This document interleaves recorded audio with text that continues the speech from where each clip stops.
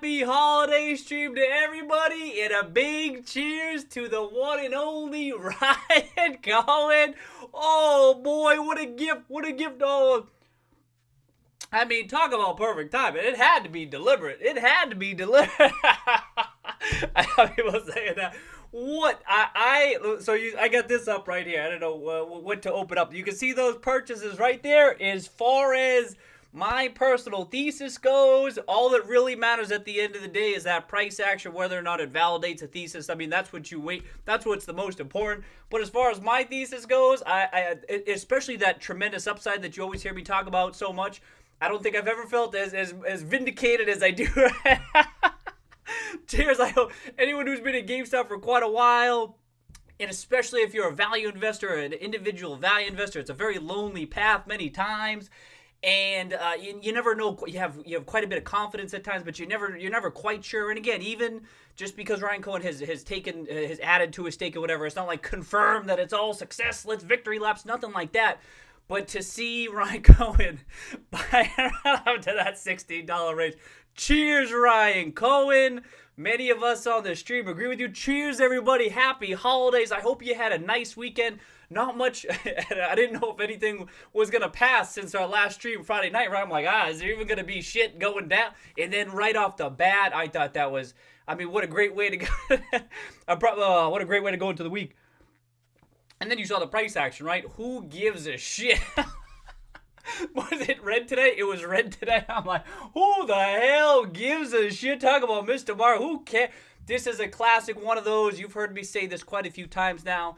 This is one of those news events that it takes the market a while to digest this type of stuff. Just like I felt it was taking the market a while to digest that letter. This is another one of those things. For my particular thesis, it is very bullish for my thesis. As I've said quite a few times now, Ryan Cohen has been a bit of a proxy for that tremendous upside that I'm not quite sure how to model that, how to take it so seriously. If this he has doubled. Do I got it up? Do I got it up here? Is it this one? He increased his ownership stake, right? About 30%. He goes like 12.9%, right? But the number of shares he owned, 38%. The total amount of capital that he has allocated to his GameStop investment, he doubled. He has doubled his stake in GameStop. That's a huge vote of confidence. And to do so when it's up 4x, we've heard some people say, no one on the stream, right? We've talked about this, how you see some people go, oh, well, it's very risky to be buying. The stock's already up 3x, 4x. Like, that is irrelevant so long as there remains upside. You know what I mean? That's how you get to 10 bag. Excuse me, that's how you get to 10 baggers and 20 baggers. And so to see Ryan Cohen double his allocation to that GameStop investment, just a huge vote of confidence. And again, the market doesn't immediately price it in. And again, it could be folks bearish. Folks, it may have a marginal impact on that. They do different type of analysis where they are very, very negative against the GameStop's long-term potential. And like a Ryan Cohen, they still like, all right, well, maybe there's something there. But I feel like it's just kind of marginal in their minds. Whereas for me, it's a huge thing for my thesis. And you saw the new attorney.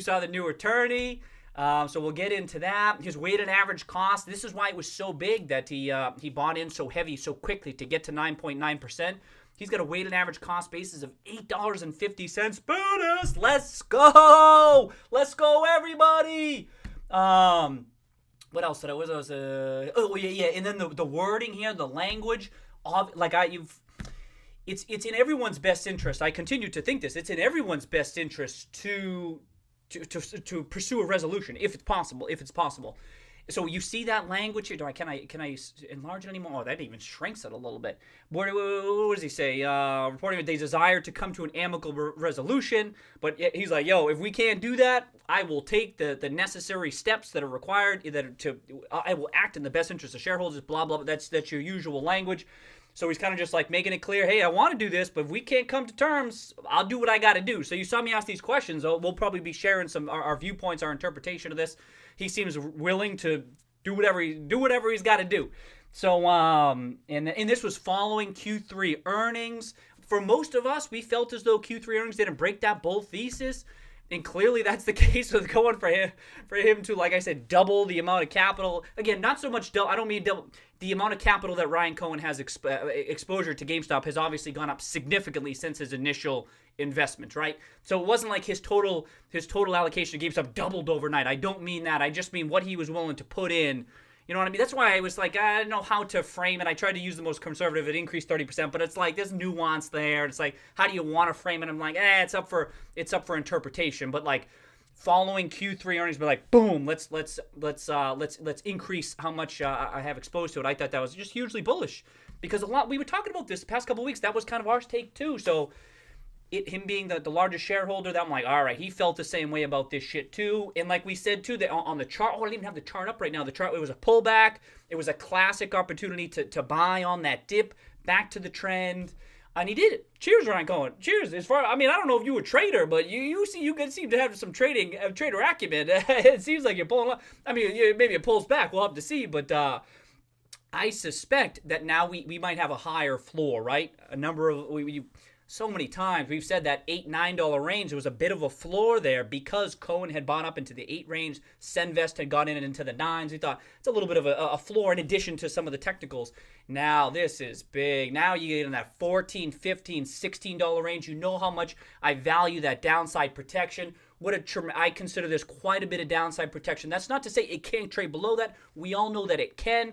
But to have with the largest individual investor in GameStop just standing there, sitting there, be like, oh yeah, let's do this. Dip down. Let's see. You think I'm not willing to buy more? You know what I mean? Like that. Like I think the market's gonna kind of buy into that. Be like, Cohen's probably just standing idly, just maybe waiting to pick up more. And I mean, yeah. So what else I got? I got anything else here? Oh, yeah, Ryan. Cheers. Good guy, Ryan Cohen. Good guy, Ryan Cohen. Ryan Cohen, you on the stream tonight? Cheers, Ryan Cohen. Happy holidays. Welcome. Thank you for giving us something to discuss. This is sick. Let's go. What else we got? Musical felony. Cheers. Kind of tossing out a quick take, some quick analysis on the new attorney, sharing some of the background. So many people were talking about doing analysis on Christopher Davis. Now it's a new attorney. Similar analysis we're doing. What's the background? Seeing some past successes that Ryan has had with some other companies. And then there was this one too. Cheers valuation. Cheers music felony valuations there. 2 outcomes here with Ryan Cohen taking the stake. Successful turnaround facilitated by Cohen, or the mirage of a potential turnaround, profitability, etc. And it's like, it seems to me to bet against that upside optionality. It seems very risky, very risky. And I had a similar take. It's like, that's not to say Cohen's can't make mistakes or anything like that, but I just think, wow. So we'll have to see what happens here. What was even the volume today? What was it? Sub 10. That ain't shit. And then you saw the open insider shit too, huh? How much you see me open insider all the time. And so I opened it up today and I said, oh shit, GameStop, which is going to happen, right? Because once he breaks that 10% level, got to file the Form 3, then he becomes an insider. Any additional purchases, you file the Form 4. Now, for certain, he'll be filing everything within 2 days. He is considered an insider at this point, but isn't that nice to see? 19 incremental, 19 million. How many times I pull this up? I so rarely see GameStop. That was sick. So, yeah. That's a quick take. Always so much to talk about. Happy holidays, everybody. Let's see what we're doing. Good turnout. Steve Stock. Welcome, Steve. Oh, you're going to be late. Okay. Coming back. Good guy, Cohen. Giving us the big win. Cheers, Steve. Oh, I can't wait either. I can't wait. Dusty, welcome. Happy Monday. Happy holidays. Hope you had a good weekend. Should be some good cover. Exactly. Should have a good some good back and forth, some interpretations of this stuff. I suspect that most people are interpreted as bullish. That's going to be my guess. Let's see. Hey, Justin, welcome. Get your popcorn ready. Cheers to that. Do a search who represented Hestia. Oh, that ain't a bad idea. Oh, you got a quick okay, I'm going to keep going, Justin, but I just pulled that up. Okay, Rigo's cheer. Welcome, Rigo. He's got his popcorn. Oh, damn. Jordan Williams, welcome back. Yeah, I'm pretty pumped too. Same. And again, it's at the end of the day, what matters is that price action. But to see Ryan Cohen buying in at a $1 billion market cap. You see that right there? I got to point that way right there. And that's why I said that too. Whatever the hell that post was, like, what the hell is his valuation of the upside? It's one thing to be buying, and many of us fell this way, even though we have strong views of the potential upside, right? And it's one thing to be buying into like a deep value type stock for GameStop, $4, $5, $6, $7, $8. It's like, all right. You likely get even a quick double, triple, quadruple, five bagger. But for that significant upside, right? Where they're like, well, even it might still appear attractive.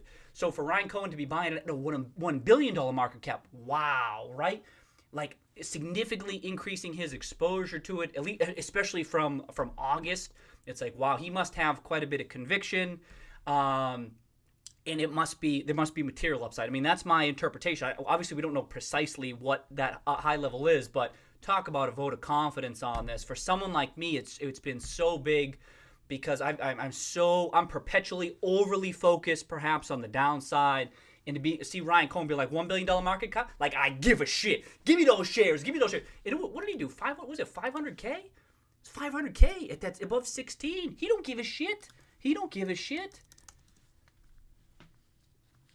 So then the chart, yeah, I actually didn't even pull that. Yeah, just flat today. The whole market. I didn't actually see how did everything end today?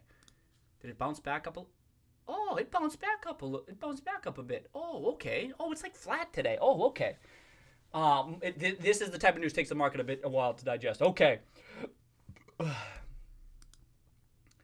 Yeah. Well, that's the question, right? Is he going to continue purchasing? He's at 12.9 right now. What's he going to go up to? We'll have to see, right? And the good thing now, we know it'll be within 2 days, no matter what. Will he keep on going? I was wondering. We know Cohen is willing to move quickly, right? Based on his August purchases, he was going boom, boom, boom, boom, boom before he had to file. Right, even after he breached 5%, he got to a quick 9% before he had to file anything. And I was wondering if, like, he knew if he wanted to, he could have done the same thing this time around. So I'm wondering if he's done for right now. If he's like, let me just get to 12.9 or whatever his figure was. I mean, you see it was 9,001,000. Oh, I didn't pull it up. It's 9,001,000. He's over 9,000. I mean, I'm starting to think that Ryan Cohen is just hilarious. You know what I mean? Between the emoji, I mean, I'm just gonna say he was trying to say I'm over 9. Right? Oh, it's right there. Look at that. He's over 9,000. I'm gonna say it's on purpose. I'm going to say he filed the amendment on purpose. Of course not, right? But, I mean, that's hilarious. Anyway, where was I going with that? Oh, that if he wanted more than 12.9, I felt as though he would have done it. And it's almost like maybe he's getting to the 12.9, kind of seeing how the market reacts to it. Maybe if other investors connect with him following the conversation. So we were talking about how he's probably in touch with some. You'd have to think that he's in touch with investors following the Q3 readout. Be like, hey, what's your take on this? How's everything going? How do you feel management handled that? Blah, blah, blah. And this is if you're other people and you see Ryan Cohen taking this stake. I mean, if you're like a large institution, you'd be like, oh yeah, here's an activist investor. But you see him adding to his stake above a $1 billion market cap. That should give you like, oh shit, he's serious. He's really going for this. He's not just, So I wonder if he gets to the 12.9. Well, I have no idea. I don't even have much. I was just thinking he knew he was going quick last time. So if he wanted to go quick again and get to like 14, 15, 19, whatever it was, like maybe he would have gone even, maybe, I don't know. And what were the total shares? Yeah, I feel like there was enough volume where he could have gone more, but maybe it was deliberate choice not to. But let me know if y'all disagree. Okay. Yes, EO. Welcome, EO. So EO saying Cohen proven that his threats to management aren't meaningless. Nice to see this week. Exactly. It can be a quiet time of year. It also just so happens to follow the Q3 readout. So it's a natural time to be adding December 15th, a week after earnings. But it's also a quiet week right now. So I agree, EO. It's like he's and some people were talking about the him potentially walking away. Most of us discount. It's a legitimate risk, but most of us like that seems unlikely at this point. I mean, talk about it's way less likely now. Pretty quick, yep. Oh yeah, Xenia. Did he do 9,001,000 on purpose? Xenia. Oh shit. Exactly, TM. Well, cheers, TM. Cheers, Zini, and so that he isn't interested in getting out. He's in it to win it. That's how I've been feeling about this. Back in talks. Showed on the road. Well, I suspected that. I figured that might be the usual language to include that we're continuing talks. I want there to be amicable. Even if you're Cohen and you don't think it's likely that you're going to have an amicable resolution, you still kind of toss it in there. Be like, hey, I want this. Like I said, it's in everyone's best interest to achieve that an amicable resolution. So you put that language in there. But I just kind of figured there's maybe ongoing talks. They get back in with each other in time. If you remember that Hestian permit presentation, they were kind of going through the timeline of their back and forth communications and stuff. So I figured that's kind of an ongoing thing. And so, but yeah, this is proof that this is he's serious. It's over 9,000 ZD. Yeah. Oh shit, that's funny. Oh, Uber, welcome Uber. Exactly. What if you're the just shorts? I don't know. Yeah. If you have there's no, like I said, I think people shorts or just the general bear thesis. They've already seen Cohen take a 9.9% stake. Didn't give a shit. Even increased the position initially. It was more based on price action, I suspected, on the Microsoft pop and yada yada yada. It's largely been flat. Ryan Cohen hasn't. It doesn't seem as though it's had a material impact on that bear thesis because they're like, yeah, there's no guarantee Ryan Cohen pulls this off, and that's true. But now that he's even taken an even larger position, it's only to 12.9, so it's not like anything crazy has to happen, or maybe it's, you know what I mean? Like I'm trying to put myself in their shoes, and I thought it seems like it's that. It just seems risky. I don't know. And then I think Uber. I think a big part of that bear thesis, in the short thesis, whatever, is that the long-term secular risks, and just because Cohen is adding above $1 billion, doesn't negate those. And I think they're waiting for more material information. But just imagine, as I know Uber does and the rest of us, if you're in that other side and you see this is happening, do you think Cohen's crazy? You have to think he's crazy and that he's delusional. You're betting on Ryan Cohen being delusional, which is a very risky bet. And I think, or you can get out, or you're hedged. But I just think more shares short than outstanding. Don't you trim? Don't you trim? I don't know. Jen, Cruise Control, welcome back. Hope you had a nice weekend. Philly Steaks, welcome. Happy holidays. You guys are right. Cheers, Philly. Jay Pruniski, hello. Welcome back. Hope everyone's having a good day today, huh? I suspect that many of us are like, you think we care about go to red? Who gives? I couldn't care less. And then you saw it held. It was like holding that 15, was it 30, 40 range, like wouldn't go. Oh, it's right here. It wouldn't go below it at that. Yeah, you can expect that shit. Oh, damn. Cheers, Space Burrito. Welcome, David. Cheers. No scrap day. Cheers, David. Dave. Oh, other David. Dave Felton. Welcome. Super Saucy. Cheers. Hope you're having a nice Wednesday. Think they're having that exact. Oh yeah, maybe. Yeah, that they're like, what do you do now? But I don't know enough about it to be like, oh yeah, they're screwed. If it were me, I'd be like, oh boy. I'd be like, oh shit, what am I gonna do now? I mean, not as an individual investor. That's not a material risk. But you'd think but you got $1 billion short position in aggregate across whomever, and you figure it's a number of institutions, right? Just the sheer size of the aggregate position. That you think, all right, now what? I don't know. Don't ask me. Matt, welcome. Oh, I'm not seeing much after hour action. It's kind of, is there much volume after hours? I didn't see. Gats, welcome back, Gats. Cheers. Weird that the day was red. You know what I mean?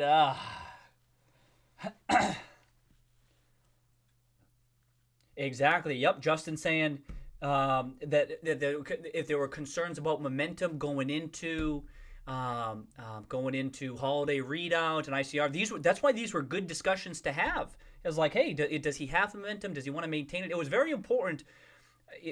Again, you assume he's having conversations not with just management, but with shareholders. You got to, right? And that that's a good sign that people are like, oh shit, he's serious about this. He's putting even more money in the line, following Q3, following the shelf offering. He don't care, and that's good. That's good to see. That again, we'll have to see if management has anything. I don't know. And the big question too is, what do you want? What does he want? Terry, welcome. Welcome, Terry. Polygon, cheers. Hello, everybody. We got a good turnout today. Chris, what up, Chris? What up, what up, what up? Exactly. Tough to contain the excitement. I love how people are still excited and viewing it as like hugely bullish, even with the money. You know what I mean? Like you discount this stuff, that knee-jerk reaction. I still agree. It is odd that it's still red. I'm like, what? Oh, damn. Well, how high did it get today? 1630. It was never even up that much. And I think many of us were like, oh, that's great news. That's great news. Oh, the market. Oh, Mr. Market. Ryan Glackett, welcome. Oh, thank you, Chris. Cheers. So that's what I was thinking, Matt. I think some folks are watching the action today, including Ryan Cohen. I feel like he's like, all right, let's see what happens here. Let's follow on this filing. Other folks maybe too, like what's going on here.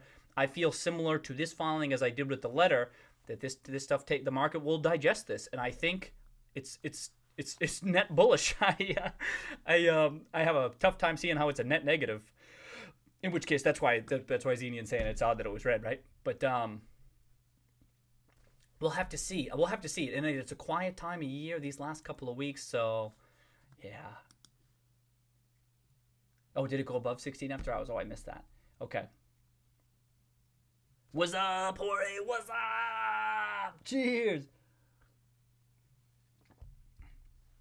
Well, I think the 8-ball. Was the 8-ball having a good week? The 8-ball, I don't know if we asked any Ryan Cohen news. Maybe we asked it. I can't remember, but every time it just feels like the 8-ball's crushing it. Nice job, 8-ball. Cheers to the 8-ball.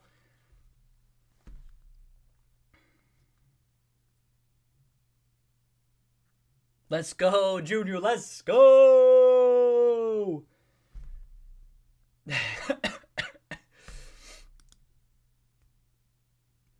Yep, leaving the ball in GME court. Yep, they'd have to. That's right, new floor. That's how I interpret this. This is serious capital he's putting to work. Serious capital.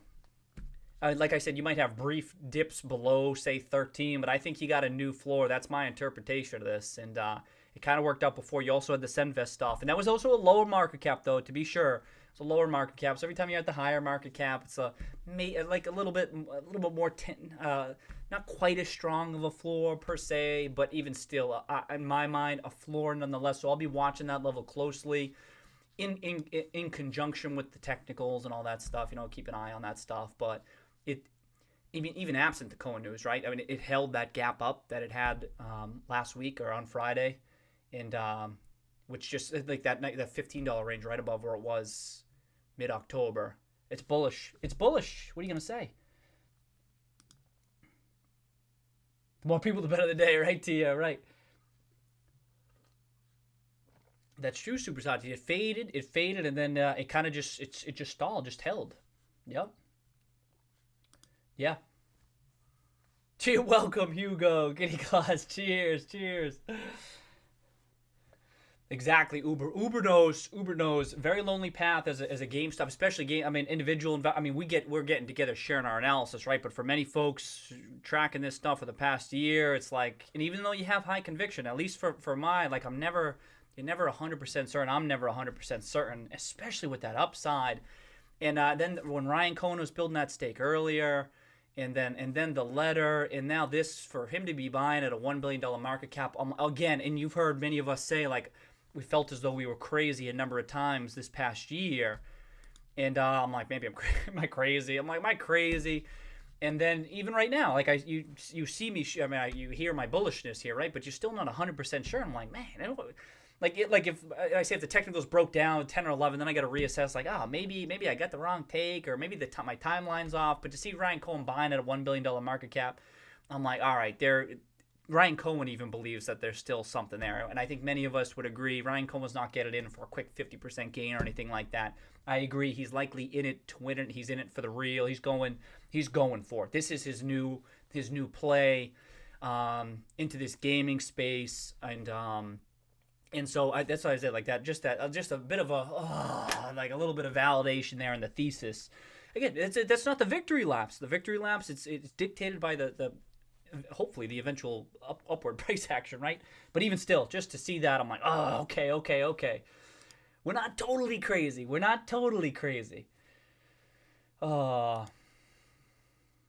Exactly. Rigo, yep. People, yep. And I suspect other people saying that too. Ryan Cohen's still buying at 16? I thought those people were just crazy. I thought those were just individual investors. I thought it was a meme stock. I thought it was nuts. And then Ryan Cohen is like, no, it ain't. It ain't. There's something there. We can debate execution, no problem. Debate execution all day for future months, quarters, years, whatever. But as far as the potential for something there, for a Ryan Cohen to step and be like, yo, even at $1 billion, this still appears to be an attractive opportunity. I mean, that's what I mean. It's like, all right. And other people will talk about that too. They're not just going to roll their eyes when they go, oh yeah, GameStop's still attractive after it's up 5x. Yeah, okay. You know what I mean? Like, yeah, but now people are like, all right, maybe there is. Just those, we all know. Hello, Eduardo. Welcome, Eduardo. Delivering on, yep, super saucy. When I do something, I'm all in. You know, he doesn't say yes to many things. So many times we've said that, and then if he's doing it, he's going ham. Yeah. Shares like 60, exactly. Yep, a ton of shares. Struts, welcome back, Struts. Cheers. Oh, Philly. Cheers to Philly's 2-year-old. Welcome. To the news was raising my fist in the air and screaming. Exactly, Riga. Oh, yeah, the doubling of the stake, Justin. Yep. Like, it's just quite a bit of capital at hand. I mean, now he's just the amount of exposure. It's serious exposure for Ryan Cohen. That's why it's meaningful to be buying at that $16 range. Rigo, yep, when you see the news, exactly. Rigo raises his hand in the fist in the air, screaming, yes! That was like me. I'm like, yeah, you serious? Let's go! Running around the house, let's go! And then the price action is secondary because we know this type of stuff takes time. But just that relief of craziness, you can kind of eschew it for a couple of days anyway. Oh, damn. Did a little dance. Yeah. Hyperbole Kid, welcome back. Oh, we'll have to see. Yeah, we'll have to see if management responds. I'm curious about other people's take. I doubt management says anything. I bet we're cruising into. This is my base case. That they're not going to say anything. They're not going to respond to this. That we're getting into holiday results in that ICR. That's what I would bet. Yep, 6 Polygon saying 16, kind of like a floor. Yep. There was not that much volume today. There's other shit going on today, so that's like part of it. I mean, the stimulus stuff, right? And the market was selling off early on initially. Give this one a couple of days for sure. Give this one this week. Let's see what happens. And I think not just like the market, but even existing investors, new investors, they go, oh shit, what's going on here? Damn. Oh, yeah, we getting the update on Christmas Eve? Plus, yeah, can you imagine if there's, a new filing? That would be something.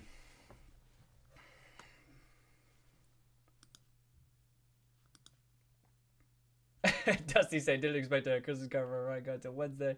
Early Denver. Yeah, we'll take that.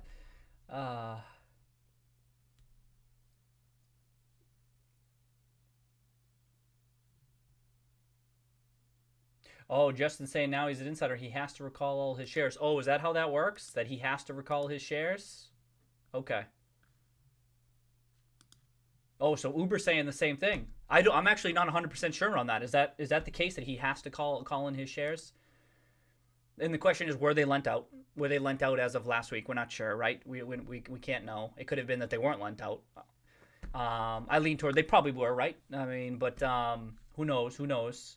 Rob Wolf, ho, ho, ho. Welcome, Rob. Cheers.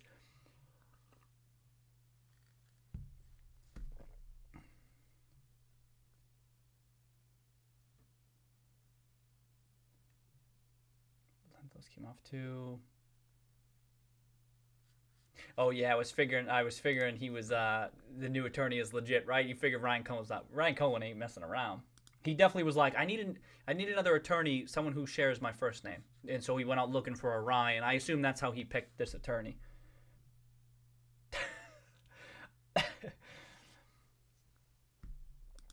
Friendship with Chris Davis. Yep. Oh shit. Did I miss? Oh, I didn't. Okay. Let me stay on top.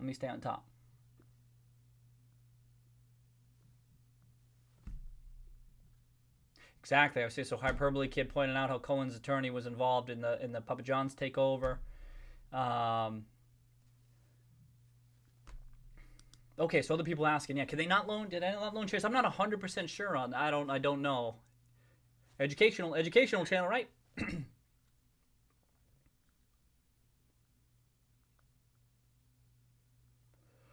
Chris Roth, cheers. Yeah, I know, right? This is good news for so many of us. Can't stop smiling, baby. Cheers, Chris. Good day. Have you ever been have y'all ever been as excited on a red day? I'm not sure if I've ever there's been a red day you're like, "Oh, this is great." Everyone's like, oh. And that's what, and like, there's probably bearish folks out there who are like, this doesn't change anything. And there's truth to that, right? I think we can all, if we're being completely ejected, there's some truth to that. It doesn't totally change everything. But for many of us, that tremendous upside for, I don't want to keep repeating myself, but not cool. We're just not as crazy today. It's just such a relief. To be not as crazy today as maybe we were feeling the past couple weeks of the past year. It's just a nice feeling. That's nice. What are you going to say? Oh, so Philly's saying, is this a definitive response to GameStop's lack of response? I wonder. I don't know about that. Maybe we would have got stronger language if that was the case. I was thinking maybe we were going to get stronger. Maybe. There was some strong language in here. Being like, yo, I'm going to do whatever it takes. You think I care? Where's that language? I will not hesitate to take any actions I believe are necessary to protect the best interests of all stockholders. I mean, there's that in there. But I was wondering if it would even be more. If he was like, I didn't hear back from you. I've been leaving you voicemails. You've been blocking my call. You've been ignoring my calls. You know what I mean? Like, and this is the thanks I get. Blah blah blah. But nothing like that. Insurance detectives, welcome, insurance detective. Cheers. Yeah.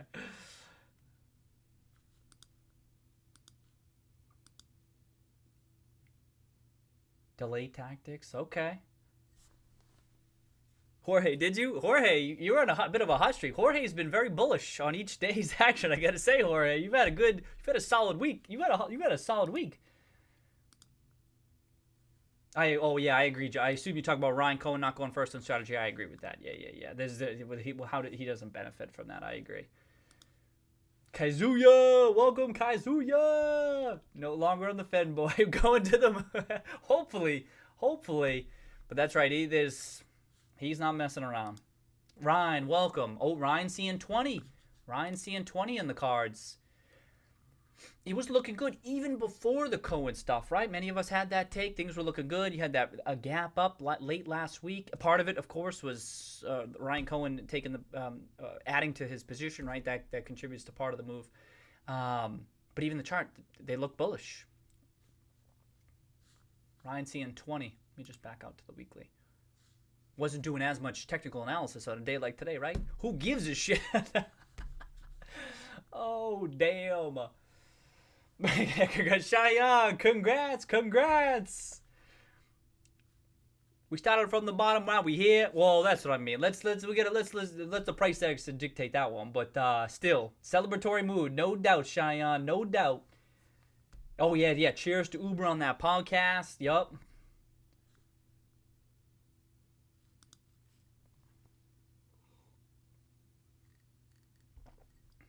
Exactly. So Uber saying, figured it would be valuable to cover that. Most people aren't GME historians. That's right. Most people don't know that full story. Uber on that. If you haven't seen it, Uber had a podcast. Check out Rod Altsman's Twitter account. you can see come across the podcast there, kind of giving some background on the story. Here's what's been unfolding, and most people just see the quick 140 character take and they go, oh yeah, it's the next blockbuster, boom, move on. It's like, no, there's a story here that hasn't been well telegraphed by the media. Not that they're supposed to or anything like that. It just really hasn't been in earnest. It's like it's kind of been they were like, who cares? And it's like, no, there's something going on here. So I thought that was good in that light. Our code sup GME gang, let's go.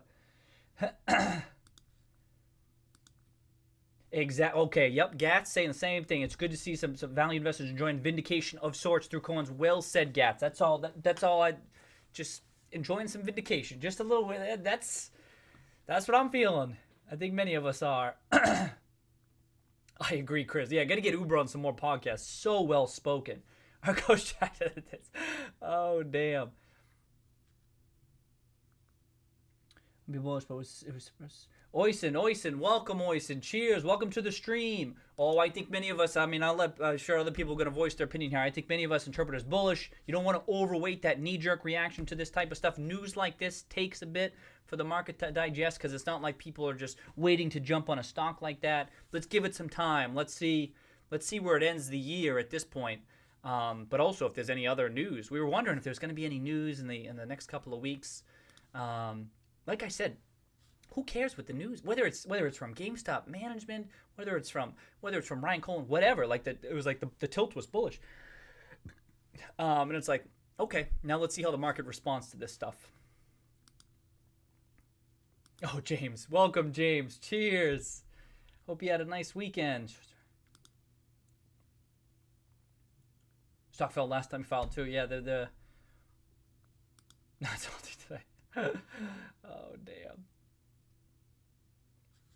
Oh, is it the ticker still cranking? Let me pull that up. Oh, James, you called that one. I remember you. Oh boy. No, yeah. Oh, Silverside, welcome, Silverside. Man, I swear, people on here, you'll be tossing out tickers I never heard of, and I swear they go up 50%. I drag my feet with some of that analysis, some of this research, companies that may not be in my traditional wheelhouse, but maybe I gotta change. Remember, I gotta evolve with the times, you know?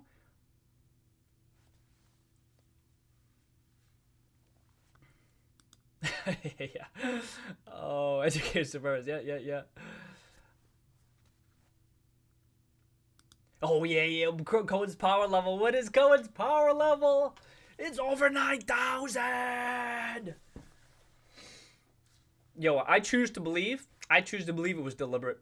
I choose to believe. I mean, you see that emoji? Dude's clearly got a sense of humor. Prove me wrong. 9,000,001 on purpose.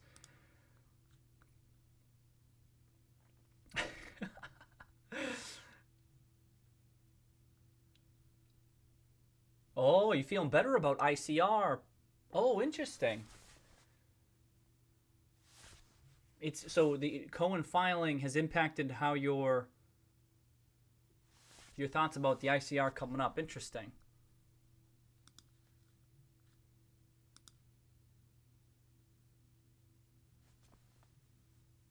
That's right. So to Kazuya's point, Kazuya's saying, I don't even give a shit. Like this is just telegraphing to me that Cohen's all on board, and that can be important to some folks' thesis. Like I said, even mine. It's not the whole thesis. I had we all had thesis before Ryan Cohen got involved, but in my mind, he's a proxy for that tremendous upside, a reinvented business, kind of confirming that. Especially, I mean, if people are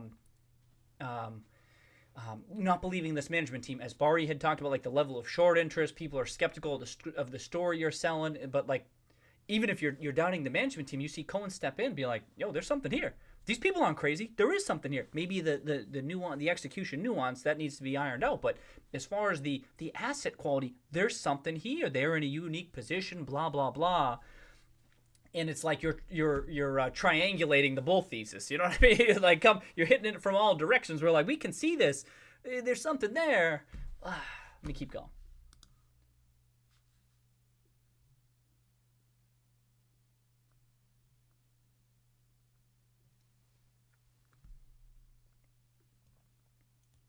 Zoloris, welcome Zoloris.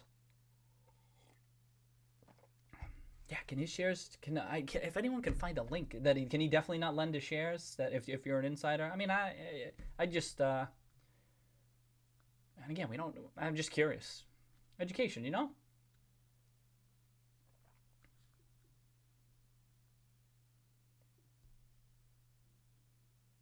Oh, Justin say needs to buy before his share recall. True. If he wants more exposure to it, right? If he, I mean, that's that's why it was kind of interesting he stopped. If he was as bullish as, I had said that a while back, and many of us did. I'm sure Justin did too, that he was going to keep on buying, right? Increase his stake. And then he stopped buying. I was like, okay. Like, I thought if he were going to make a move or whatever it was going to be, that he might be at and continue to add 9, 10, 11, 12. Then he kind of stopped. Then maybe just waiting, kind of see what happens. Now, but here he is, 13, 14, 15. So certainly, especially if you're going to be sticking around, like you want to have a low cost basis. He's still at 850, which is good. But indeed, if he too, for whatever reason, whatever causes it, if he too thinks the price is going to rise, he wants to add to his stake too. Maybe two. I was wondering if that at the market shelf, he's like, oh well, I better get in too. But you talk about whatever it is that causes it to run. He's like, I need to add to my stake too before the price were to take off. I'm not saying that's necessarily what's happening, but indeed, if you did want to increase your stake, you want to make sure you do it at these lower price points. Danny, welcome back, Danny. Cheers. Sets up ICR like Q3 earnings call again, strangely upside in both directions. Yeah. And the good thing is that the chart is strengthening. That's all I gotta say. Get the down move, strengthens. What's this? The weekly?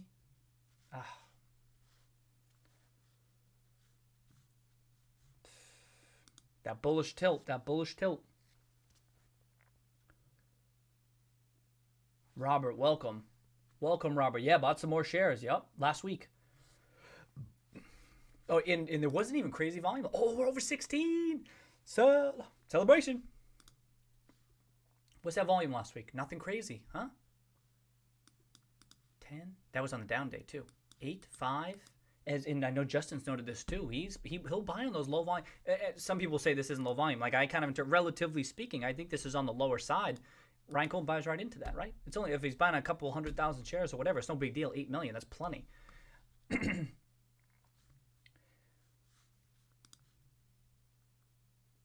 Lots of questions. Welcome.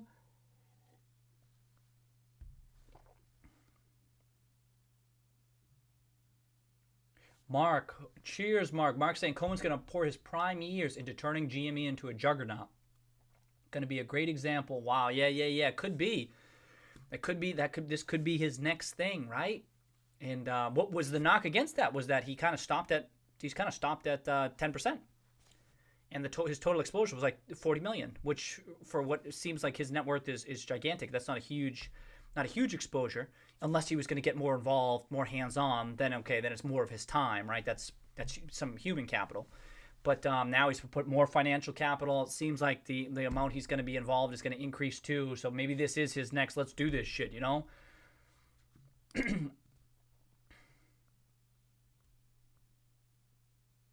Oh, I did see that. Yeah. Strut's talking about that. It didn't go up that big, but I did pick up on that. A little bit of a price jump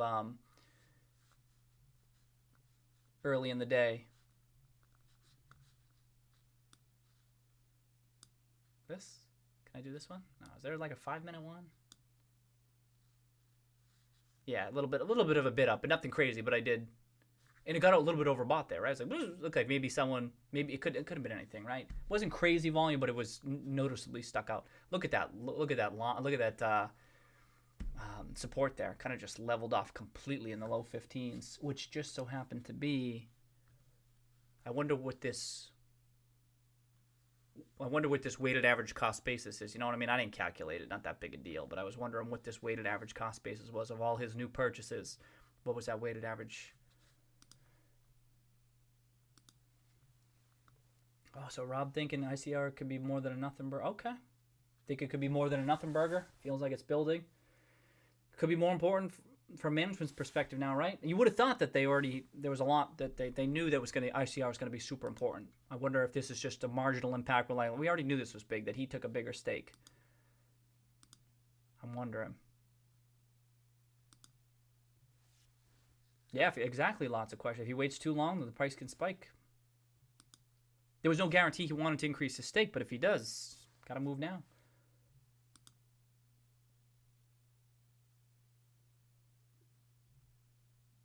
You can take back weeks. Okay. Okay, Harsh. Welcome back, Harsh. Welcome back. You too. Such bullish news today. Can't believe we didn't have a... Yeah. That ain't shit, Cheyenne.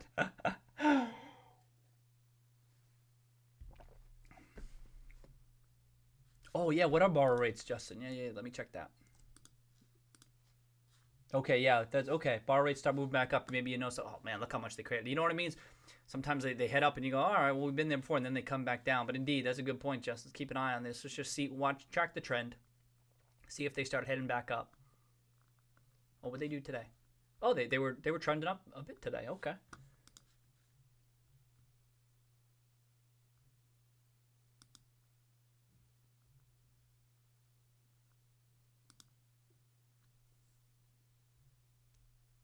So Kazuya, I wouldn't say that you think I mean short interest relative to how much short interest has dropped in recent months, which is not at all. I suppose short interest in March did drop, but I wouldn't even say it significantly because wasn't it still like 55 million or something? Do I have it here? Which was indeed they were net closures, but we'll have to see. No one cares yet. They're really waiting. They're really waiting on something coming from this management team. I think that's all I can come to. Like I said, what has surprised me is how little management had announced on those long-term initiative type stuff in 2020, and how little or the shorts had trimmed their position in 2020. Like I'm kind of surprised where we're at, and I think it's because it's two sides of the same coin. It's like, well, we're not closing our position until we have reason to believe that those long-term secular risks have attenuated. And it hasn't been much. Like, I can understand where they're coming from on that front. But at the same time, if you're seeing the tea leaves here, I think, oh. Like I say, it's just that level of conviction in that bearish thesis. Alex, happy holidays. Breton, welcome back.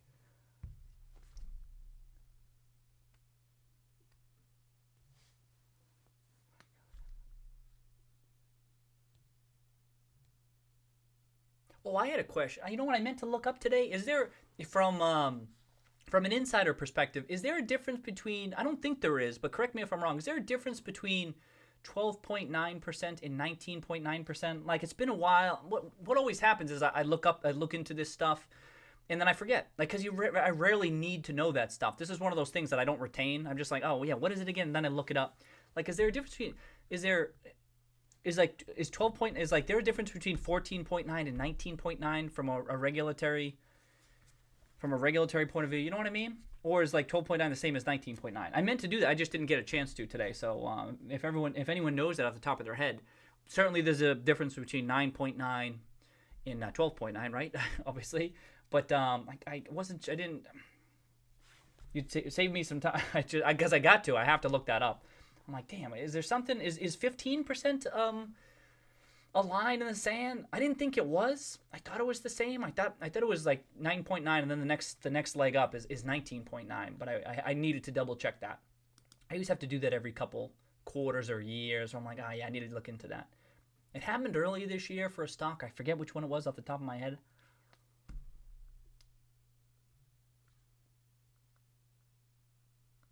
Oh yeah, Polygon Sam. Last time we have chat like this is at 19. Yeah, let's hope we heading back to that range. Who was it? Ryan saying he sees it. Everything continues to be bullish, just like I was the bullish tilt going into earnings. But like it's good to see. This is good to see right now. Why does it do that? Whatever. Oh, look at that! It's right below that box. I wonder if a close above 16 will kind of kick off this next leg. Boy, it's good to be right back above that 20, and we were back there on Friday. Okay.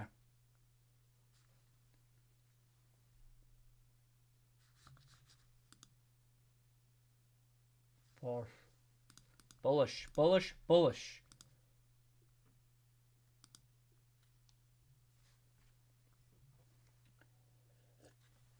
If something happens, so Uber's saying, yeah, if he was lending and now he can't lend those shares and he's calling them all back, and something happens here, it's gonna be crazy. I don't have the expertise to say one way or the other. I don't, but if it does happen, this is just bonkers. You know what I mean? Like I keep on thinking like the shorts know this. I tend to think that shorts are sophisticated and they know these risks. So if they're like it's not that big of a risk and they don't even trim their position, I tend to lean toward, oh, then maybe it's not as big of a risk as I perceive it to be, as just some dumb individual investor. You know what I mean? Like, all right, maybe it's just that. But at the same time, we do know institutions are quite capable of making gigantic mistakes, right? I know that happens. But the big question for me is like, is this one of them? I'm like, it would just be incredible. Just add to just the crazy story that's been unfolding here. It would just be nuts. And as far as the setup goes, you're like, this seems like it has the type of characteristics where, I don't know. Let me keep going. Polygon says, quantitative sentiment analysis based on the stream views suggests a $19 price target.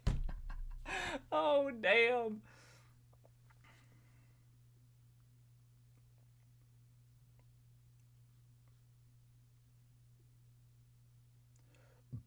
I won't catch up for hours. I'm trying to Polygon. I'm trying. Oh, shit. Okay, thanks for looking, Junior. Yeah, I'm not sure off the top of my head. Looking to see if insiders can lend their shares. Oh, is it part of the bylaws, Justin? Okay.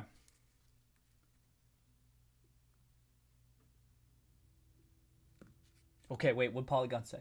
I give it less than a 50% probability that I'll read this before the chat skipping eats his message. Oh, I got it. I saw a Polygon. I like that prediction, huh? You know how it works. It skips ahead and then I missed out on all that stuff. I got to it this time, Polygon. Suck! Polygon had that tremendous prediction last week or the week before. Oh, okay. So Justin checked out the bylaws. He highlighted in his articles. Okay, I forgot. It's just 2 hours in, I'll still be saying hello to everyone. Oh, damn. Let's go. Or if not, bylaws, some corporate governance document. Okay, yeah, I just don't remember.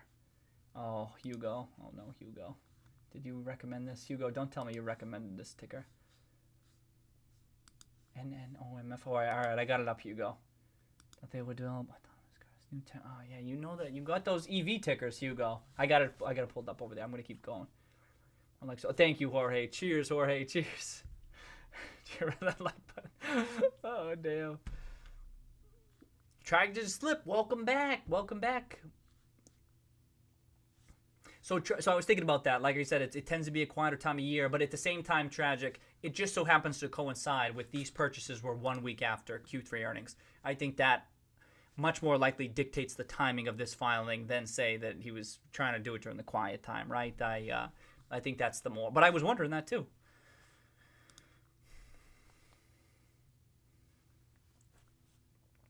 Yeah, Uber thinks that it's up. The one thing I was thinking about Uber, I think I said this on the last stream, was that like we were wondering like, oh, has the price run up so quick that they didn't quite even have an opportunity to even trim the position or you know what I mean, to like get out of it, but they didn't even trim it.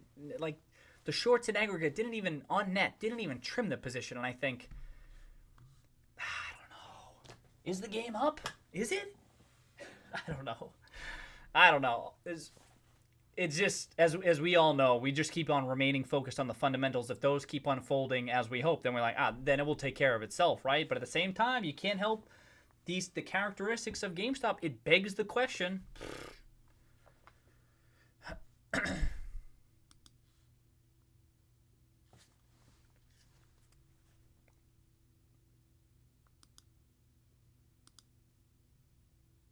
Oh yeah, there's some negative articles out there. You can get a good feel whether there's anything substantive to them, Kaizuya, and quite frankly, there's not. most they just most of the articles you see published by mainstream media out there, they are almost always weak. I don't know what to say. They just it's very clearly surface level analysis. I can't even get through most. I mean, I can't get through most of them. I just stop. Again, for remember, it's the different incentive structure at hand. For many of these websites, it's their goal not to be right about their forecast of a stock or their opinion on the stock, but to get people to click. That's all you need to know. So you click through, like, that's not the right take, and then you move on. But that I just see it over and over again over the years. Uber, GameStop closing stores. It must be going back up. Yeah. Oh boy.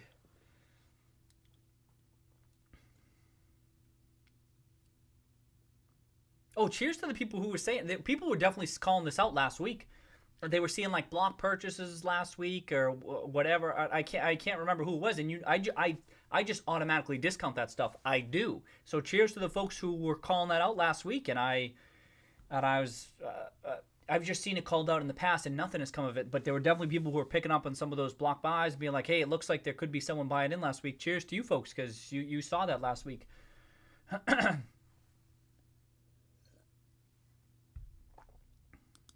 Oh wow, talking about Bari adding to his position. So Strut's saying, I wonder if the 16 Cohen floor. Well, if Bari jumps in and adds to his position, I lean toward I doubt it, and it's because Bari is like that, like the deep value type investor. He has this is like a different. This is like I think more of his thesis was betting on what those free cash flows are going to be looking over 24 months than it was a major turnaround to the business. I think it was still his largest. He still had tremendous exposure to it at the end of Q3, but this would just be a little bit of a different position for him. That's how it is. It's for me to a degree too, right? Like I said, there's historically been kind of like two angles to the thesis for me. There was that legacy business, which was very downside protection for me, but there was also this, hey, if you do successfully turn around, tremendous upside. But it could be Struts. I mean, if that happens, that would be big too. Because talk about a vote of confidence. You got Bari buying back into it too. That would be something. Yeah, Justin saying he wouldn't be surprised if Bari's out. That's what I mean. Like he has a particular style of investing. I'd be surprised if he were totally out. I'd be surprised if he were totally out because of the chart. The chart continues to look very bullish, and from a trader perspective. Even though, I don't know, I guess I wouldn't be surprised either. I agree with Justin. I wouldn't be surprised if he's totally out. But from a trading perspective, and he's one of the best value investing traders out there. It's like you kind of keep some on to see how the story unfolds. And I think, even if it's not as big of a position, that he's probably been trimming along the way. But I suppose we'll see in a couple of months. Johan, good evening, Johan. Good evening. Welcome back. Oh, okay. Uber thinks Bari's almost certainly out. Okay. Exactly, Gats. I kind of agree with Gats. Gats saying Bari was in it for that. Those. Well, it was like a cigar puff. Greetings, Tim. Welcome, Tim.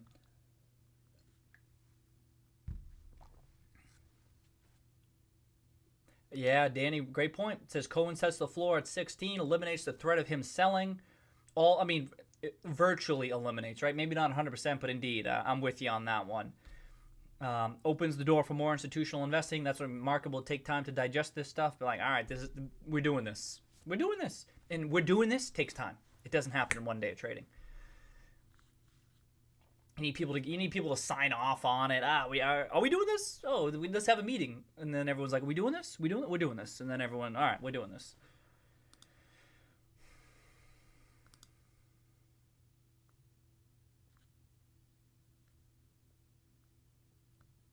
It could be. Oh shit. Oh, it just jumped on me.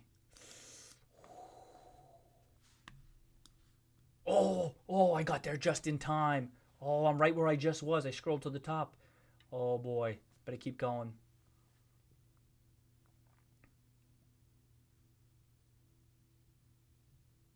Yeah, super. I kind of yep. Super saucy is another way to say it.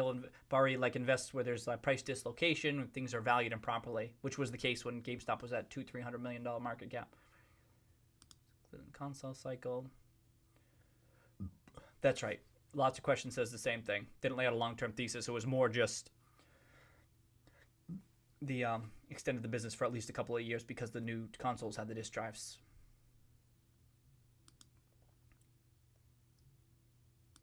Right. Okay. Justin saying how his shares may not have been lent out. We can't really know, but would have made sense if they were.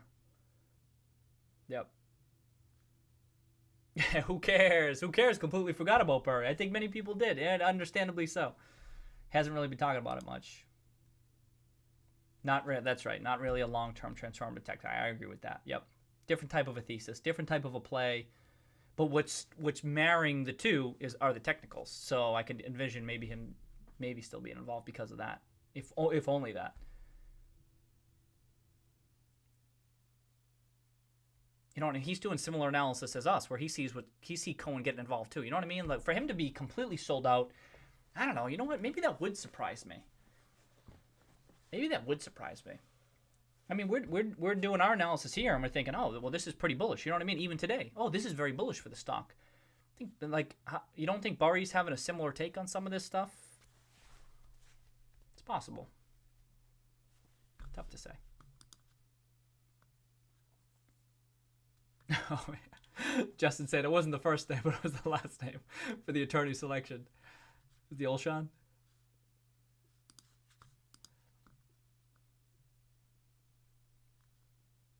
Yeah, that's true. Talking about when people forgetting Bari, kind of it could be good for the transformative part of the thesis. Ivan, welcome, Ivan, welcome.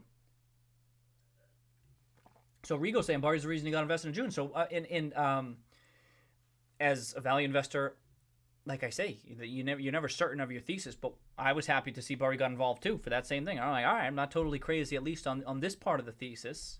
Doesn't mean it's guaranteed to work out, but that was good to see back then.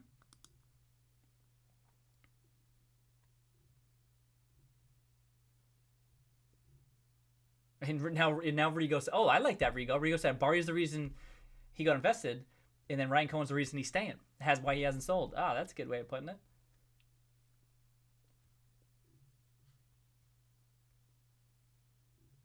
Oh, blessed. I miss you. Blessed. Well, cheers, blessed.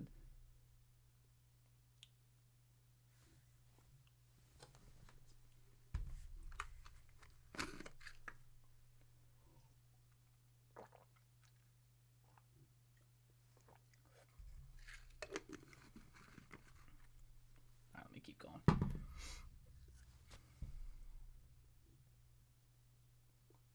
Let's talk about share lending. Yep.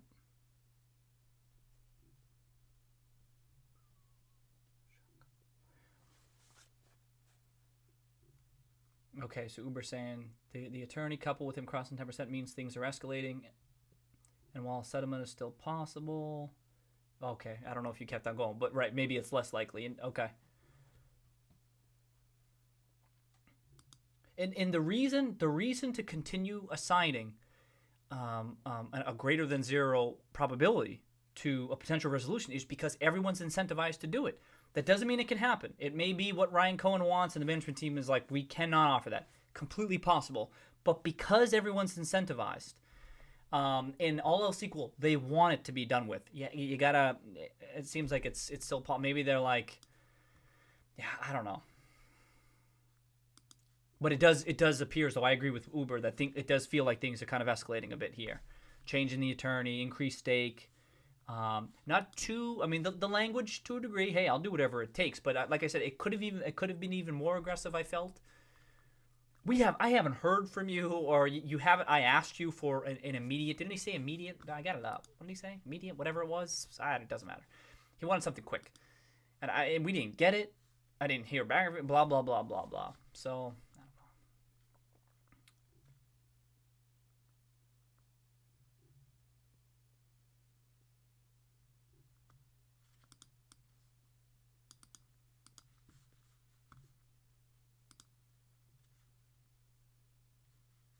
Oh yeah, there you go.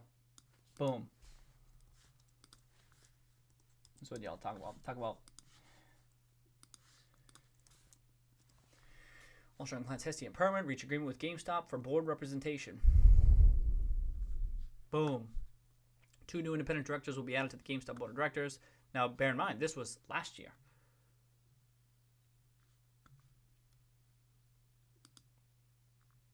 The board will appoint an additional independent director. That's right.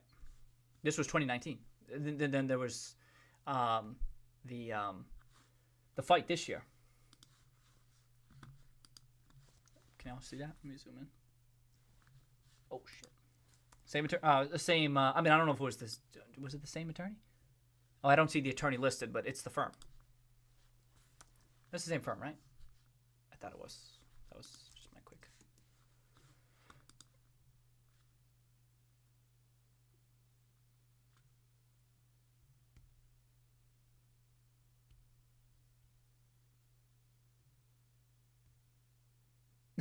Uber.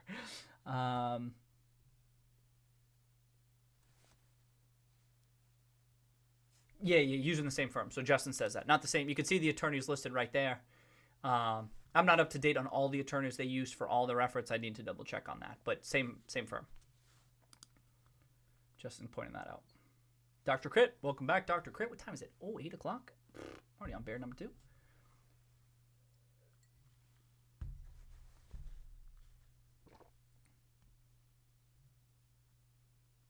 Same firm, right. I know, because you're saying 100% we'll get plenty of insightful articles saying this is a nothing burger, right?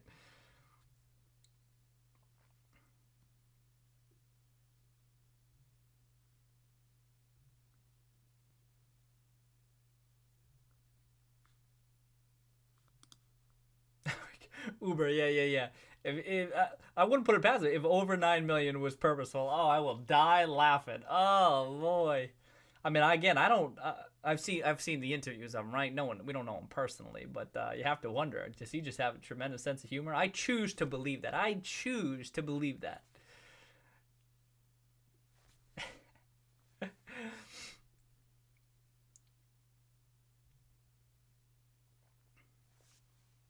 a conflict, companies emerging with significant additional.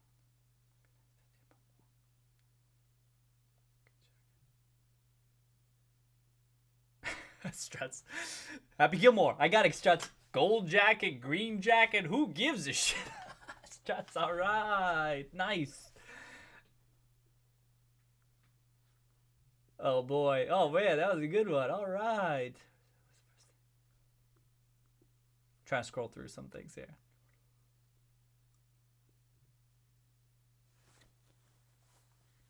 And so, this kind of ties into it. I see people talking about if Cohen is indeed aligned with the activists who were onboarded this year as part of the Hestia activism, which was there's 2 folks there. Plus, if Cohen wants 3, whatever it takes, and then we know the other Chewy person is on the board too, that might give him a majority of the board. That's why some of us were thinking, what if it's a handful of seats, just enough to ensure that if he does want to affect change, he has the numbers. I mean, now many of us were thinking that he may have Hestia and permits, well, more so Hestia, that he'd be on board with some of his pursuits, whatever they may be. But this kind of affirms that. Oh yeah, what's Bitcoin doing? Well, I'll get to Bitcoin later. I want to keep on scrolling.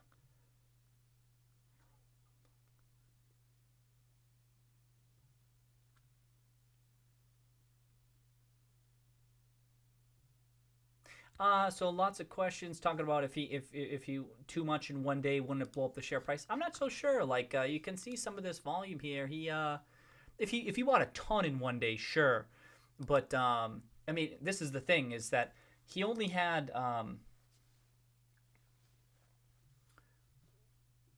like, if he were gonna buy a shit ton, like, now was the time to do it. It was this time. It was this week. If he were gonna buy a shit ton, he wanted to get much closer, because now he's got 2 days.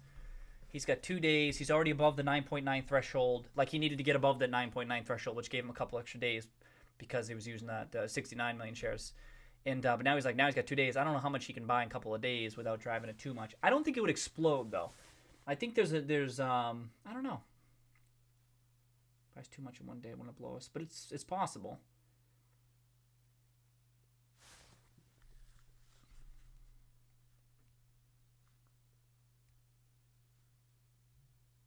I agree.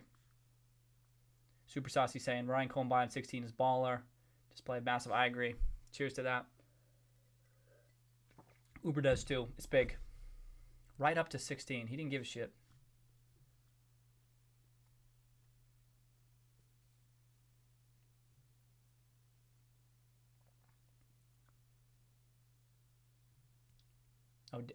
Welcome, Daniel. Do you think him buying that many shares so fast? I'm not so sure. Well, I think he does want to take. He might have to take action, but it's indicative, I think, of his level of confidence in the potential upside, more so than imminent action, I think.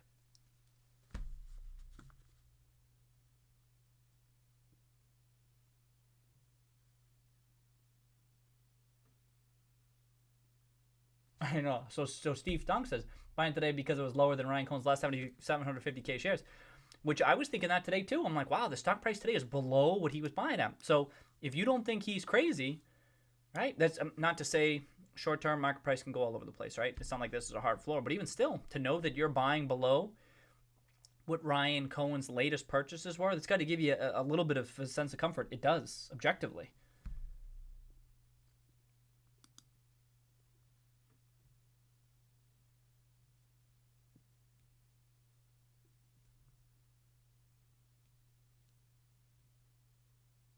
Oh, you think about more today, Justin? Interesting. Oh, well, we'll know soon enough. Ooh, spicy take. Spicy take. Justin saying he thinks maybe he bought more today. We'll know within a couple of days. That's why you talk about that Christmas Eve stuff.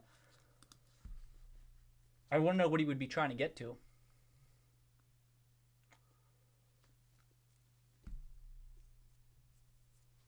That's why I say the 14, is it 14.9? Is there a difference? 14.9, 19.9? Getting to 15%. Getting to 15% is a nicer round number than 12.9. 12.9 is a little bit. 9,001,000 shares, excuse me. But it almost seems like you'd like to be a clean, like 15% or something. So maybe a couple hundred. Man, but that.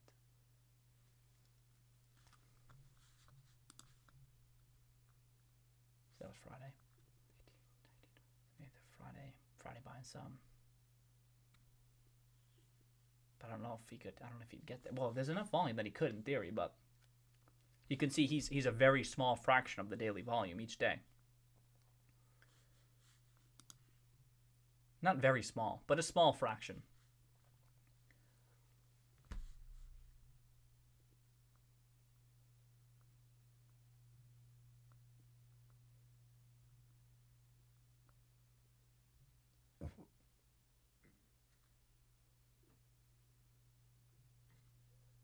Oh, thank you, Justin, calling that out. Saying volume today is second highest since 15 when he started buying.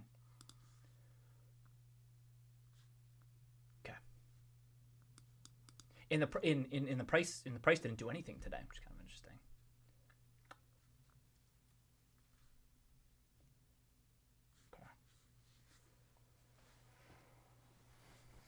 Okay.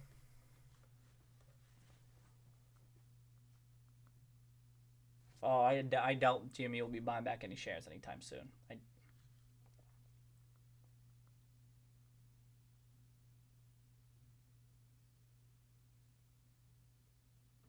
That's right. So to Justin's point, he was able to add without breaking the 9.9%, which gave him more time. Yep.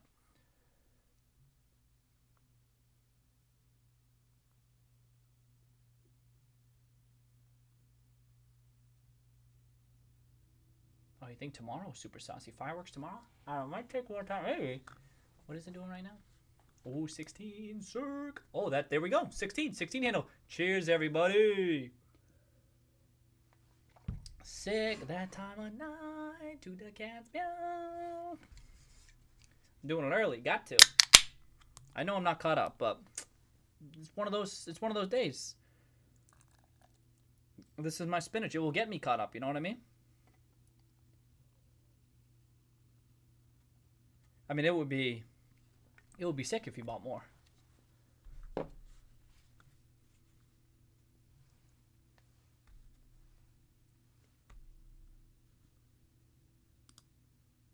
what would be crazy, and I doubt this, but imagine if he got to 19.9. What if he got to 19.9?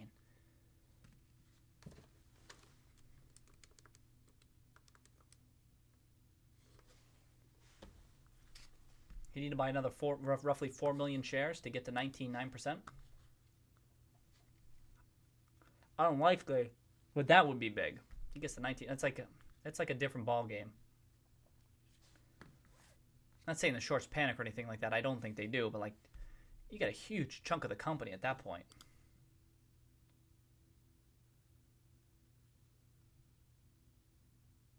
Leroy, yeah, Uber. Leroy Jenkins.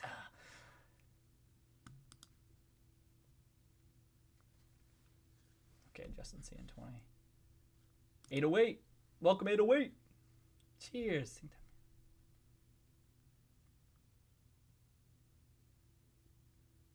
Make the big push for change. I agree.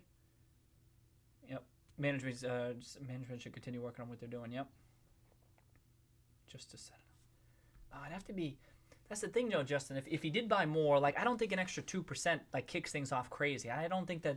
We saw what the market did today, which was nothing. So far, just a knee-jerk reaction. I'm not sure, just that the question is how much more would he buy?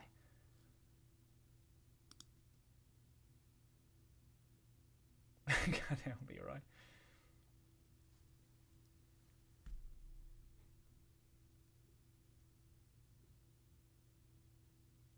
Amagus, welcome. Okay. Bar rates were up today. Okay. Yeah, it did seem like they were trending up. I still got that open. Seemed like they were trending up a bit today. Nothing crazy, but trending. It's all about that trend. You're looking at this stuff.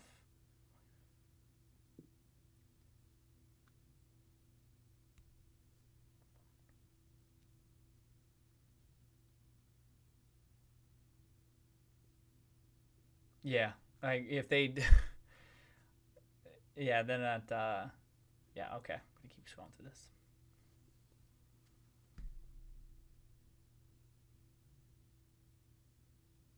Welcome, Mark. Welcome, Mark. Volsky.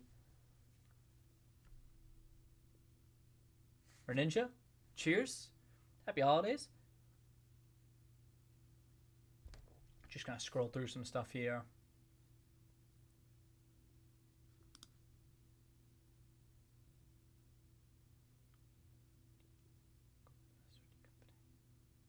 Yep.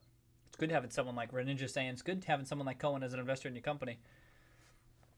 I mean, shareholders think that. One would think management too, unless they're he's like a perpetual thorn in their side. Maybe they feel differently. Robert, welcome back, Robert.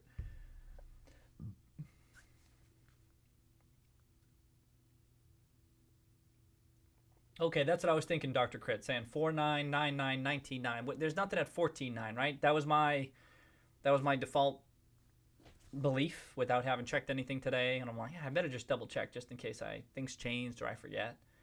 But that's what I thought, Dr. Crit. Thanks for sharing.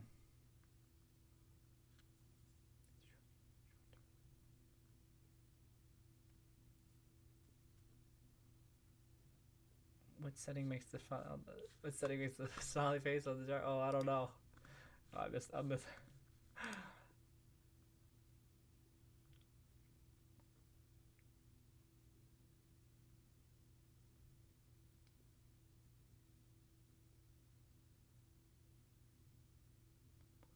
friend to buy.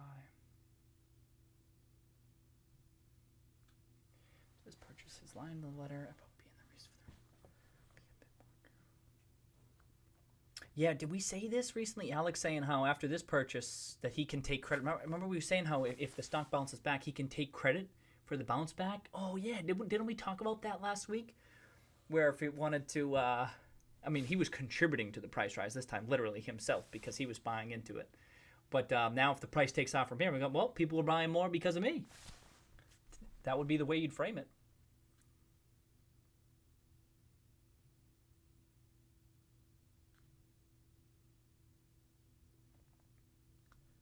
Jamie Jarrett, welcome. Welcome, Jamie. Makeshift made it. Cheers, Makeshift. I hope you're having a good day. Nice to see you back. Been able to get into a couple of recent streams. It's been great.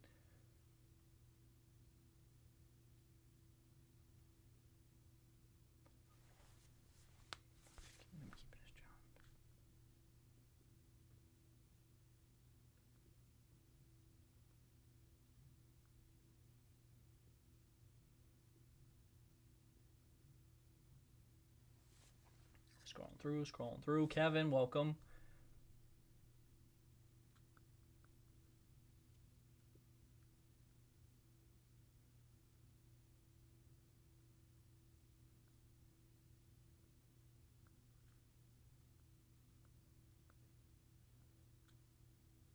You were gone Friday night. Oh, did you felt everyone so super sauce? Do you guys think everyone was pro? I didn't check it out. Pro Sherman? Okay, maybe people coming around to it, but okay. So stubborn. Did not like to see that.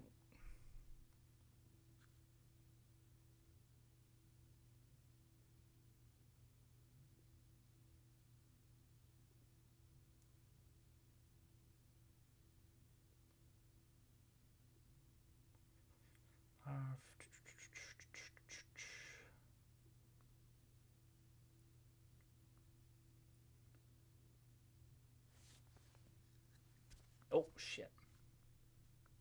I was making good progress. Oh, no.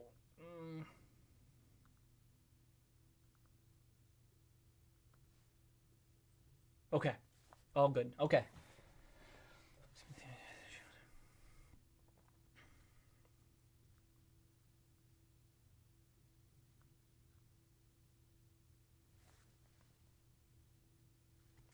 Majority slate likely.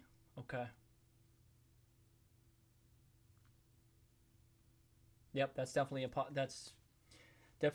a very possible. I keep on saying, what does Ryan Cohen want? He wants majority slate of the board. That seems like one of the likely outcomes at this point.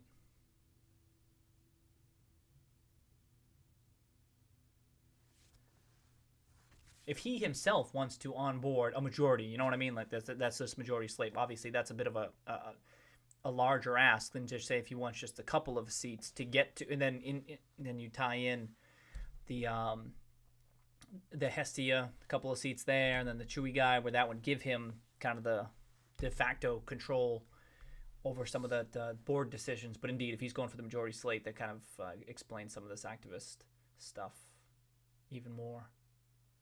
And it's less of a reason, less likely that they'd be able to come to an agreement on stuff. It's one thing to ask for 2 or 3 board seats, but it's another thing to say I want majority. Then you could understand that then it's less likely they could come to a near-term resolution. We still don't know for sure, but given how things are unfolding, that needs to be assigned a legitimate probability.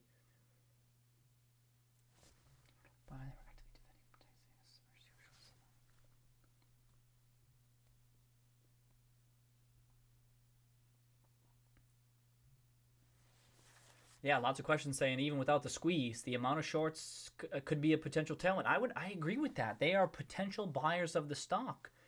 I and many others believe that their analysis is resulted in the wrong conclusion. In which case, they're future buyers of the stock, and it's hard to think that. I mean, I don't know that we're all done here until at least they start to close, until they trim the position. You know what I mean? I can kind of, it's a potential demand tailwind. I'm with you on that.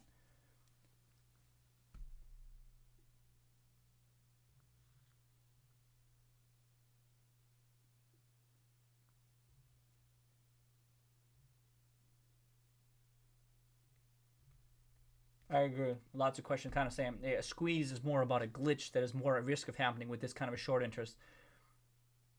Yeah, okay. I mean, I think I kind of know what you're saying there. It's like, okay.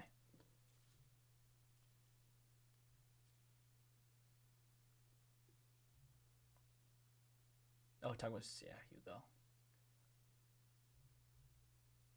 Well, yeah. It's absolutely possible. Lots of questions saying how it could be that management is maybe even worse than some people think, and that's possible. But it's also possible, I think, that they could be better than some people think. Even Cohen himself, like I said, it's too soon for me to throw in the towel on them. That's why I was seeing that some of that language being like pro Sherman or pro management, whereas, and I know to talk about the chat generally, not so much my takes, but I think that they are deserving of of a potential. They're not totally delusional. I think that's a completely reasonable take, and I'm kind of, like I said, this was true 2 weeks ago, 1 week ago, and this week too. That to think that, and people weren't using such strong language, but I kind of got that sentiment out there that they were like, out with them, and I thought, I don't know if there's enough there to say that they're like a bad manager. You're saying lots of questions. It could be. I'm not saying it's not.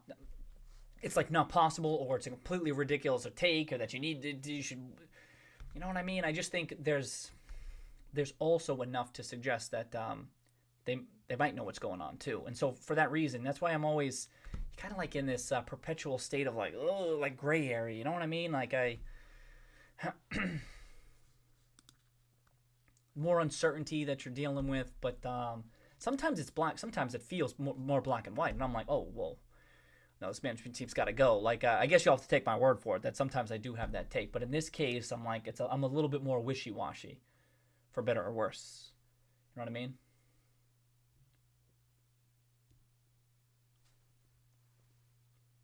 Oh, underrated.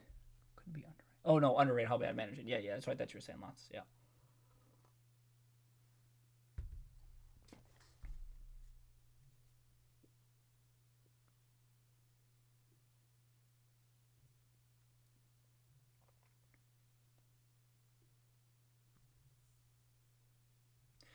Boy, so now Uber's saying there's best swung back to we want Cohen. All right, I gotta get caught up. Maybe we'll chat about this.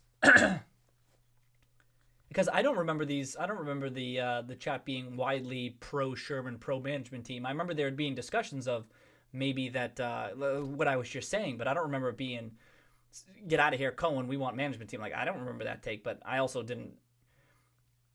Okay, let me keep going.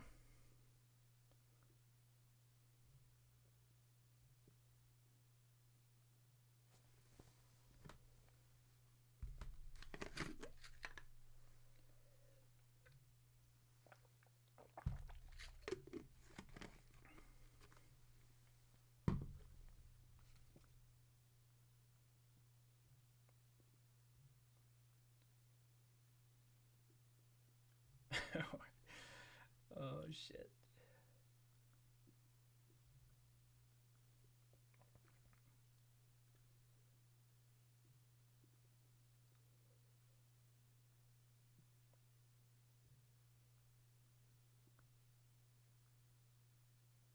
Just scrolling through. I think I'm getting close. I think.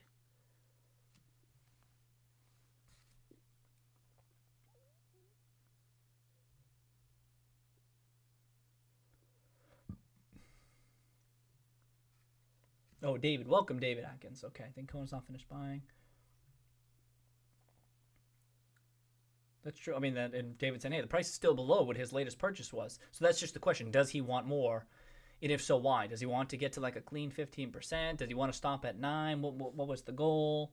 Just wants more control of the company.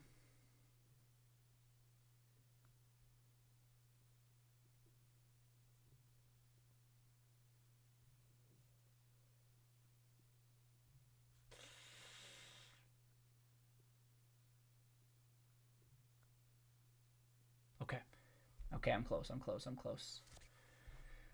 Oh, good. Always having a good day. Happy to hear that, Makeshift. Cheers. All right.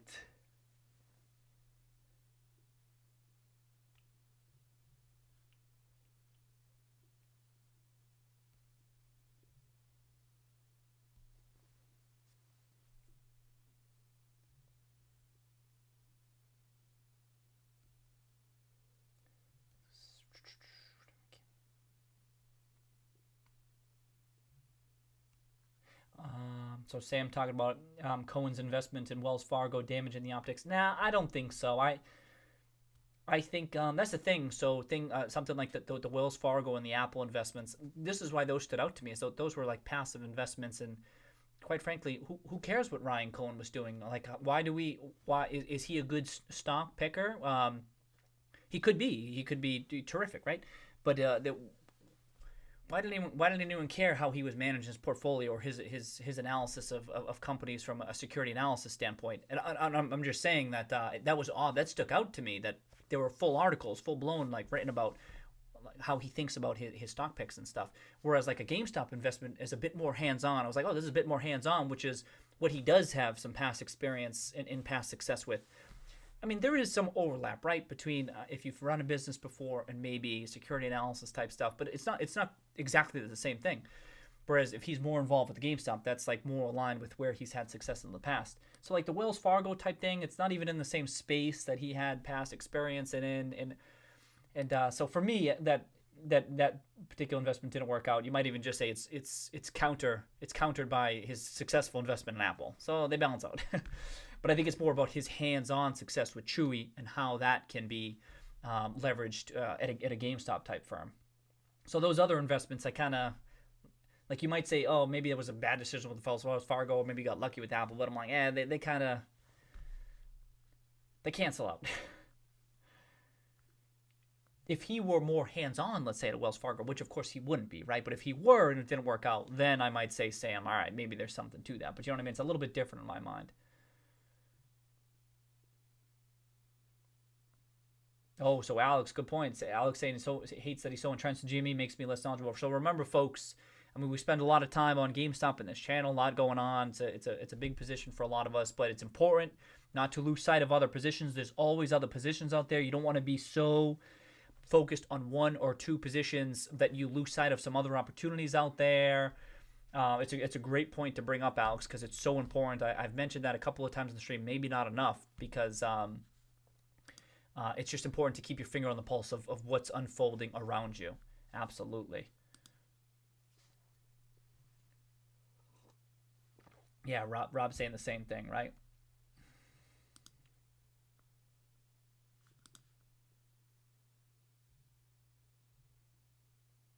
Okay, some people touched on that. Yep. Oh, so Uber. So I should have mentioned this before. So I wasn't planning on hosting the streams later this week. I was gonna say that this would be we kind of like with the Thanksgiving break too. That we'd be like, all right, let's we won't do Wednesday or Friday, given it's kind of like a holiday week. It tends to be quieter. This is what I mean. Like this kind of like changed stuff a bit, right? Let's kind of see what happens. Like right now, I'm not planning on streaming Uber. I should have mentioned this at the start. But if that changes or whatever, keep an eye on my Twitter. And of course, I think if you're subscribed to the YouTube channel, I think you get the alert. But because I just kind of figured it's going to be quieter. And of course, I mean, I said this Thanksgiving week too. Didn't the stock price start taking off that week? Wasn't it this week? Yeah, it was like these weeks. It started like taking off. But let's see what happens. If there's any major update too, like if there's any major update from management or from Cohen, and then things start getting crazy, right? It may be worth it to do so, but I'm not planning on it right now, Uber. Thank you for bringing that up. I should have mentioned that. I kind of just thought it would be kind of quieting down, but then you see today's price action and think, oh, is it gonna rebound tomorrow or the rest of the week? Like let's see what happens.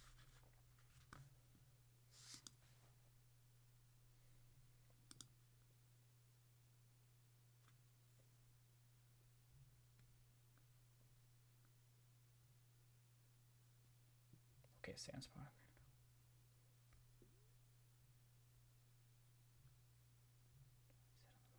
Okay.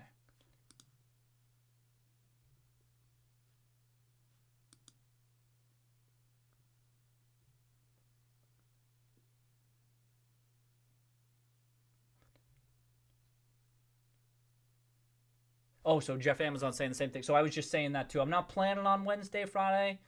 But if things get crazy and we need to get together to share analysis, I'm not saying like right now I'm not planning it. That's all I'll say. I guess I just answered that. That just so happened to coincide with, I think Uber was just asking that too. I don't think I can back the GME leadership. Oh, so now it's so Jeff, you're saying the run up now, given that the run up was Cohen, I don't think I can back the GME leadership anymore. Oh, I thought we talked about this, Jeff, because I was asking, is it the price run up that was impacting your thinking, and then you gave some specific things management had been doing that changed your thinking, but now you're saying because the run up would, I think I can back. Okay, not sure I follow. This is why it's so important. Is it price action that's impacting folks' thinking on certain things, right?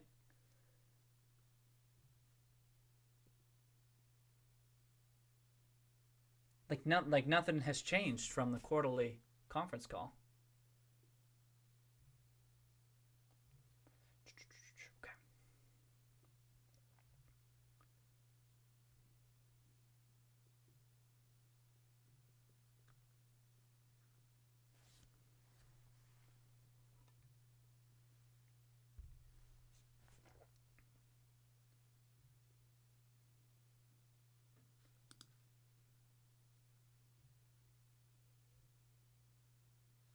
Okay. Oh, okay, Uber. I see you got some potentially spicy news. Oh shit! But the hat doesn't even fit on the damn camera. Look at that. Am I just too close? Okay, let me catch up, Uber. I'm close. I think I'm close.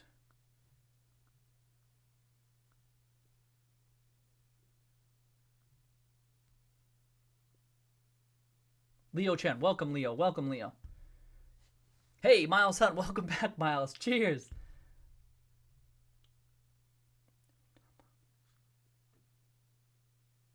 Ah, shit. Okay. Hold out.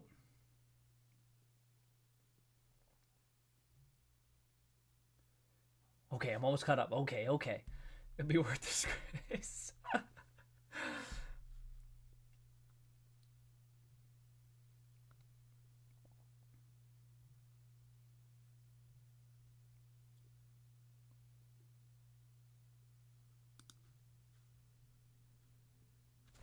Caught up. Cheers, everybody. Cheers. Thank you for hanging in there. What time is it? 8:40. Okay, let's do this. Let's do this. We got some spicy hot takes. We got some spicy takes. Let's do this shit. Let's do this. Is it gonna be a spicy take that's gonna demand a Wednesday stream? That's the thing. He could still be buying. I guess if he's still buying though, what's the reason that the stock price runs up this? That's the thing. I don't want to overweight the knee jerk price reaction either.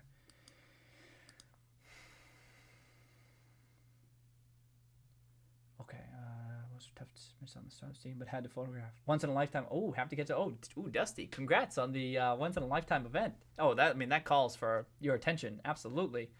This will be you can catch up on this later. Okay. Oh wait, okay. General aware.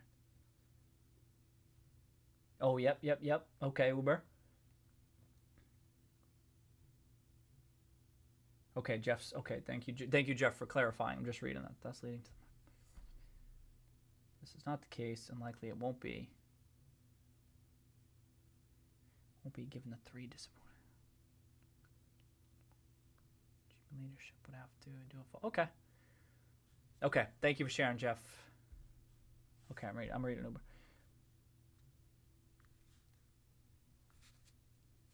Oh, okay. Oh, where's this going? Oof, spicy. He acknowledged your seat. Okay. Sick.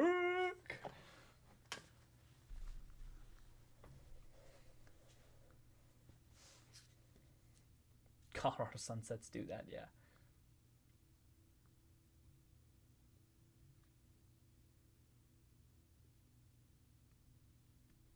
Yeah, Jen, he is. Right at the top, right here.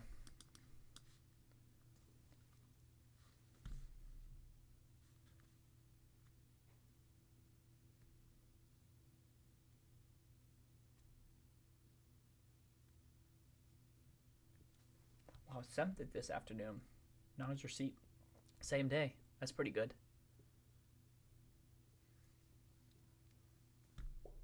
Okay.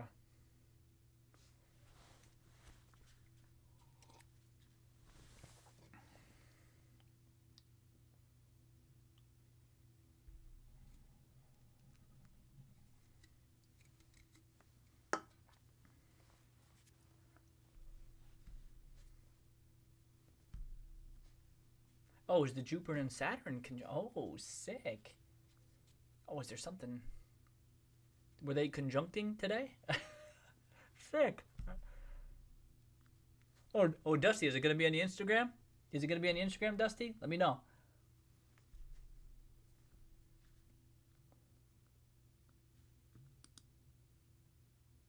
Is it going to be a meeting, Uber?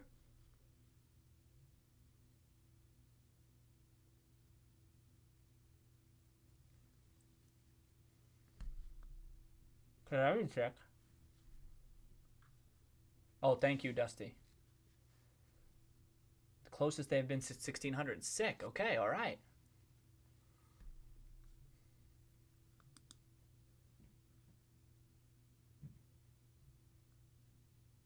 I don't know. The only thing with that, the only retail is, I'm still not.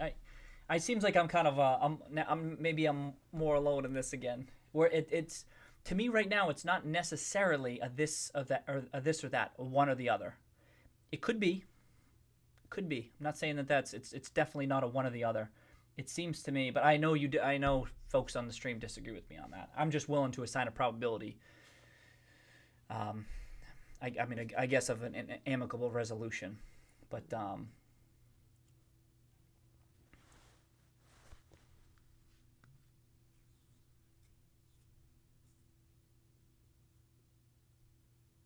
okay. Thank you, Dusty. I'll keep an eye out for that. I like that stuff. Closest observable since 1200s. Sick. Okay. For those who don't know, Dusty, tremendous photographer. Check him out on Twitter or Instagram. He's got some accounts up there. Check out his photographs. They're awesome.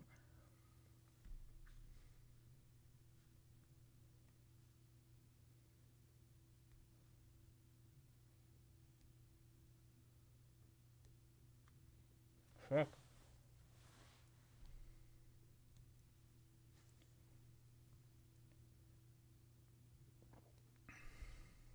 So whether you accept the offer.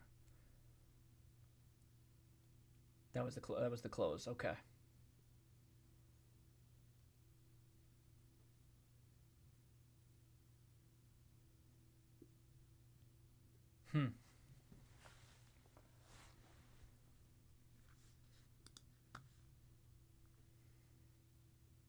Oh, of course, Dusty. I was checking them out last week. Yeah, of course, Dusty.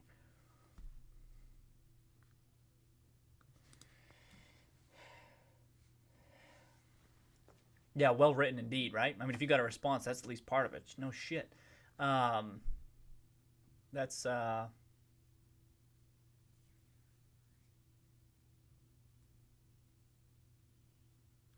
we got the increased stake, the change of attorney to an attorney who seems like it would facilitate this type of a pursuit. Yep.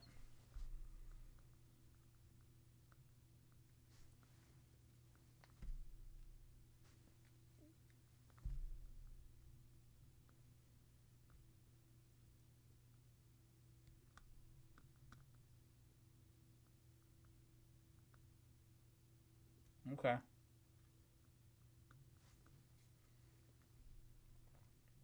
12.9. Yeah. Okay. My golf clap.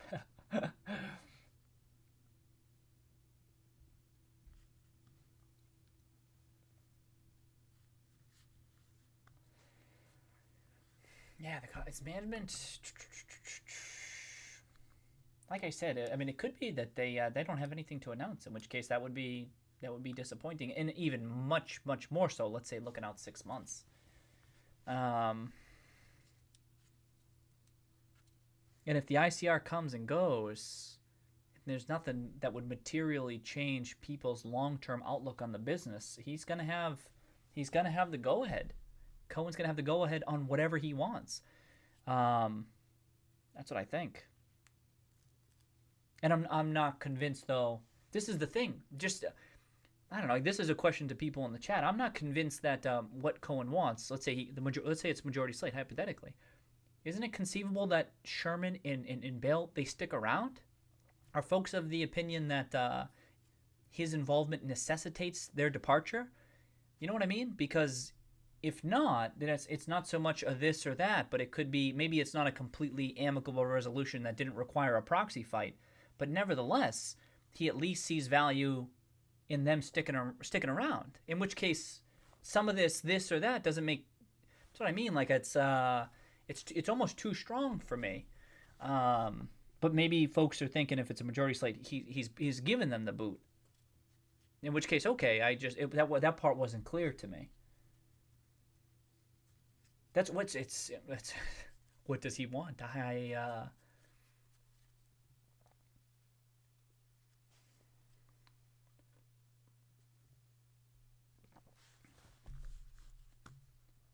I think the optimal outcome is not just an amicable resolution, whatever it is. I mean, an amicable resolution, probably a prerequisite for that is that Sherman and Bell. I'm not so much. It's more so Sherman and Bell that I'm intrigued by their future than the board itself. I feel as though they have much more hands-on as far as the company's future, and I think And the optimal outcome is probably an amicable resolution whereby Cohen has a more involved position with GameStop, whatever it is. I don't care, in that he has gotten what he wants, that he's willing to do that, but also that Sherman and Bell stay on board. If people disagree with that, kind of all else equal, if a management team has been completely dialed in to, let's say, a turnaround, right? All else equal, you want them to remain there. Because all else equal, I'm just saying if they're not completely screwing up, or they totally suck and they're going to suck moving forward. I know it's a different type. We've talked about this many times. It's a different type of the turnaround, nuts and bolts type stuff, and the long-term visionaries type stuff. But it seems to me that they kind of knows this business quite well. And even if they may not have the visionary element to the degree that Cohen has, as long as Cohen's involved and is voicing his opinion to a degree that he feels comfortable with. Remember, he's a huge shareholder now. So if he's comfortable with them there, then fine. It seems to me this is still a potential path.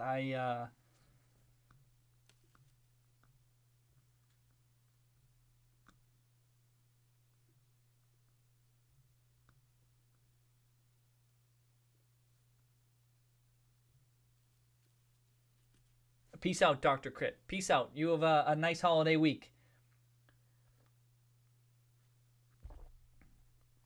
Okay, so Eduardo specifically is interested in Sherman again because of Q3 earnings. Okay. Well, I mean, what was so bad about Q3 earnings, Eduardo? Anything specifically that stuck out to you that you weren't too fond of, or was it the knee-jerk price reaction?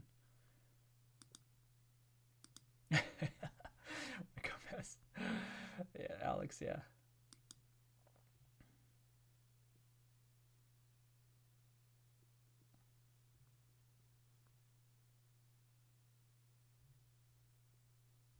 Engage conversation, also convey support. Right, that's true. Yep.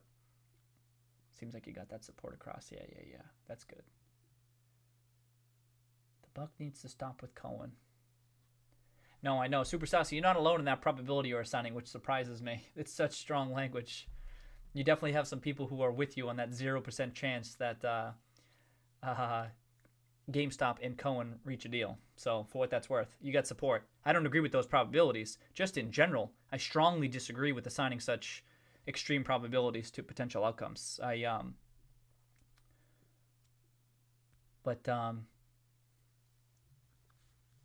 Same time, yeah, okay, so Super Sassy, you're saying Cohen's proposal is let me take over. Specifically, Super Sassy, could you be more specific? What does that mean, let me take over? What does that mean, let me take over? How can they reach a deal when Ryan Cohen's ask is for them? Yeah, what does that mean, Super Sassy? You're saying I don't know what that means. It's too vague. What does... number one is, what does that mean, Ryan Cohen wants to take over? Number two is, how are you drawing that conclusion? He wants majority board aligned with him. Okay. In my mind, Super Sassy, for what that's worth, that's not quite the same as let me take over. This is loose language. He wants to be chairman. Okay. And does him being chairman necessitate Sherman and Bell being out? Okay, I'm sure he'd replace Sherman. Okay. I appreciate like, this is the type of stuff to run with. I need to know the specifics to that way. If you're assigning the probability, I'm like, all right, this is what Super Sassy specifically means. He's saying, okay.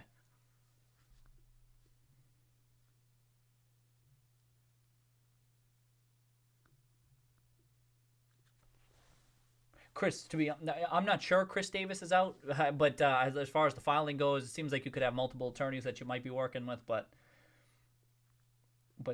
one would think that it would be this firm now that he'd be working with moving forward, more likely. But indeed, I guess it's conceivable he's still working with Davis, but it seems like this would be the base case that he's working with these folks for most things, if not all.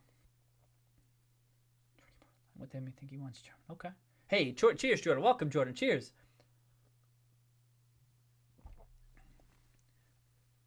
He called it. Yeah, response by Cohen before January 1st. 12 days, just like Q2. Happy holidays. Yep. 2020 looking good. Okay. Dusty sees chairman too. Okay.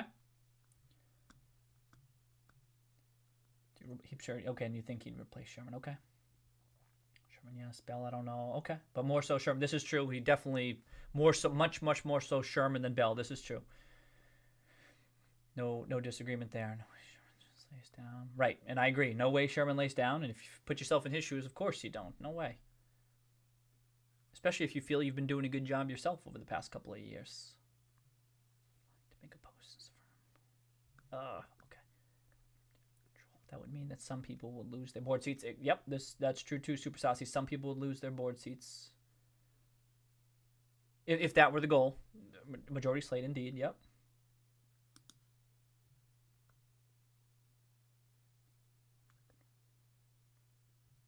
That's true too. Dusty's saying how it might not be a good working relationship after the kind of the scathing, the critiques of Sherman in this letter. I agree with that, Dusty. You know what I mean? Like that was that stuck out in this letter, right? That he was kind of really coming up, and the board too, but more like on a personal level, like Sherman. I agree that kind of strains any working relationship moving forward. That's true. Not 100%. Like this is the thing. I don't think like that though. Like 100%. I can't do that.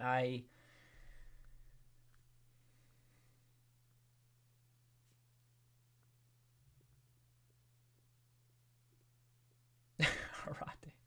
Cheers, Harate. Welcome to the stream. It's the next level, my GME. Oh, shit. That's funny. Oh, that's funny. Oh, damn. Oh.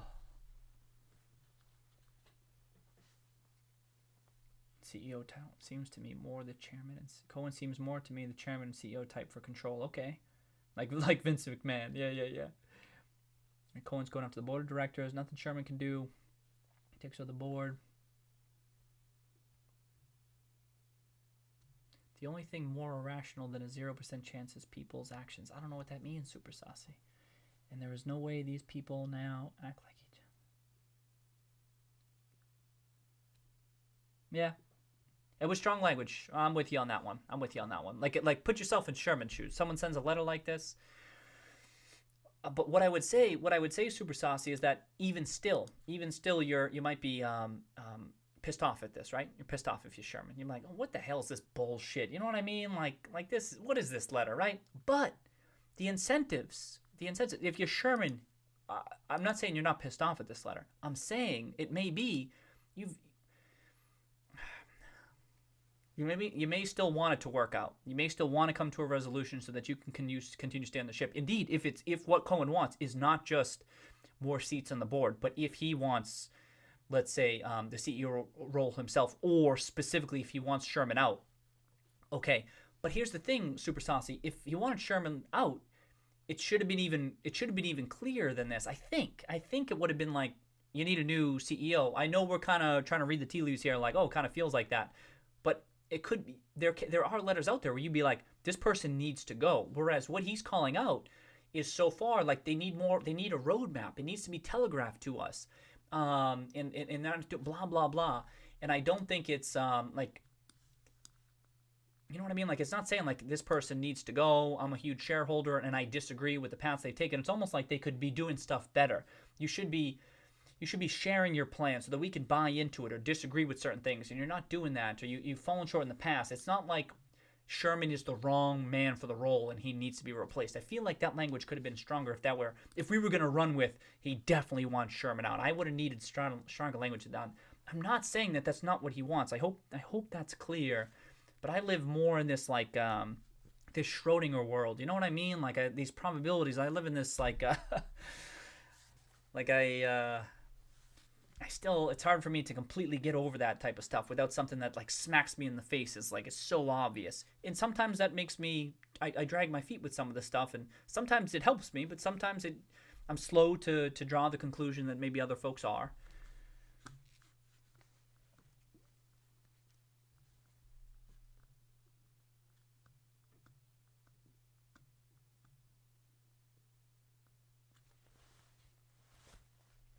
Yep, if Ryan Cohen takes over the board, yep, he's going to have a much, yep. Miles. Oh shit! Miles says, what if Cohen's goal is to get dogs to play video games? That's in this background. Oh boy, that is funny. Cheers, Miles. Oh shit. The Tam. Oh, the Tam. Super saucy. Yeah, I'm not so sure it's required that they totally like each other. It could be I don't know. Hey Adam, welcome back, Adam. Welcome back.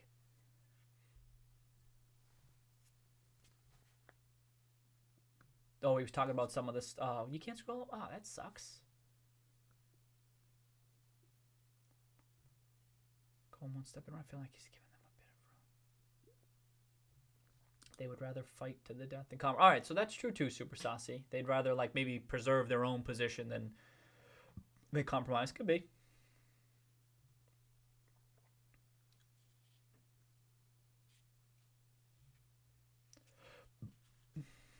Yeah, how could Sherman save his job? Chris says buy a significant amount of shares. Yeah, that would be a good start. Yeah.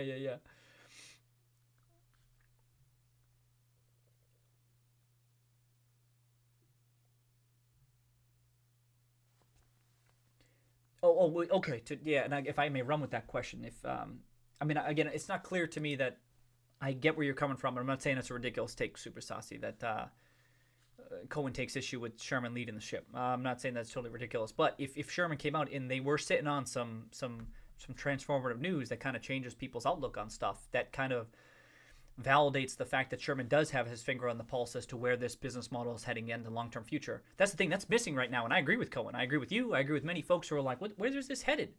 And I think it's because a big bulk of their focus up till this point has been make sure we get to the console cycle, make sure we take care of cost cutting, we get the e-commerce stuff up and running. Then we were dealt the pandemic. They had to deal with the pandemic, which a lot of retailers did. I'm just saying, like, they kind of got shifted a bit. They kind of got derailed a little bit. But if it's 2021 and all we really have to go off is like the Microsoft stuff, like, yeah, we need more than that. So what could save him from, at least my perspective, because I don't want to think, I don't know exactly what Cohen's going for, but from my perspective, prove to me. I don't even care so much about your roadmap. I know a lot of people are pulling for that roadmap, and it's a big part of that is because of Cohen's letter. But for me, I want to see you actually executing on some of these initiatives that you've talked about, so that I can model this stuff. I've said this many times, but that's for my mind, Super Saucy. If he proved to me that these. They've been talking about revenue sharing, digital revenue sharing shit for a while now, and I don't know. I don't have enough to go off of to run with for that tremendous upside. Whereas at least Cohen's telling a story here, and if Sherman weren't telling a story, but he were actually kind of coming up with some stuff like that Microsoft partnership, but coming up with some other stuff too. I'm like, all right, at least he's got some stuff there. But I'm like, I don't even know. I'm not so sure. So from my perspective anyway, so I like to think that maybe Cohen too is just like, I'm just not seeing enough. But certainly they're deserving of criticism for their storytelling abilities. And if Cohen says like, well, it's almost like too late. If that were Cohen's big thing, like no, the CEO needs to be a better storyteller, and then you could argue that they have dropped the ball on that. It's like, are they suddenly gonna pivot and then all of a sudden they're incredible storytellers? I doubt that. But what they could prove is that they were kind of executing on some of these things they were talking about. And that would, I'm not so sure it would take the market by surprise. As indicated by the short interest, the market is doubting that they even have a vision. Or let me keep going. And when I say the market, this is the thing, that there's multiple things the market is telegraphing to us, right? The short interest, like people are they continue to be very bearish on the stock. At the same time, the price is rising. Even with the current management team, the market is buying into that bull thesis. Like I was saying, now Ryan Cohen takes credit for some of that price rise. So I mean, this gets to be messy analysis. It's almost like not even worth it to go down that path too much. Nevertheless, with this management team in place, it's not like the market has been pricing in Sherman is definitely going to be out in 6 months. Like, come on, this market isn't betting on that. That's what I mean. Like, even with Sherman in place in the board as it is, they've been kind of been like, okay, all right, this is happening, we'll keep running with this. And it's kind of stagnated a bit, and maybe Cohen is deserving of some of this, right? I think many of us would agree with that, but how much, that gets to be messy. And yeah, I mean, a lot of it is messy. That's what makes it kind of an intriguing story, right?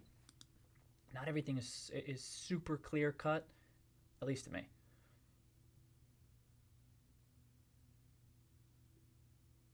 Ah, shit.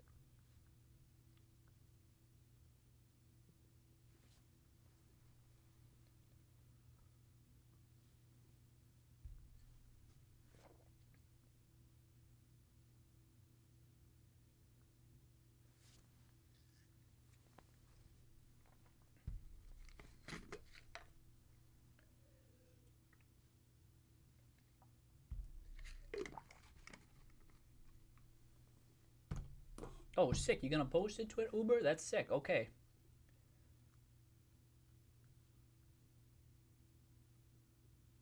So to people talking about the shorts, do you have any proof of like so many shares already short? Are you thinking that there's been a large increase in the shares short these even today? I'm not convinced of that. Like and I've said this many times, but as far as like I mean I'm of the opinion that shorts can kind of control certain narrative to a degree. Even incremental shorts can help kind of control the price to a degree. But at this point, with so many shares short, like are we thinking there's been a giant leap in short interest? What are people's thoughts on that?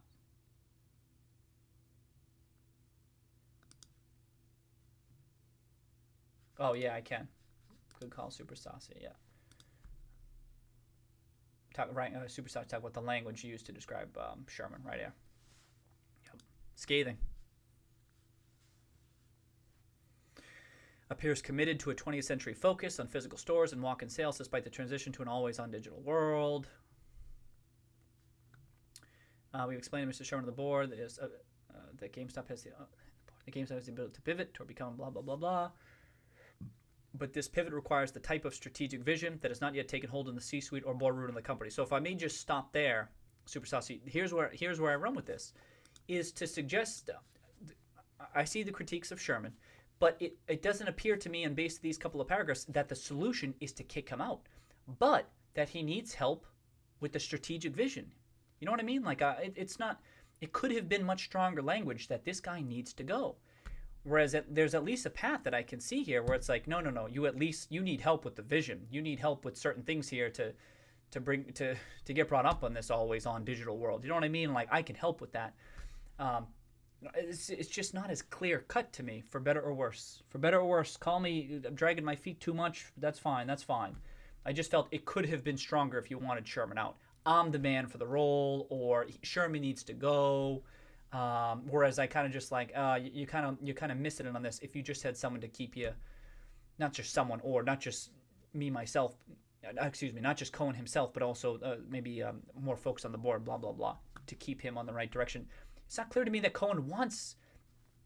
The odds of Cohen wanting a CEO role or so have risen, right, because of this letter, but it's not clear to me that that's what he wants. Does he want the hands-on day-to-day stuff to manage that type of stuff? It may be. Some visionaries don't want that position. They kind of just like, all right, you just do this, but you gotta stay on the right track. That said, I mean, I agree with what Dusty said. This can. It's a tough relationship to have when it starts off like this, right? I get that part too.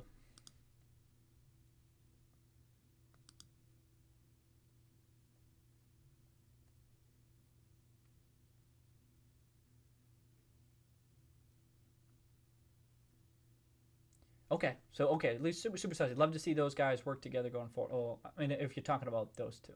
Oh, you're being sarcastic. Maybe you're being sarcastic.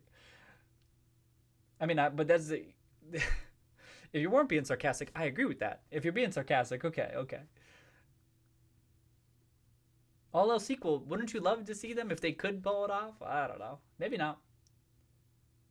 Could be tough. That's what I mean. I think I just echoed what you're getting to, the point you're getting at there. Okay, so Chris Roth saying, maybe an esports partnership, anything to indicate that they're not totally oblivious to the long term paths of GameStop. Again, I don't think they're oblivious, right? That's kind of that's the picture that Cohen's painting. But with just that Microsoft partnership, I'm like, yo, come on, we need some more. That's fair.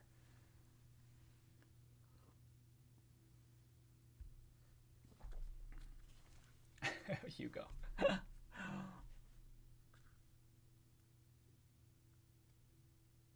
Yeah, a partnership. I mean, even an acquisition, something that's like, it just feels like it's been the same.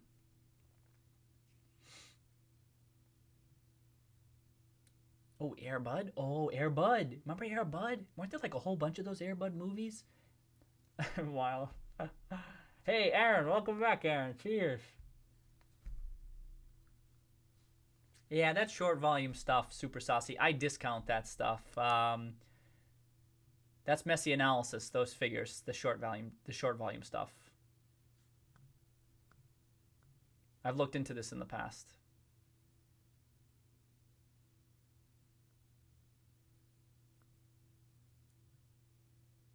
Hey, welcome Smash. Welcome Smash. Hope you had a good weekend. Search One, welcome back. Cheers. You too. You too. Oh, Makeshift agrees with me. Oh, someone. There's a thing. So, thank you, Makeshift. All right. Okay, that's good. A little bit of comfort here. But I don't even have like it's not so much I have strong opinions like on like what exactly should unfold here, what Cohen wants, whatever. It's kind of just like I'm just dragging my feet on certain things. Like I'm much more hesitant to ascribe 0% or 100% to stuff. I don't function like that.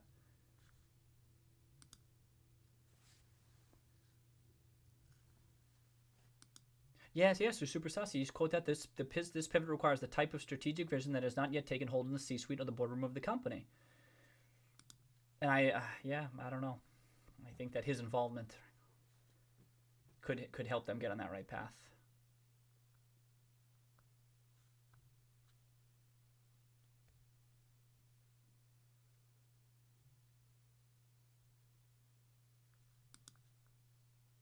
Yeah, age can be a good thing to look into. Yep. Oh.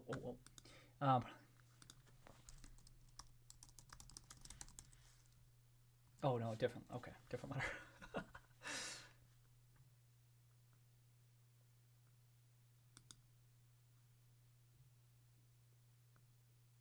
Oh, different part of that. Okay. In tandem with the continuum.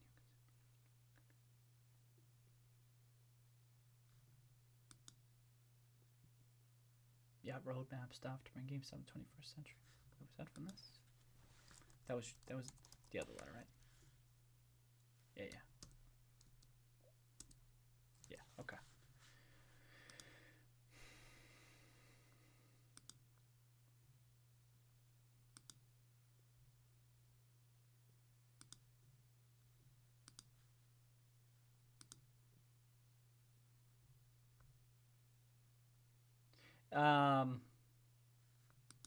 I mean, it moved the stock today. What moved the stock today? Stock was flat today.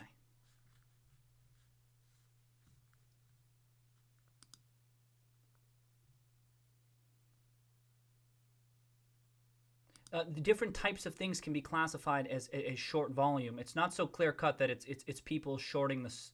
That I've nah. I mean, I've looked into this in the past. To suggest that 30% of today's volume were people actively shorting the stock isn't true. You know what I mean? Because then you start factoring in short volume today. All right. Well, I'm going to stop here on this super saucy. I disagree. If you want to supply some links that describe short volume in greater detail, how it's a fair representation of folks that are actively shorting the stock and not just market maker activity, because what happens, this is the type of stuff, is that certain transactions can get classified as such even though it may not be people or investors betting against the stock. This is the messiness of it. It's not so clear cut, that short versus long type stuff. There are other types of transactions that are happening.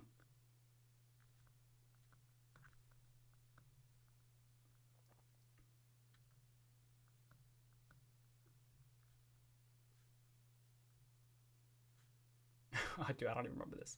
Chris saying the best Air Bud movie was the one with the chip plant MVP, most valuable primate. I don't remember that one. I mean, how many were there? I remember the basketball one, right? Today, was that a real one? You could be making a joke right now. I'm not even sure. Oh, jeez. That could be a joke. That could be true or it could be a joke, Chris. I'm not even sure.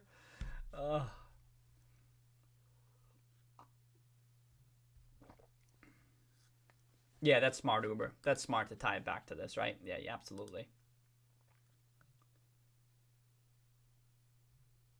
Okay, yeah, okay, so there is as many. In that case, it's probably true what he's saying. Almost as many Airbud movies as Land Before Time movies. Oh, remember those movies? What was the name? I remember the Leaf. Remember the Leaf and oh, what were their? I can't remember their names. Wow, Land Before Time. Oh man, that is a throwback movie right there. Will be the ones where he's using pause to win an improv. Miles Hunt. Miles Hunt going all in on this joke today, and it is worth it. Oh, damn.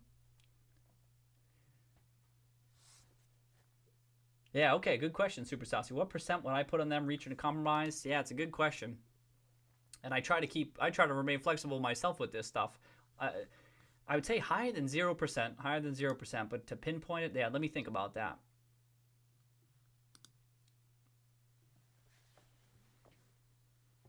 And then the question is, what does compromise entail? Does a compromise entail, you know what I mean? Like, does a compromise entail them getting the boot? Because it's a big question of what does Cohen want? If Cohen wants them to get the boot, then that's what I mean. It's tough. It's even tough to answer this very simple question that you're asking me. Um, but what percent would you put in them reaching a compromise? And in this slide, I would think it would have to entail.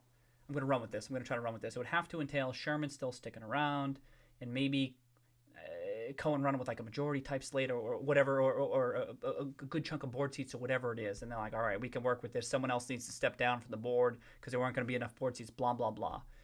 But I mean, part of that compromise could be too Sherman stepping down. You know, so I mean, that's it gets messy because Sherman's like, what the hell? But if the board is like, Sherman, hey, you should step down because this is what we want, then he kind of has to. And does that count as a compromise? I would say yes, as long as it doesn't go to some big huge fight.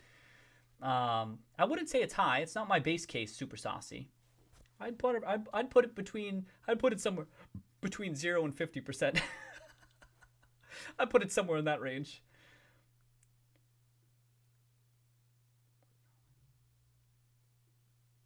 There's gonna be a script.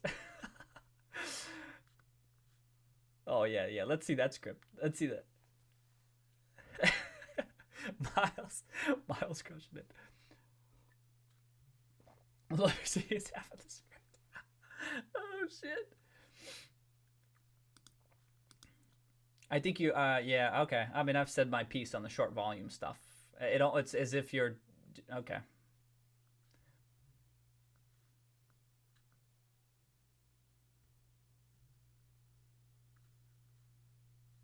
Particular how I know it's 100%. Okay. Thank you, Chris. It is a real movie. Yeah. Yeah. Yeah.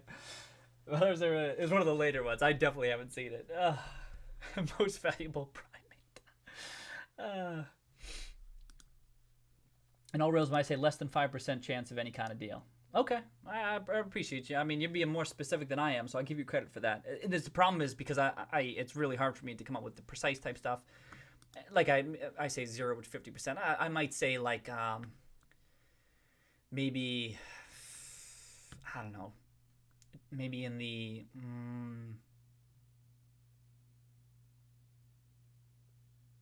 coming to compromise. This is the question: is if what Cohen wants is to Sherman to get the boot, then it's like it's not even possible to have a compromise, right? But I guess I'm just thinking that anything that can avoid a proxy fight of sorts, and then I think I don't know, 20 to 35%, something like that. No, these are good odds of a deal, Rand. That's okay, Susan. It's messy. I mean, even I know you hear me say a lot of stuff is messy. A lot of stuff is messy for me. But like 0%, that seems really low, and maybe even 20% may be too high of a starting point. Maybe I'd say like 10 to 15% to like 30 to 40%, something like that. And a big part of why I can get so high is because of the incentives type stuff, where this is a scathing letter, but not as scathing as it could be. And I think it leaves a little bit of wiggle room for some flexibility on both sides. But again, clear. I mean, hopefully that's clear. That's not my base case. Hopefully that's clear.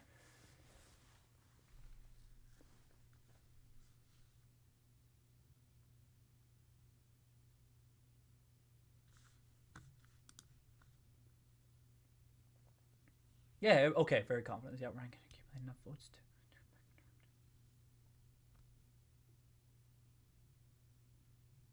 to Airbud omnichannel digital first bud. Ryan Cohen can accumulate enough votes to affect director selection at annual meetings.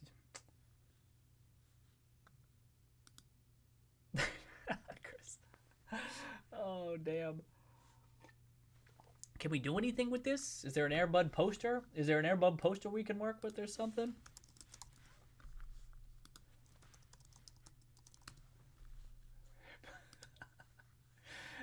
Wait, would use it digital first bud? I know. I think I worked there too.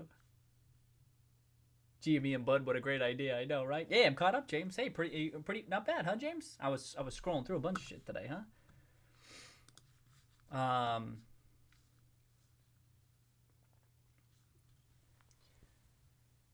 One thing I definitely want too, super saucy, and I mean this is, I mean not just super saucy, but like for me personally, I mean I try to think about what Ryan Cohen wants and stuff, but it's much easier for me to think about what I would like from Sherman in this board, in this management team, and I think I would like just, I mean I'm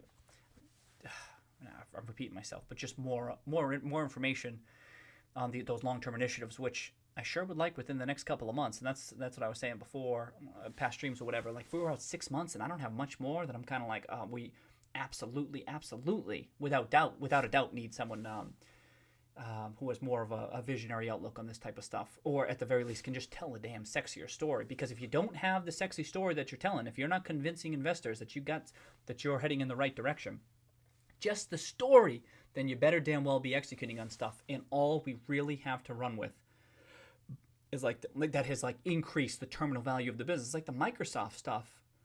And as important as that is, it's not enough. Need more. And I guess as an investor in the business, and you kind of just hoping they have more. And I would be disappointed if they didn't. That's what I mean. We'll know soon enough. If we're like a couple of months past and we don't have much more insight into that stuff, we'd be like, come on.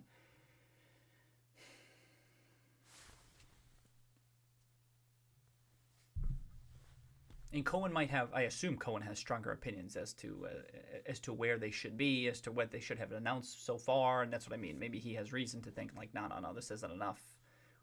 Whereas I have lower conviction opinions on that type of stuff. But I guess I'm thinking if anything new was announced, they'd be like, all right, well, you're not total doofuses, as I may have indicated in my letter, which was based on what little information we had to run with. I can support that. We have very little information to model that tremendous upside. That's a fact. It's a fact from our perspective. But from what's actually unfolding, I don't know. So I mean, the sentiment, that part of the letter, I agree with that sentiment. And I'm just saying, if it would be that they are working on stuff that we don't know about, then maybe that could impact Cohen's thinking on some of this stuff. But still, he might be like, hey, well, we were in the dark on this too long. You need to tell a sexier story and blah, blah, all along the way, and you weren't really doing this. And I guess as an investor, I'm hoping like, oh, they had reason to do that. But indeed, as time passes, as each quarter passes, you have to discount that maybe it's just not there and it's not the right people at the helm. Those are the fair critiques. And I guess, again, like I said, everyone's incentivized to come to some sort of resolution. I would like that. I'm hoping that. And maybe this is what's influencing my thinking too much. And is that it's wishful thinking, perhaps. But at the same time, I still think that there's enough to run with that I think it's higher than, I mean, even less than 5%, I think I can appreciate more than zero. Like, it's really hard for me to say 0% super saucy with anything. 100%, 0%.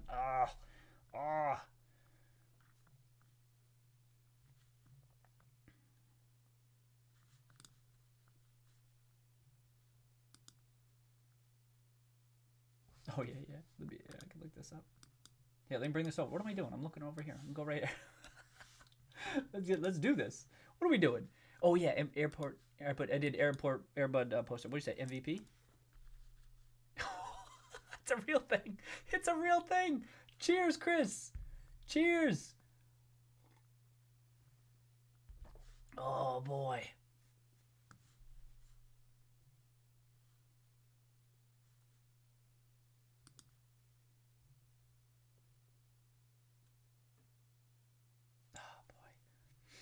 What would Ryan Cohen do? Indeed.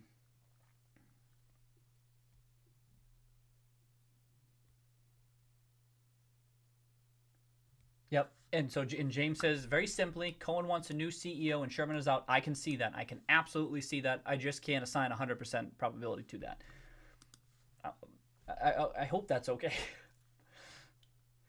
Like I said, I was discounting months ago. I was discounting that that Cohen himself wanted CEO. And I said, this letter comes out and he critiques Sherman as much as he does. Number one, that I have to assign a higher probability that he wants Sherman out. And number two, I assign a higher probability that Cohen wants it to be himself. I'm with that. I'm not totally delusional. I'm maybe a little bit delusional. Maybe I concede that, but not completely. They have a plan, omnichannel. Exactly, super saucy, right? Omnichannel, digital first. Ooh, dodgeball meme, Justin. Ryan Cohen is the average Joe? Wait, how would that work? Ryan Cohen's the average Joe? Oh, and taking down Halo Energy Swords only deathmatch. Melvin is the guy with the nice... Oh, yeah. Oh, okay. I think it was going to be GameStop. Okay. Quick scoping trick shots.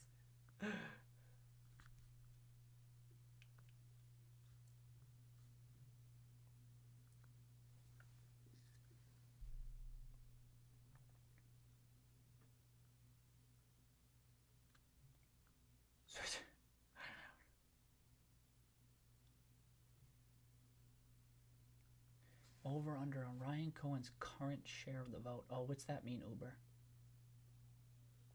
Of the votable shares, maybe a better current share of the votable shares. Like who would support what he's pursuing right at this time? Okay. Hey, Tangalang, welcome, Tangalang. Hey, that's a quick survey. How many people want Sherman to go? All right, people.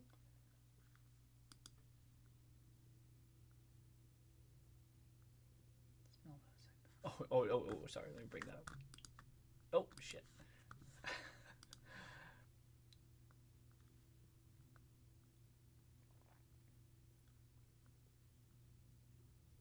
Oh, it's jumping ahead of me. I think it's because I'm close. Okay. It takes a chimp to be a champ. Oh, damn.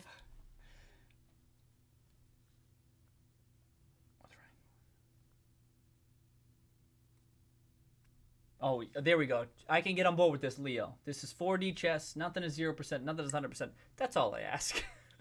That's all I ask, Leo. That's all I get. It's so hard for me to get. I demand so much to get to those levels that I just can't get there. But like I said, I mean, even I like on the low end, I'm like 10 to 20% maybe. Like I said, 20%. I think 20% might be too high on that low end. 10 to 20% maybe.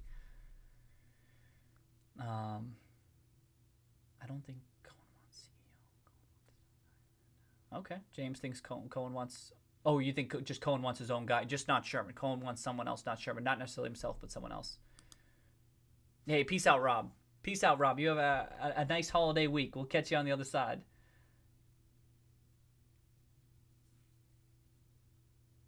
Sure, he knows, but it ain't Sherman. Okay. Yeah, I wonder who it would be too, himself or someone else.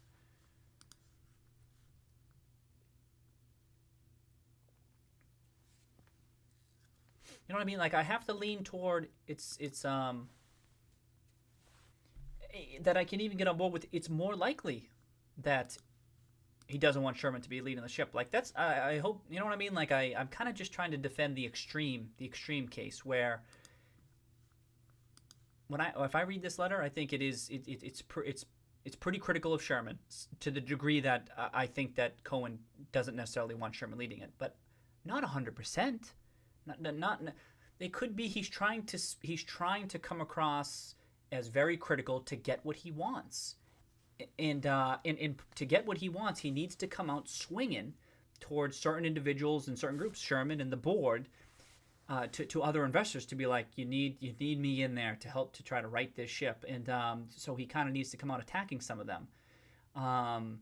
Like I said, there's a lot of overlap with what Sherman and the team and the board, who he is critiquing. He is critiquing this, folks. There's a lot of overlap with what they're already doing. You know, I feel like that's a fact. It's a fact that there's a lot of overlap between kind of the stuff that he's proposing. I know he doesn't lay out his whole plan, but some of the things that he tosses out there, a lot of us that night were reading this and we're like, oh, they're working on that. They're working on that. They're working on that. That's why I can get to the point where they're at least in the same ballpark. There's still nuance there, and I think if you're trying to make your point as an activist investor, you got to come out swinging, so I can understand that. But I think it's a mistake to just think, like, this is definitely what he wants. He absolutely wants this, because I can envision him trying to talk things up to try to, I don't know. Because if what he wants is not necessarily, I don't know.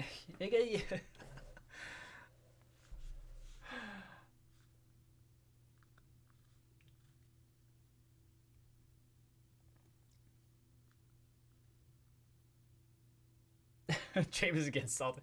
James entered the stream tonight not particularly salty. He was pretty. He's like, I'm not too salty today, but now I've mentioned Sherman too many times. I'm starting to turn James salty. My bad, James. My bad. It's not even.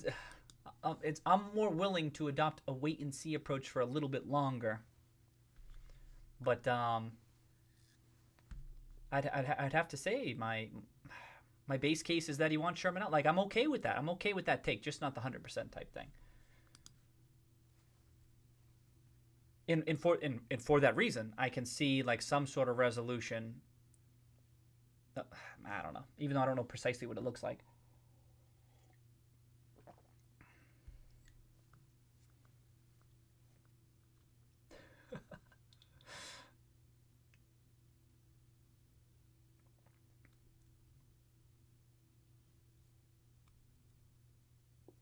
All right, so Tangling saying nothing against Sherman, but even if he agrees with Cohen, is Sherman really the man for the job? His experience is multi-physical retail, not e-commerce. And this is what Cohen is trying to convey in this letter. Absolutely, absolutely. Maybe he's not. Yep, and he may, as Jen says, he may not be the best person to lead an esports movement. Cohen is definitely painting that picture. I'm okay. I'm on board with this. I'm on board with this. Hey, welcome, Joe. Welcome. Needs physical stores for trade-ins. Yeah. BCG, welcome back. Welcome back. Peace out, Uber. Peace out, Uber. Cheers, cheers, cheers. Have a nice week. Happy holidays.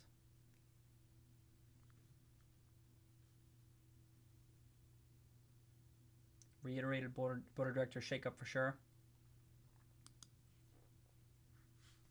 Yeah, I agree with that. It's like 3 to 4 years for GameStop. Yeah.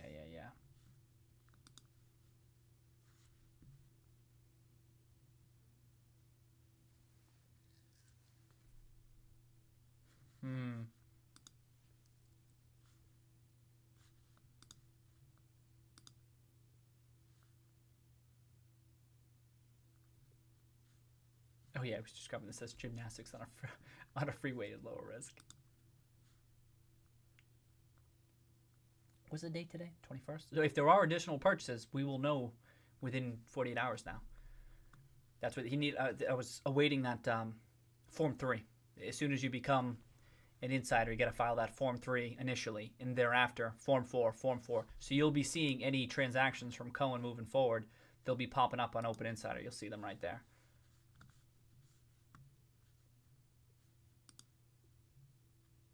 Sherman could just hire an esports guy for the vertical and have them lead the way. Exactly, Jen. Exactly. It could. Sometimes that CEO role is kind of the nuts and bolts type stuff. That it doesn't have to be the visionary type person. It can be. Take Tesla, and it can be a great thing for that to be the case. But it could be that you got the one person kind of leading like certain elements of the show, but then you have maybe people who are more of an expert, kind of just focused on one particular vertical. To Jen's point, is that's a path I can see, is that you keep Sherman there to kind of do the conference calls, do this day-to-day type stuff. Like for certain companies, that CEO role can just be kind of contained with corporate type stuff, and then you have some visionary people focused on certain verticals. It's a great point, Jen. Whether it's esports or whatever it is, whether or the digital space, the e-commerce space, I can get there where you have a Sherman type who's still in that CEO role. But like, that's what I mean. Like Ryan Cohen, does he want to be CEO? He may be like, I don't want to deal with that bullshit. I don't want to deal with that shit. For some companies, it can be a bullshit role. Not all companies, but it can be. And yeah. And have them lead the way. I agree with you, Jen. Even if it's not the likely case, I can't stress that enough. I just think it's one path. It's one path, and it's why I yeah. Boy, it must be exhausting hearing me say the same stuff over and over again. Oh, I apologize. Oh, I apologize.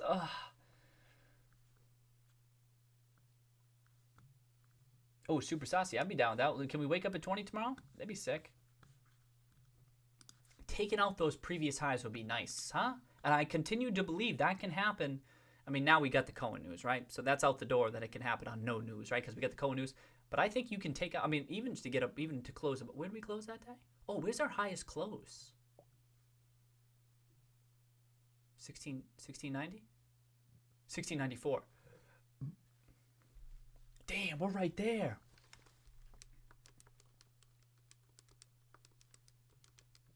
Oh, it's only 9% away? Sick.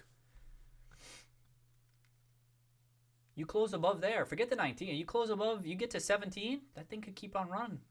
There's enough here, and I probably said this last week. I felt that there was enough there for it to keep after that bounce back. Then you add the Cohen stuff on top of that. I don't know about 20 tomorrow, but I believe there's enough here. Event-driven investment, in all different types of market participants, but event-driven folks who see what's happening with Cohen, see the short interest, all that type of stuff. You got the technical folks, you got momentum folks who now this is coming back in favor to a degree, especially relative to, oh, that's the thing, the market kind of ended flat, but I think there's enough here for it to keep running. But sometimes the market needs to settle down, makes a move, settle down, digest stuff, makes a move, settle down, digest stuff, and then it gets going again, and then it happens quick. And then like sometimes things slow down. They think, it's not going to happen. It's not going to happen. But then it happens. And it happens like a couple of days. Boom. 9% move to the previous high close is nothing. So I forgot that the highest close was just under 17. That 19 is, I was thinking about the 19 too. It's kind of been that it's right in that box, huh?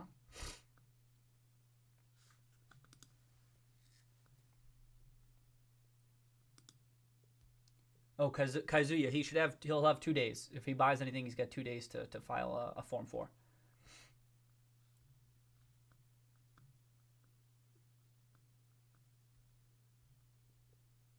Yeah, it doesn't need to buy. He'd only want to buy more, James, if he wants to, right? He wants more exposure to the tremendous upside, especially if he's going to be able to affect change himself.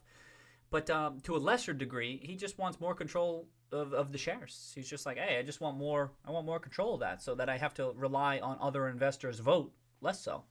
But I agree, it's not a huge motivation to buy, in my opinion, at this point.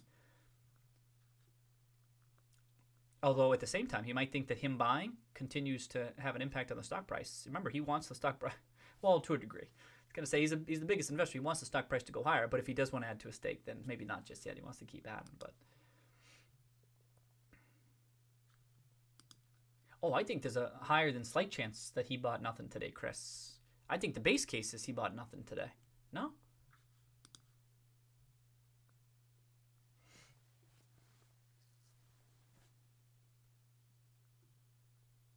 It's $20 lotto o'clock for me. Exactly, Miles. It's not even clear to me he's ever been loaning his shares. We can't know. How can we know? Maybe some folks can if like you got the inner workings and you dialed into that stuff. But I don't. I certainly don't know. That's a good question, Super Saucy. What's Ryan Cohen gonna do? Can't stop working. I mean I appreciate the question, and I ask these questions too. But this is kind of soft analysis. But let's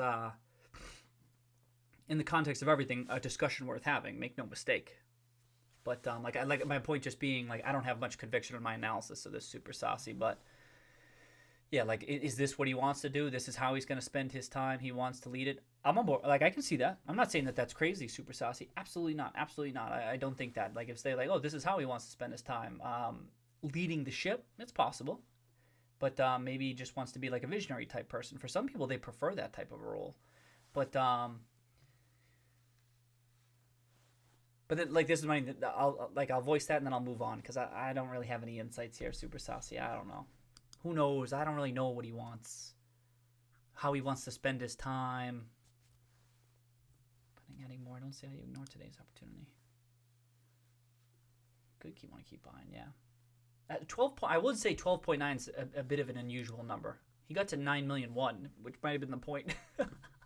But 12.9 seems like kind of odd, doesn't it? 9 million, maybe want to get to 9, but I don't know. That's fair, Super Saucy. Absolutely.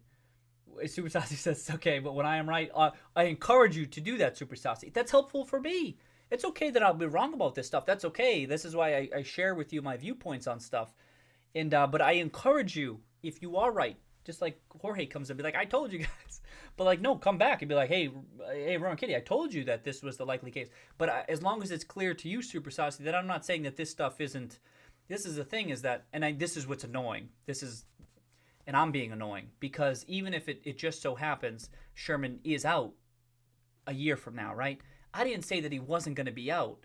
I'm just saying it's not 100%. You know what I mean? Which is I can understand why people get frustrated by that type of stuff because you want the super strong conviction about this. So we would both be right.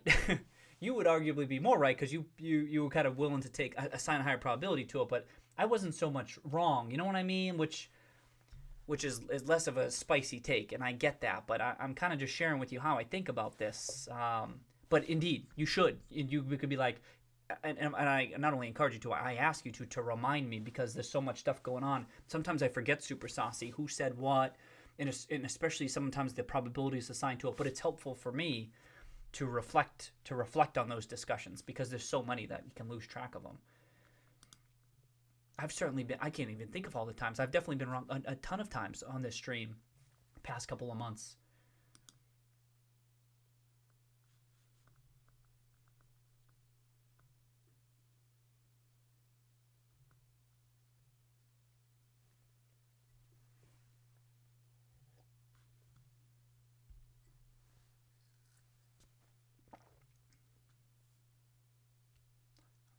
But I would guess about 5 to 10 days. Oh, would Dusty ask? 2 days. Yeah, if he bought today, 2 days. He'd have to file within 2 days. He's official. Once you file that Form 3, you an insider, you got 48 hours to file that Form 4.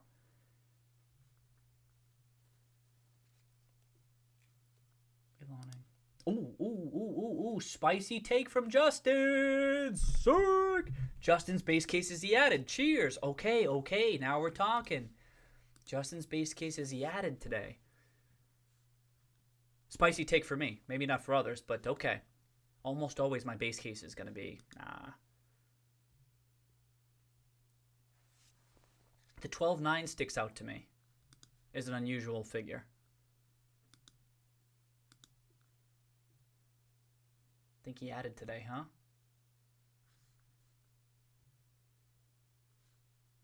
That'd be good.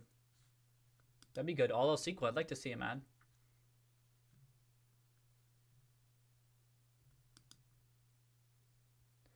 Otherwise, he would have filed on Friday.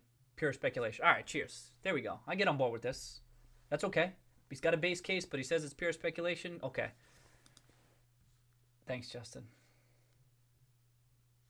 And then to file on what's the date? 21st. So it'll be the 23rd, I suppose. It's quiet time of year. Quiet time of year. Exactly, Chris. Yep. He keeps mentioning shareholders. He's aware how it can affect share price. That's right. That's right. And how's that the path dependency? You know what I mean? Path dependency type stuff.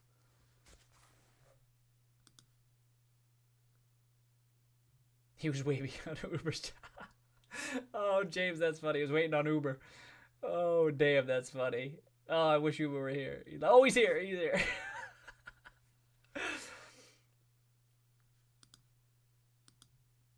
Yeah, Miles, definitely. Could be the more likely path, right? Miles saying he's iffy about the squeeze. It may manifest more as a melt up than a squeeze. I think that's a reasonable take.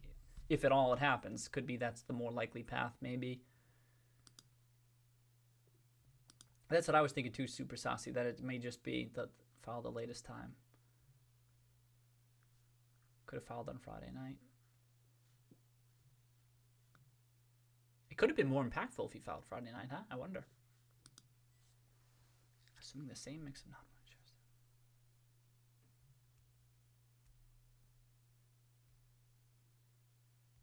Oh, what are you saying, Rod? Assuming the same mix of non-voting shares. Oh, okay. Hey, nice observation, Rod. Rod's saying assuming the same mix of non-voting shares, as in the shares that didn't vote early this year, that his 12.9 would get him to just shy of 20% of voting shares. Okay. I wonder how much he's thinking about that, but even still, I appreciate the observation. I didn't know that off the top of my head, the number of shares that weren't voting back then. Okay. Evidence Cohen is on the stream. Cheers, Ryan Cohen. Happy holidays. Happy to have you on the stream. I think he's James. I'm just assuming he's a regular visitor of this, right? He must be. Ooh, a DQ run, sick.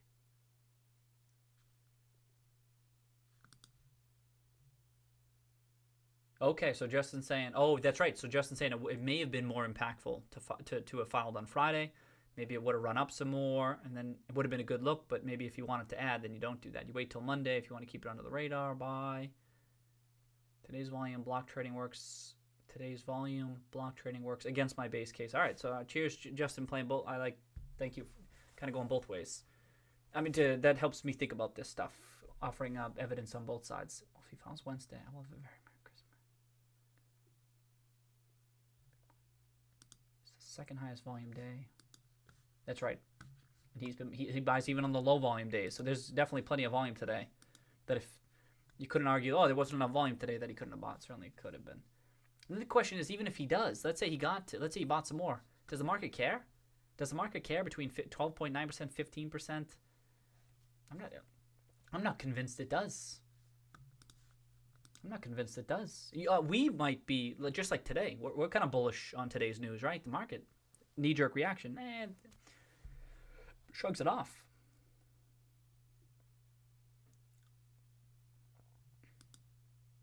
No huge buys today, okay. I was thinking he was kind of just waiting, kind of a wait and say here. I just filed, kind of like an evidence-based approach. I just filed my amended 13D. Now let's see what happens. How does the market react to it? What's the investor chatter doing? What are people talking about on the Roaring Kitty stream? Like, that's what I mean. Like, very clearly, right? Obviously.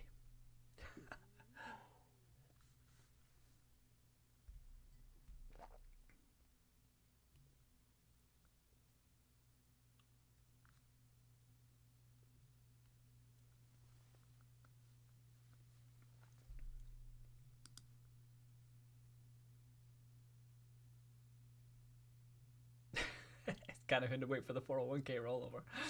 Oh, damn. I'm on board with that. I get on board with that. He knew. Just guys your buys, yep.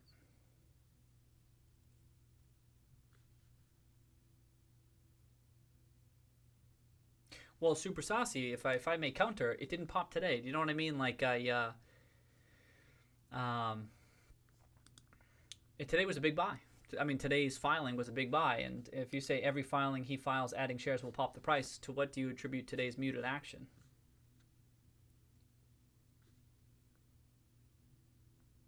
Gets close. Okay, thanks, Rod.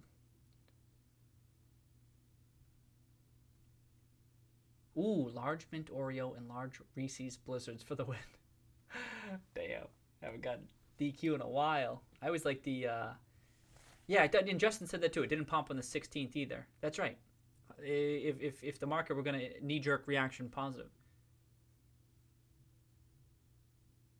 Oh, that's what I think. But so what if you had 30% short volume? Why does that short volume need to trump the buying, Super Saucy? It doesn't have to. There's no reason that it has to trump that. The buying volume could absolutely overwhelm that. It's almost like you're blaming. Like there's always going to be there's always going to be folks on both sides of it. They're not always, but that's a thing. So on net, it would have been up. I mean, then.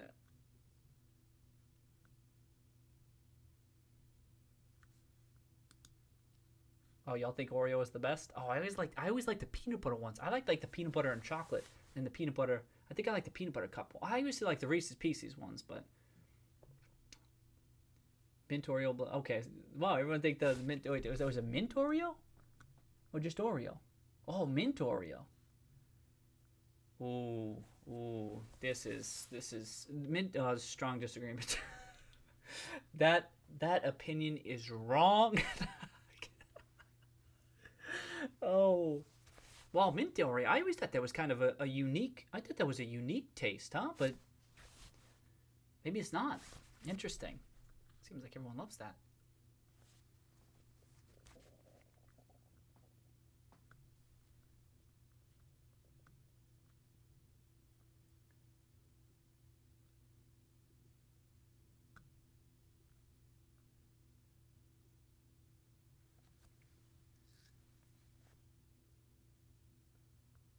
I prefer WAP over WAP. Yeah. So the daylight entity.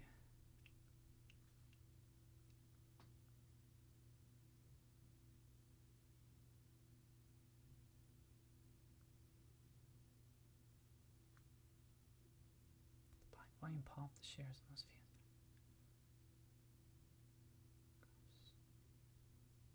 Oh, okay. Jen was just saying. Okay, this helps me. Jen's just saying Oreo blizzards generally, which makes more sense to me. I know Oreo, but the mint, I was going to say mint. That seems to me a very particular preference. But we got two folks. Was it Chris and Rod? Yeah.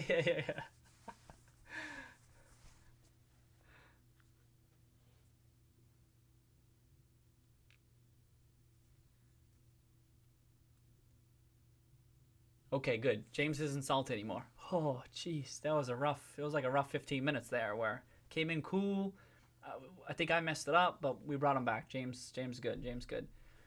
Mint makes everything better. Oh, that's a bold claim, Super Saucy. Super Saucy, that might be your boldest claim of the stream tonight.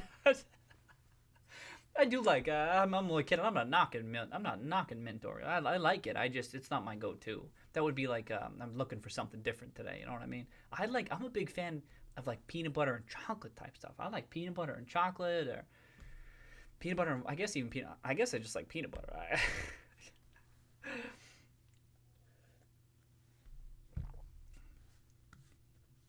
Okay, about 7.6% of volume with 1.27. Okay. Girlfriend is a team mint. I'm Team Reese's. I'm with you, Rod. The girlfriend is the team mint. Oh, I misunderstood. I'm with you, Rod. Rod, add Team Reese's and Team Peanut Butter or whatever. Add that to another hill that we will die on. Oh shit. Oh, exactly. Yeah. Can we get this, Jeff? Yeah, can we get the Samuel Jackson? I mean, GME at 15 in October, GME at 15 in December. And what I was thinking, Jeff, I was thinking about this, how a lot. I mean, a lot has happened, but not that much has happened, Jeff. And what I was thinking is how the market is kind of waiting, both longs and perhaps shorts or bears or whomever is waiting for the next material game-changing announcement, whatever it is. It's like we got up to this level, and yes, it sold off, and it went up briefly, sold back down. It's kind of leveled off to this point. But we remain in that like $14, $15 range, roughly where it was following the Microsoft announcement. And I can't help but wonder if the market's like, yo, I want more. Give me more on that long-term stuff. But this is good, though, even though it's kind of leveled off a bit here, where it's like now it's got a new plateau off which it can bounce. Now, if nothing came, that would suck. But I'm of the opinion that something will, I hope. And then it's like, boom, off to the races.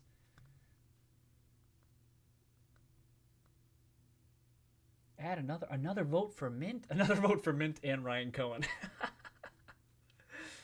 Oh, Sticks. Oh, you like that? Hey, thank you, Sticks. All right. Yeah, it just came in just in time. We just came in. Thank you.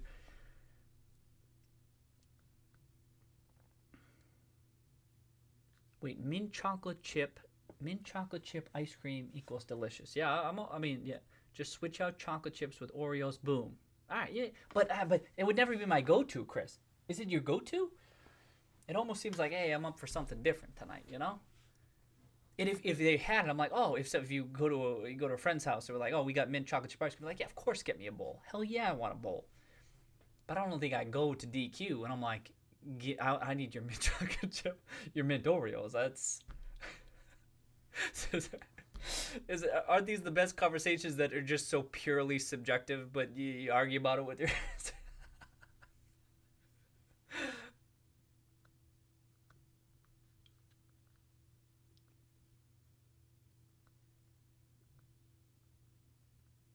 Oh, Reese's is your favorite candy. All right. And so Jen's saying Rod redeemed himself. Chris has redeemed himself.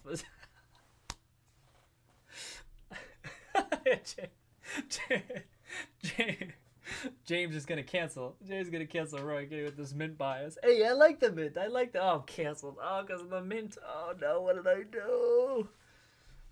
I'm gonna Jeff. I mean, not Jeff. James. James. Yeah, James. I'm gonna show up to the next stream with. I'm gonna show up with some mint chocolate chip, mint Oreos ice cream. Watch me. Try me, James. Try me.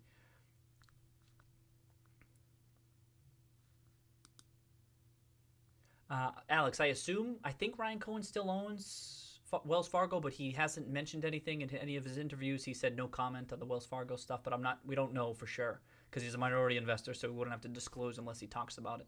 Maybe he sold out though. Chart kind of worked out. If you had a stop loss or something, you would, but we don't know for sure. It's being very mintist. I like long mint. Hey, I'm just assigning probabilities to the mint. That's all I'm doing. I'm just assigning probability. I'm pro mint. I'm pro mint. I'm team mint. I'm team mint. I'm just I'm team peanut butter. Who was it? What was it? Twilight. I'm team Jacob before I'm team. Oh shit, what's the other guy's name? I can't think of it. It's just my team mint is just a little bit further down the list. That's all. Go to his Moose Tracks. Okay, all right, Moose Tracks legit. I know I haven't been into DQ in years either. Oreo Blizzard legit. Yep.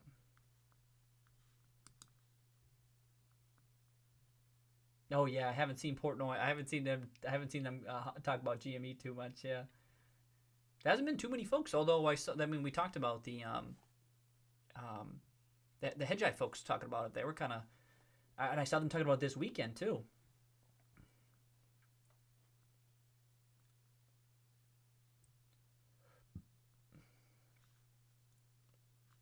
McDonald's soft serve because yeah. Look at all these mint shorters.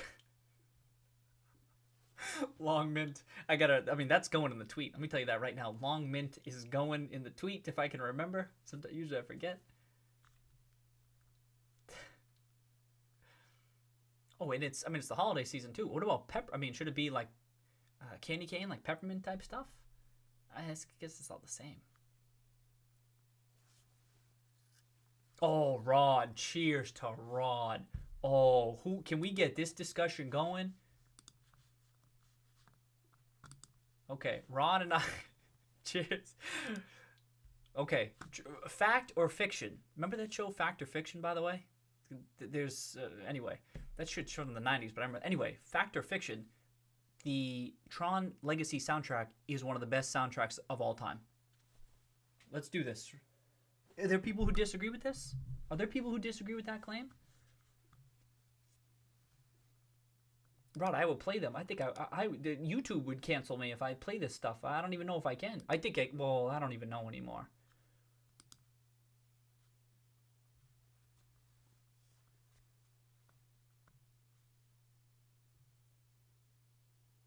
Oh, I mean, Rod, I couldn't like. I think it's like top. It's top three. It might be number one. I think this might be number one. So when I saw your tweet, I'm like, oh, this is brilliant, Rod.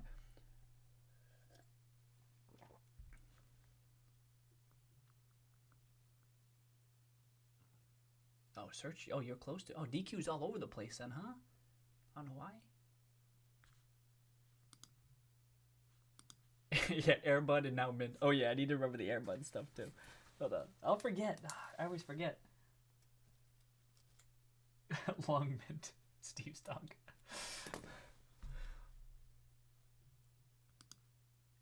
Peanut butter and honey. Whoa, honey. Oh, interesting. I'm gonna go play World of Tech. Hey, Michael Macedo, you have a nice night. Cheers. Mint futures looking green. Oh, what are futures doing, by the way?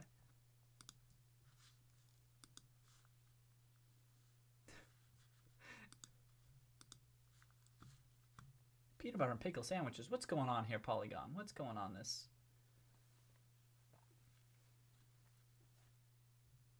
Mint and iced tea? Yep, that's a thing. Unsweet iced tea. Okay, Dusty says fact. There we go. Okay, good. Oh, yes. Dusty, have you seen that YouTube clip of all those fact or fic where he just goes, have you ever I don't know where it is, but this is super funny. It's like 1 minute clip of him saying all these ridiculous things.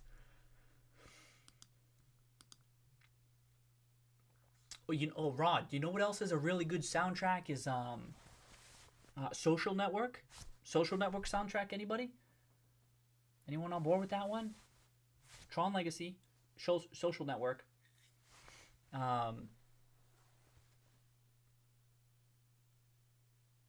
There's a handful of them. Those are two that stick out.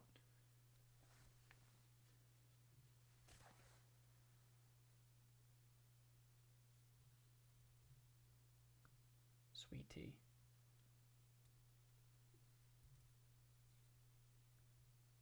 It's bad. I almost an entire dinner. Okay, Dusty knows that one too. Okay.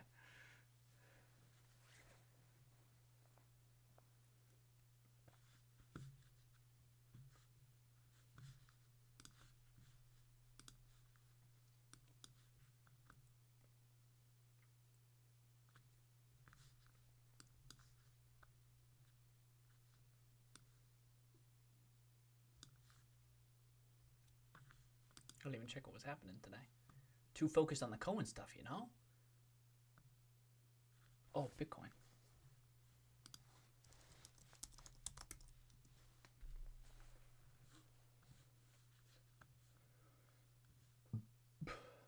Uber's back. Uber's back to set shit. Oh shit, this bear's getting to me. Oh shit.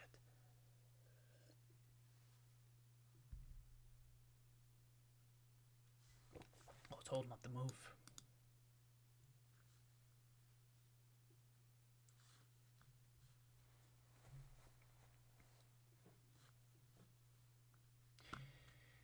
Oh yeah, okay. Oh yeah, I pulled that up, James. Do I still have it up? Okay, I must have missed it on Twitter. I missed the Twitter messages all the time. They're like, because you get the alert and then you see it on your phone or wherever, and then you don't see the alert anymore. I forget to revisit it. Okay, I'll check that out, James.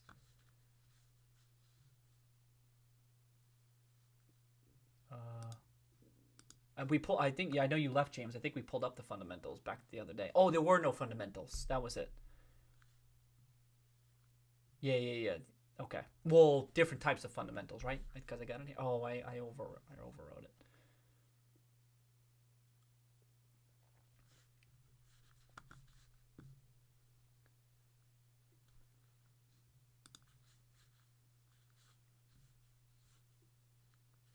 Oh, it's about that time.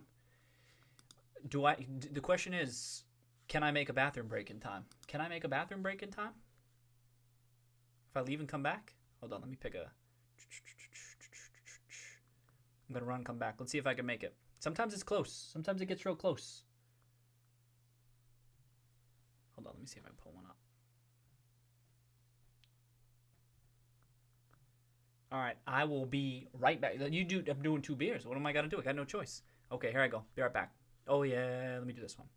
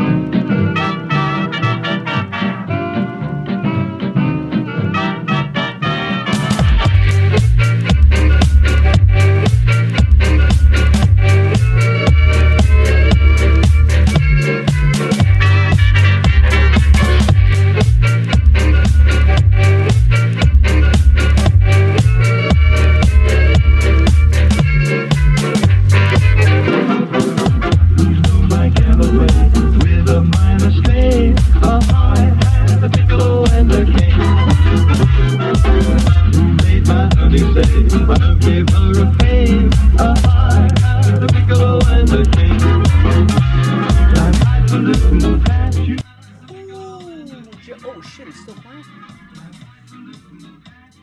Oh, it's because it's over there. Oh shit. Oh, that was close. Once again, got back just in time, everybody. Oh shit.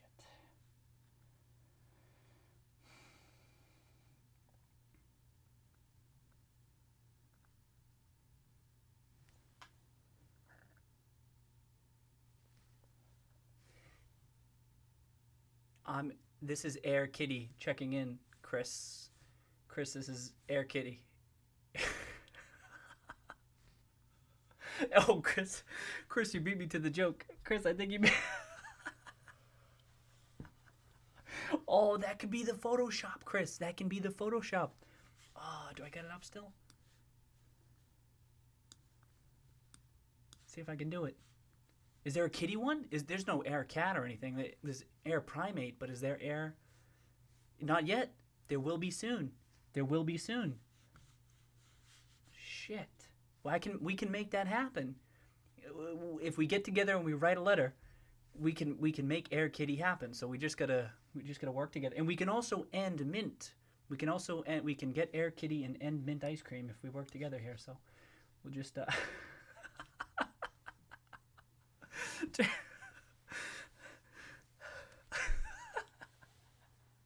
Oh shit. Damn. Oh shit. Whew, just made it. Nick of time. Nick of time. Damn.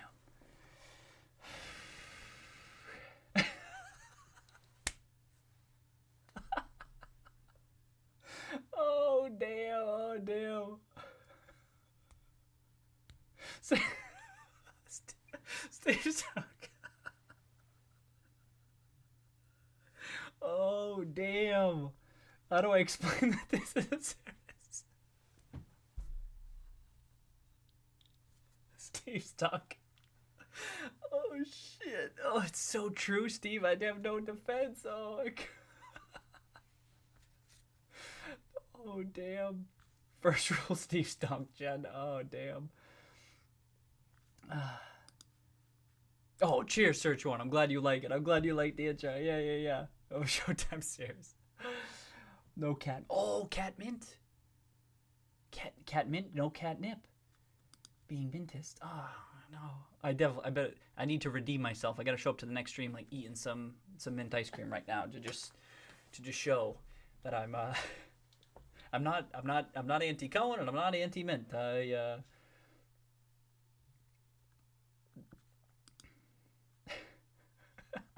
Dusty. Oh damn! Dusty's roommate walked in. Oh, so tell us now. Are you in on the cult? Oh damn! This is so funny. Hey, you can't. I mean, you can't say no, Jen. You can't say no. It is what it is. Oh no! Let me just scroll up.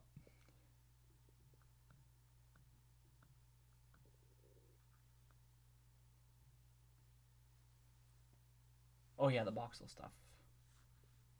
Just load up on some.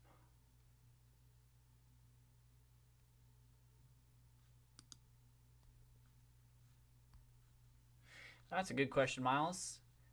Why do I look at logarithmic charts? I don't know. I think it kind of makes a bit more sense to me, but I know people who prefer the other ones. If you have an argument for linear, let me know. I'm always willing to listen. I did linear for a while, and then I'm like, I think I prefer the logarithmic, given especially like usually I might be dealing with stocks that might be all over the place, might be up significantly or down, and I've kind of leaned more toward logarithmic for that reason. But that's kind of why. Sometimes I'll pull up linear just to see what other people might be seeing.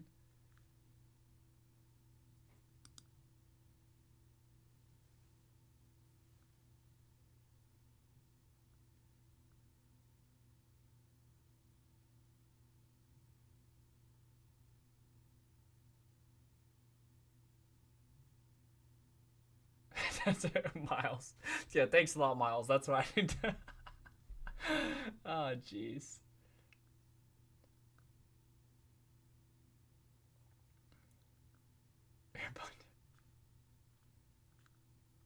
Okay, I was just trying to catch up on those.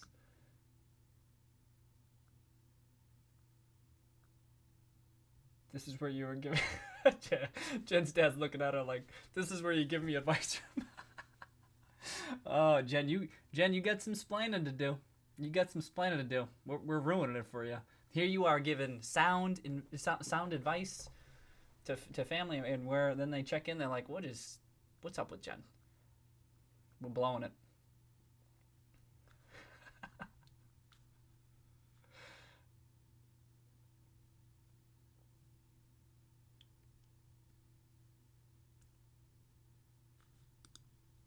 Oh, UVX, yeah. So, hey, Michael, cheers. Yeah, someone did mention UVXY in the. Oh, yeah, it turned out to be a one-day move, huh? UVXY was it up today?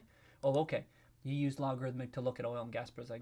Just tends to smooth things out of it. That's what I was thinking 2 miles. Especially because, like I said, if I'm dealing like multi-baggers, the chart starts to get really, really wonky with a linear type one. But okay. Sometimes I'll pop them up though. Like I said.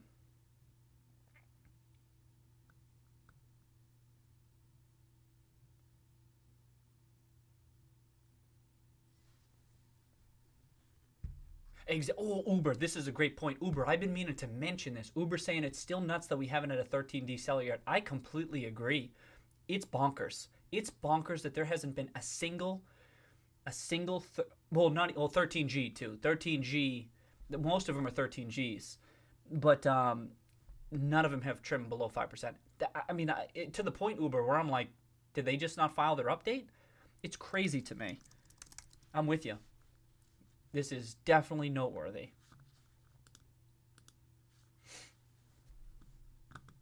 Now, yeah, forget these funds. Forget FMR, BlackRock, and all those ones, right? Vanguard. But Hestia, no trim. I forget to mention all. Senvest, no trim. We're not too surprised by that. Foss, nothing. Must, nothing. And I guess that's it. But still, I'm with you. Maverick was adding. Odd to me to not even have those two trimmed to get below 5%. I'm like, what the hell is going on here? You figure they're lending, right? They're lending, so they're like, this is worth it. I keep on.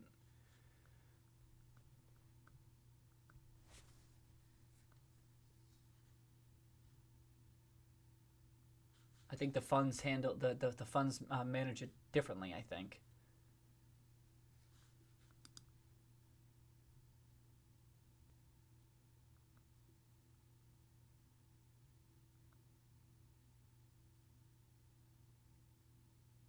Yeah, permit. Yeah, permit. Trim right before was a little bit of a red flag. Yep. Yeah, with the mask on. Yeah. Uber got Cohen stocking last year. Yep.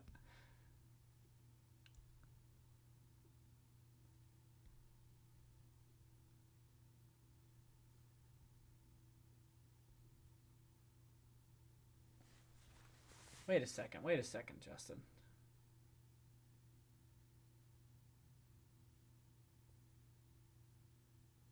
No, Justin. They'd have to file an update. These ones would have to file an update. What did you say? Foss and Must, they'd have to file an update within like 10 days or so, because they're about 5%. I think the mutual funds are different. FMR. Oh, I don't know about this, Justin. I'm pretty sure about this. I think once you breach that 5% level, you got about 10 days or so to update. I think so. I'm pretty sure. I'll track something down. I don't have anything to pop up right now. The mutual, when they're mutual funds, I think they're different. I think what you're saying, but I think like specifically because you listed those, I think. Yeah, which is what these are. These are 13Gs.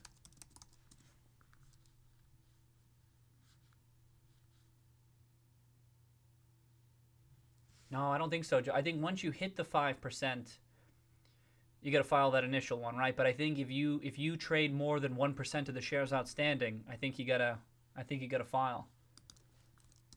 No, it's gotta be SC.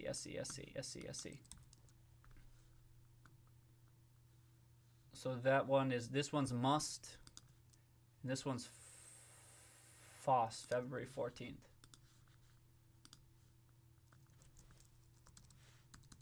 I thought that was FOSS. Is that not FOSS? No, I can't pay FOSS. Is it?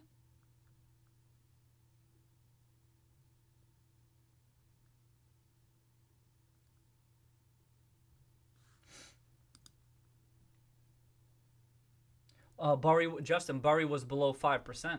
When Burry, well, he was 13D. That's why he was different. Burry was, so once you hit quarterly deadline, you can add up to. No, I don't think that's true, Justin. I think it's different. I think it's different for specifically for FOSS. I know I gotta defend what I'm saying with the link. This is fair because I know I always ask this stuff too. But like I think these ones are different. I think the passive, like the passive type funds, they are what you're proposing. But I think these, because they're different types of things. I think. I'm not 100%. I guess I'm not 100% sure. I always got to double check this.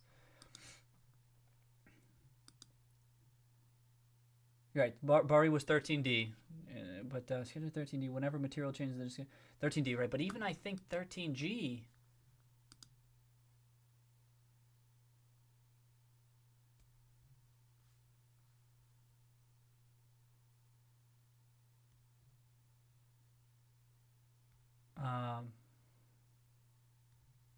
Oh yeah, so I agree with you, Justin. Yeah, 13. So to your point, Justin, you're saying 13D, 13G, same requirement. Just like Ryan Cohen had to file an updated amended 13D when he went from low 9s to high 9s. He didn't breach 10%. Wait, Justin, to what do you attribute Ryan Cohen's amended filing in September? Why are you saying he filed his amended 13D back then? Institutional investors must file Schedule 13 within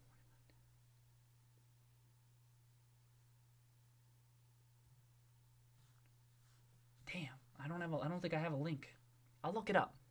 This is a good example of one of those things where I look up on an as-needed basis and I don't always retain this regulatory type of stuff. So, man, I could have sworn it was like, the error. Okay.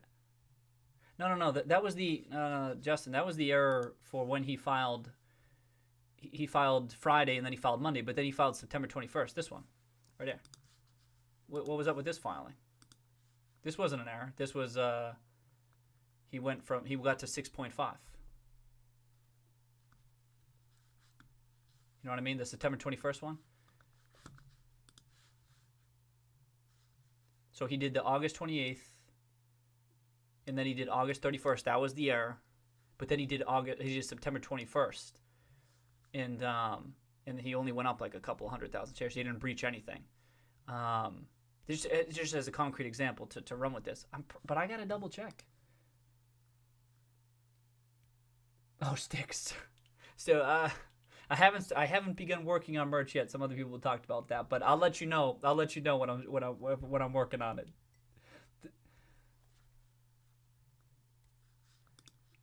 All right, Justin. I'll double check. Oh yeah. Oh wait, Uber, you sent something.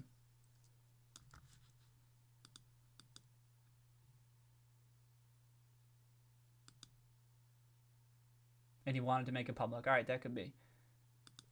All right, let me pop up Uber's. Yeah, Uber. That's usually the place I'm pulling some of my takes. That Cornell stuff. All right, let's get to the bottom of this shit.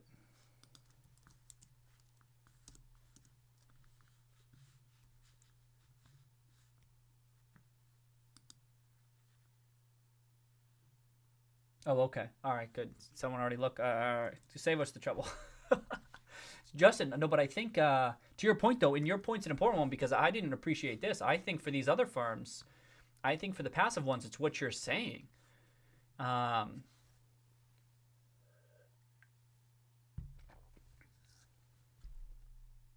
I don't know, though. I don't know. 13Fs, thank you. That's what I was. The 13Fs, I think, might be a bit different, but 13Ds and 13Gs are what you said are similar. No, exactly. Justin, I can't even. It's been a long night. I feel like all my takes are like, I gotta look at this beer with some of my takes. You know what I mean?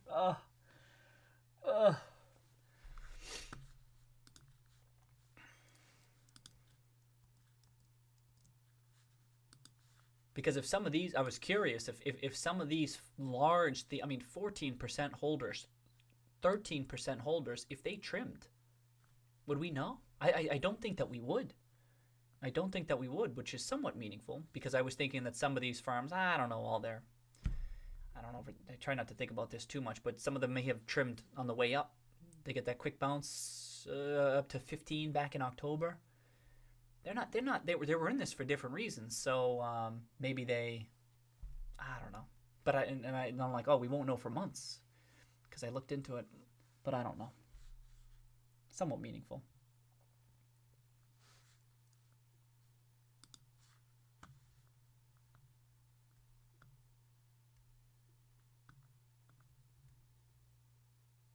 Oh, kind of quiet day. SXS grabbed during last week's madness is scheduled. Oh, I can't believe you got both, Uber. That is sick. Oh, it's great that you got it in the store too. Just had a call, Franco. Hey, Jorge's back. Oh, and thank you, Sabu. Thank you for posting that, Sabu. Disclosure thirst to trigger when a person requires beneficial ownership of more. Disclosure required each time there's a material change. Okay, thank you, Sabu. Hey, Steven Hussey. Holy shit, Steven. Just woke up and couldn't get back to sleep. It's Merry Christmas. Cheers, Steven. What a journey it's been this year. Absolutely. How crazy couple of months, crazy year so far. And let's hope, Steven, let's hope it ain't over yet, right? Let's hope. Let's hope this thing still got some legs. Let's see. Let's maybe a wild upcoming couple of months, huh? Cheers, huh? Just woke up. Must be the middle of the night, Steven. Oh, shit. Oh, damn. Hold on, let me close out of some of this.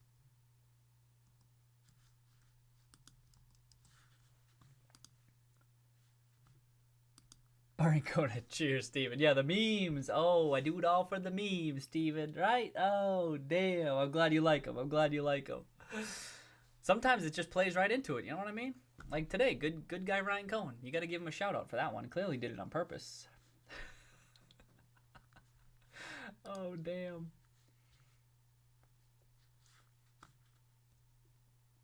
Miles, you out. Peace out. Happy holidays, Miles. Happy holidays. Say the same shit at the end. Let's watch the price action. But this time for real, right? We got news to see how the price reacts to some of this stuff. But and then also, we got some hot takes that maybe Cohen's continuing to add. So let's see if that happens, especially going into the quiet couple of days. Causing me lack of sleep for some more months. Cheers. Yeah, right, Alex.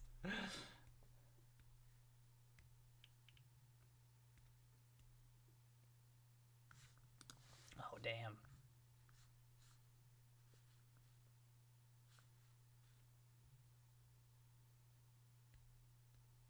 James, yeah, right.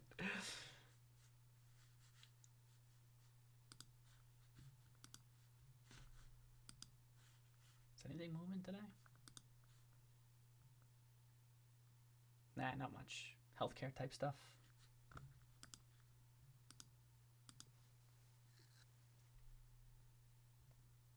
All right, largely a quiet day.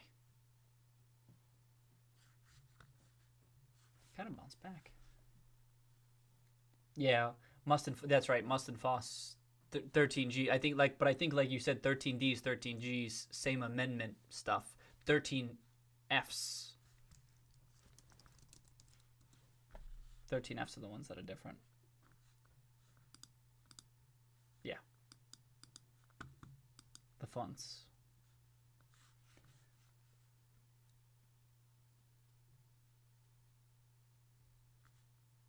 Oh, peace out, Jen. Peace out. We'll try to get it together for the next stream. Jen, you give us a heads up. You give us a heads up when your father's tuning in so that we can try to convey some legitimacy here. You give us a heads up. We'll take it very serious. We'll all wear suits. We'll all wear ties. We'll use big words. We'll talk about the importance of diversification and how it's important to analyze like funds type stuff. You give us a heads up, and we'll all talk about that. We just need to know beforehand. Have a nice night, Jen. Happy holidays, Jen, too. Oh, peace out, Miles. Happy holidays to you as well. Happy holidays.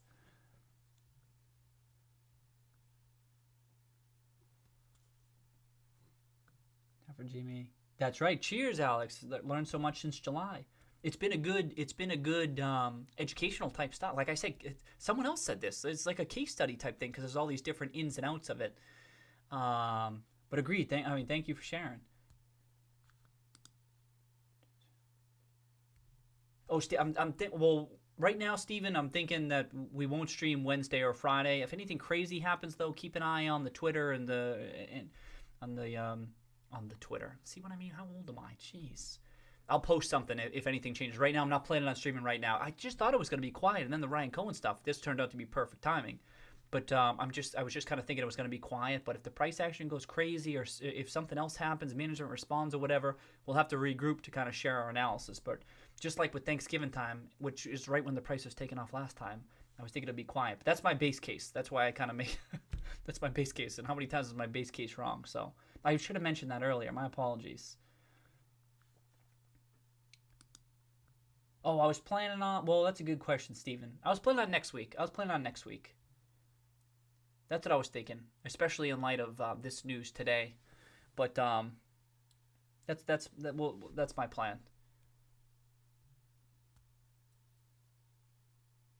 Even if not for the full week, definitely at least one. You know what I mean? Just to connect, touch base on stuff, make sure we still no crazy changes to the story or whatever. Sometimes I go off on things. People y'all loop me back in and be like, no, roaring kitty, you're assigning too high of a probability to this. I need to be roped back. Need that weekly check-in. You know what I mean? Oh shit.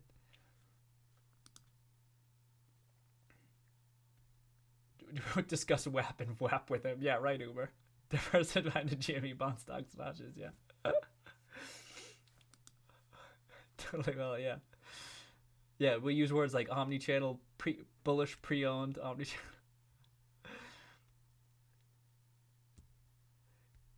Competing broadcast to fill in the market gap. Yeah, right, Uber. Looking for stolen advice about GME and all of a sudden, right. All right, Feliz Navidad, search one. Glad, thank you. Yeah, I'm happy to hear that, right? But even by myself, like a lot of us, legit sharing our takes and stuff, and rounds out our thinking. I can't stress that enough. And it's just so like you say, Search. I mean, it just so happened a lot of people had a lot of eyes on this, and we all watching it closely. A lot of opinions on this, crazy stuff happening. It kind of worked out for a lot of us to stock is a unique culture with the Delta one and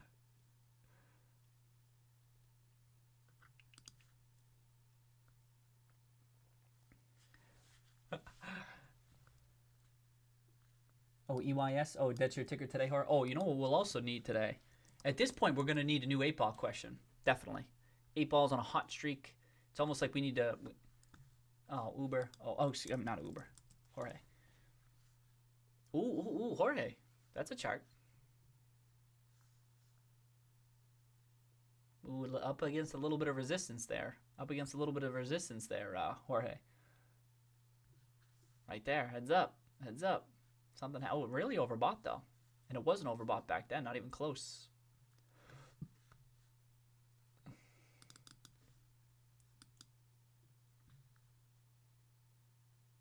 Nothing going on really. Oh, who's that? Greg Williams. Oh, that was 2018 though. Current prorated daily run. Okay. Ooh. $20 by India. I think now we're at the point where we can do this type of a question. I'm glad we didn't do this last week. You know what I mean? Like some questions you need you need the right setup for the right question. 102K daily orders as my full quarter. Okay.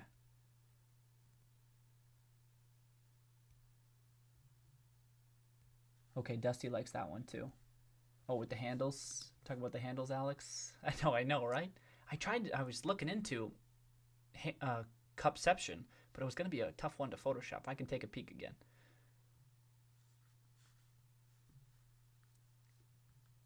Cup, handle, cup. I know, so many. Okay, what are we doing? 20? I like this one. And let's see, how much of a move is this?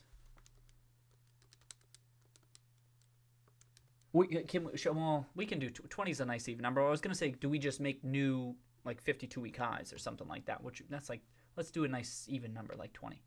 Okay, that's a 29% move. That's a couple of hours with GameStop stock. Although clearly you need more than just Cohen stuff at this point. Jeez. Oh, Golden Cross?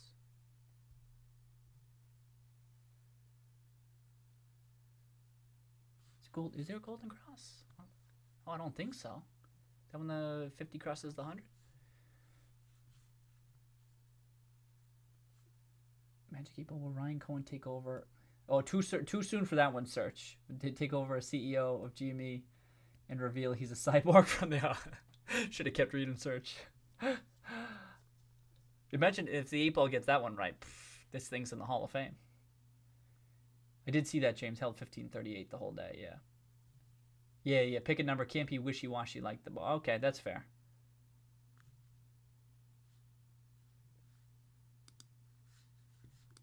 Yeah, Golden Cross back in the day, right? Yeah. Starting to break out back then. And it's charts just continue to hold up. It's kind of breaking out. I didn't update this, but it's kind of breaking out on the RSI. Huh? I mean, don't overdo it, but it's right there. Market needs a reason, though. Needs a reason. It could be a Cohen, though. I'm not convinced that the market. I think the market needs to digest this stuff. And I lean toward it. It's up. It's up to close the year, right? I mean, but I agree. Okay, we got to do this. I mean, yeah, Justin, I'm not 100% sure. I mean, I'll die on the Tron Legacy hill, but I don't know if I would die on this hill. All right, I'll have to double check. Although I think the link that do I still got it here? I think this is a good link. I'll have to double check. I always got to recheck that stuff.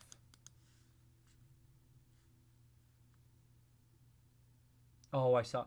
Yeah, with that, the old sell the news type thing. I did see people talking about that, and I thought that was a good take. I didn't do anything with it, but if it is B, C, or D, all right.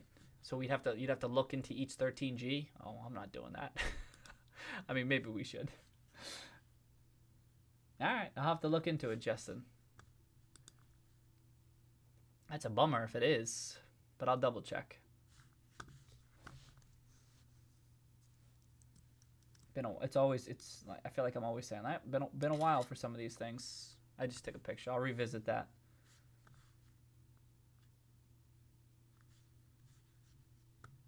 Took a note to revisit those particular check marks.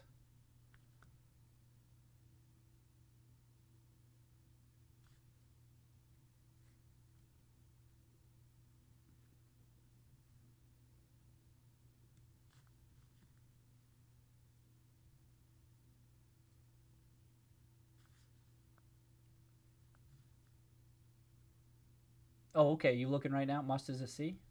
Oh, okay. So does C mean...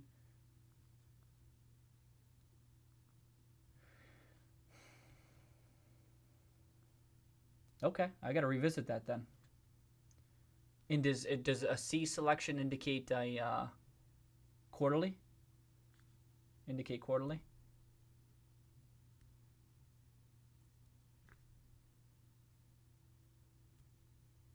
Okay. All right, I'll double check that. I forget.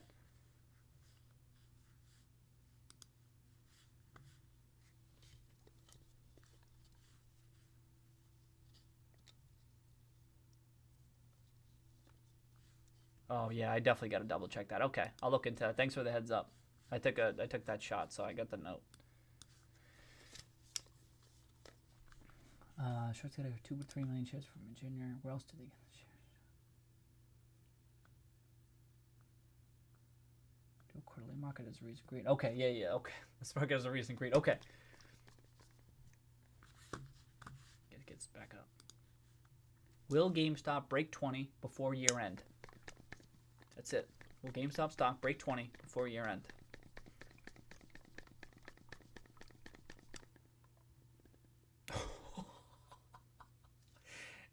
Does it get more clear cut than this, folks? Does it get more clear cut than this?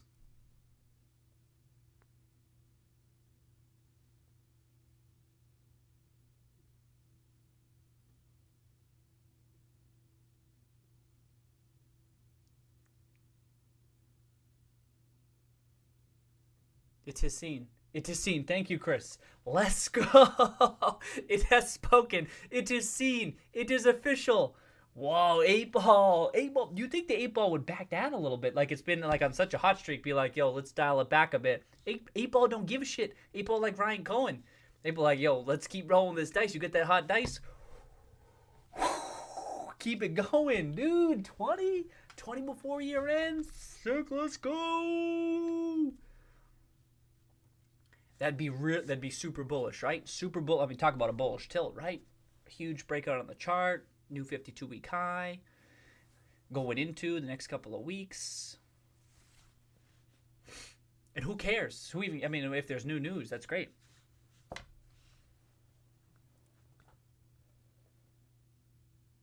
Let's go. Yes, it had spoken. Yeah. Sticks. So you love to see it. How are we supposed to get that? I love all the hot takes immediately following the 8-ball.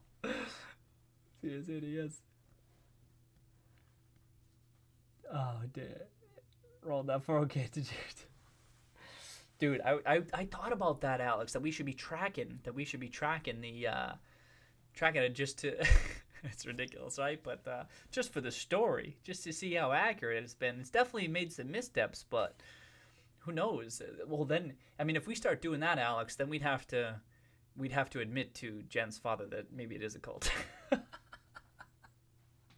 We'd have to admit that maybe if the 8-ball's dictating our trades here, or how are they? Like, we got to revisit, we got to regroup. That's okay. Well, hopefully. That's right. We'll still have the reference by way of we can. I mean, sometimes the damn chat breaks, but we always have the 8-ball. And that's why I brought it up to the screen. We got it for posterity. We got it on there. So we can always go back. That's. I mean, good luck me trying to track it down each time. But if we get to that point, so be it. We can do it that time. You know what I mean? Exactly, Alex. Hey, if it's winning, let's keep it going. I'm on board with that.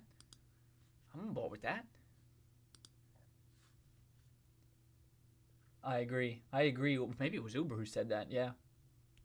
I mean, Uber. I mean, at this point now, given all that's unfolded, I mean, it kind of feels like it is. But if it goes crazy like that,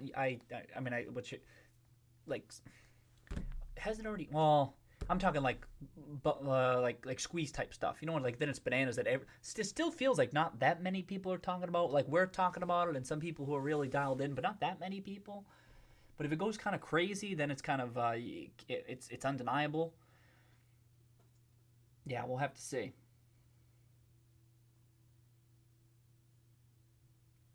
There's one for the books. Maybe it already is. And now that Cohen took that stake, you know what I mean? And it kind of, I mean, it gives you hope.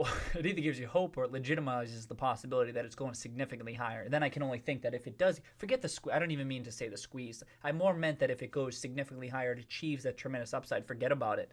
You go from a $200 or $300 million market cap to a multi-billion-dollar market cap, say 3, 4, 5 billion, even 10, I mean, imagine if it were 10 billion. Boom. I mean, it's done. Like I said, and I think I said this in one of my tweets, that I even thought 12 months down the line, it could be people will view this management team.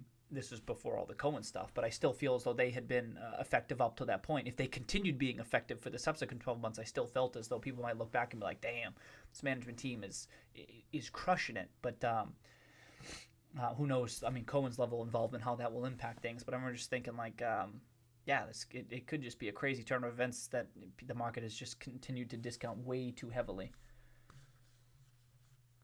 Didn't a monkey? So Sticks, you saying did a monkey outperform a bunch of hedge funds? Let me tell you something. I think it was it this one? Is Chris still here? Sticks, was it this monkey right here? Because it could have been. Was it this one?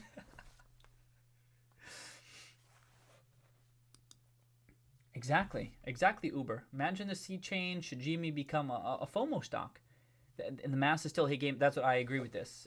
Ignorance is people. They're just not buying into it. So if it reaches that point where everyone's now buying into it, and like Cohen buying at a $1 billion market cap is like not proving that that's going to happen, but raising the odds that that's going to happen, which is exciting. Which is why a lot of us are excited by today. This update buying at 16 is no joke. Someone said that. I agree with that. And so, but if they like start buying into this and it goes crazy, like many of us think, and I know Uber thinks this too. Like you ain't seen crazy yet, right? That's not to say it's definitely going to happen, but if things do get wild, forget about it. And I'm of the opinion, like I know Uber is and other folks, that no, shit hasn't gone crazy yet. So look out if it does. Oh, cheers, Leo. Okay, so Leo, you learned a lot already. Yeah. It's just been even I myself, like I say, educational for me. Some of this stuff I forget, and I've never been this dialed in with the stock that is going down this many different paths. I mean, there's been multiple activists in this stock over the past since I've been involved. So it's been, it's been.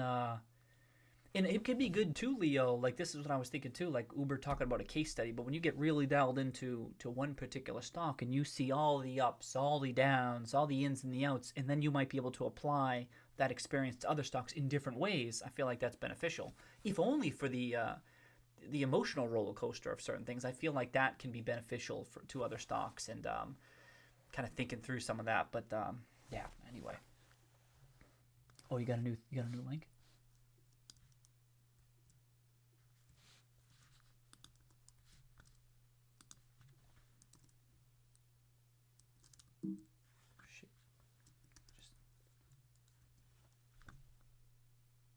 Oh, perfect. Okay. Oh, direct upgrade. Okay.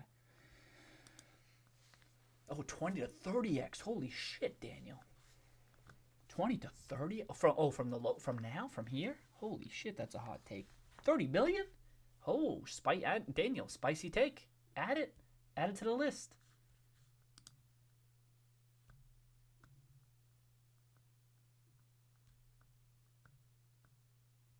None of the 13G files have to update unless they go over to. Oh, okay. Yeah, Justin, I definitely need to revisit that. Okay. You're 99% sure? All right. You. Now I definitely revisit. Because and this is important to me because like I was just saying, I don't know, whoever knows how long ago, it was crazy to me that none of them had even amended, right? Because that's nuts to me. This quarter, I could understand through the prior quarter, but so I will revisit this. Okay.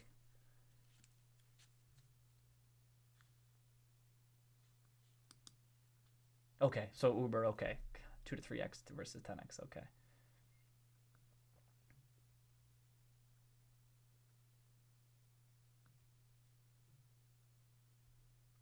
Yeah, I know.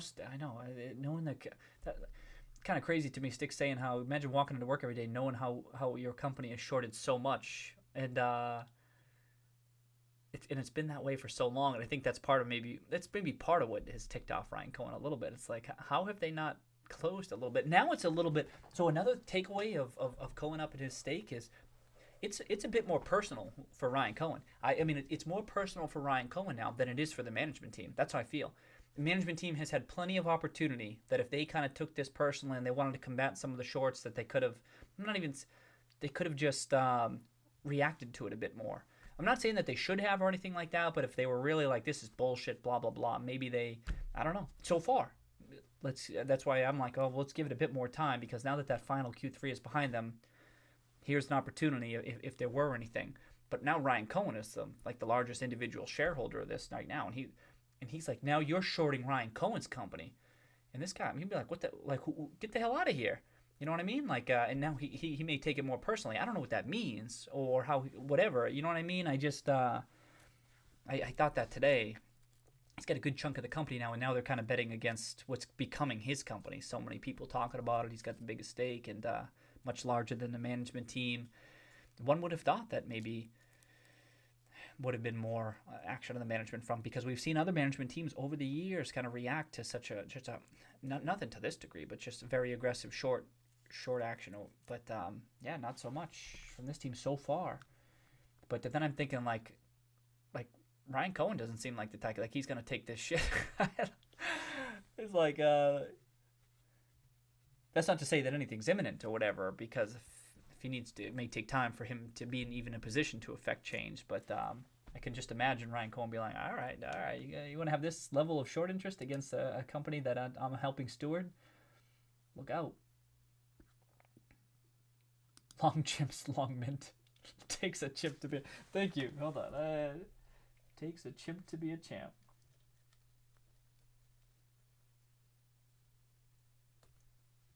Long chimps.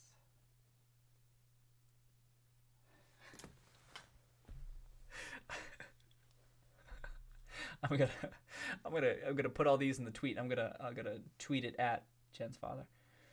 Amendments requiring 10 days. Thank you for sharing this, Justin. Thank you.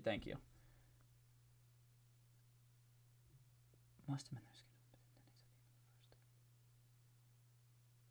Institutional investors must spend that 13 within 10 days. Increase or decrease from more than 5%. Okay. Thank you. I'll revisit that. Samuel, exactly. It's over 9,000. That's right, Samuel. I really want to believe it was on purpose. I really want to believe that was on purpose.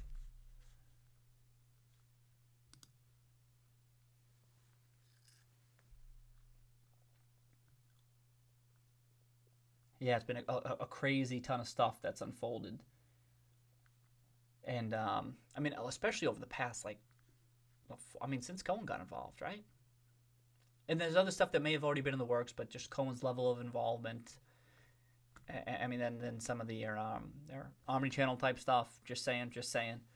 Same-day delivery, app, blah, blah, blah, blah, blah. But the Microsoft stuff, and now kind of the more activist stake, aggressive pushes. This is on the heels of Hestion permit. It's been just kind of a wild ride. That would just be cherry on top if they it just keeps on running. It'd be wonderful. And I actually don't think it's that crazy. My what's the market cap now? $1 billion. It's just crazy to me that a $2 billion market cap. Where's Polygon to make fun of me for this? Would be a $30 stock price is $2 billion market cap, and I felt as though, especially after the recent events these past couple of quarters, that legacy business model might be upward worth $1.52 billion. I can see that, and I think then you still have all that upside, and I think, damn, you'd be at $30, and then you could still have a tremendous amount of upside.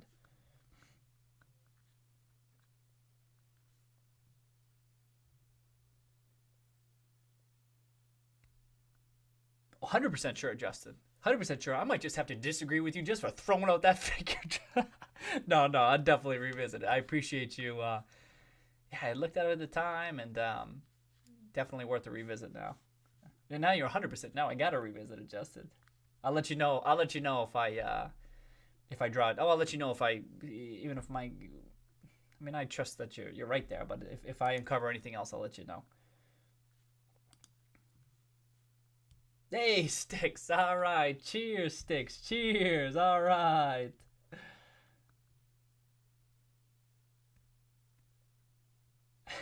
Happy Monday. Happy Monday. Happy holidays. Hope you had a good weekend. Hey, Blessed Spear. Cheers. Oh, you were here earlier, right? You bouncing back? I thought you saw the stream club. Oh, we fooled you. It was a quick break.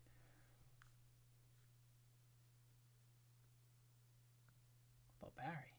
Oh, Barry? Oh. Exactly, Ryan. Ryan talked about how it could be when it gets personal, like it did for Michael Jordan. Then look out. You don't want it to get personal.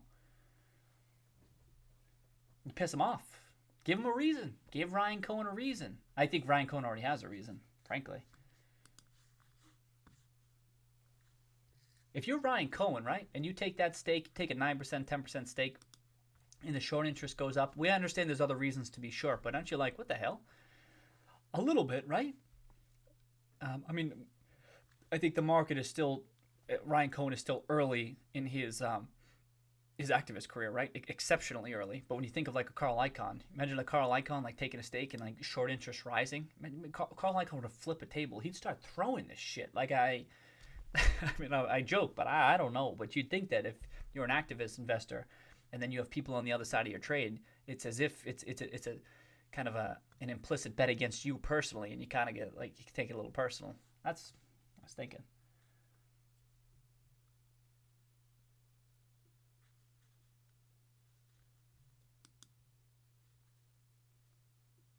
Oh, what's that mean, Joe? Oh, is that?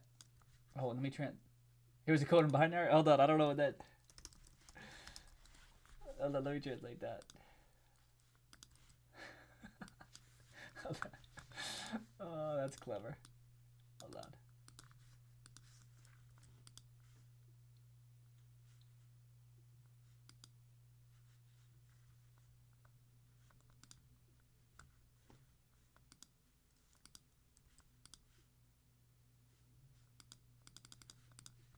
Oh, it didn't work.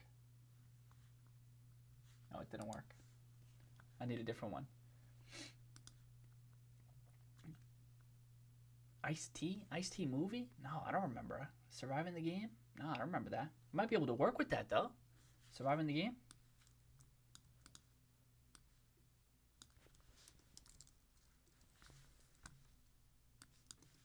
Movie poster?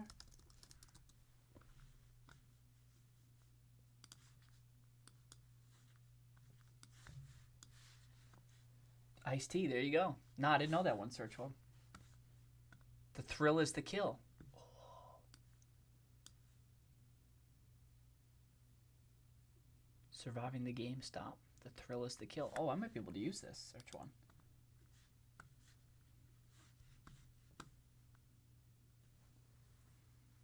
Oh, so Samuel, so this is a good question. I see a lot of people get this wrong. Samuel asking, what was GME's market cap during the previous cycle? So just a heads up to folks, I see some people, the market cap that they're quoting is based on an adjusted stock price. A dividend adjusted stock price. The actual stock price was not a $9 billion market cap. It was closer to what you're saying, Samuel. It was closer to around $6 billion market cap. And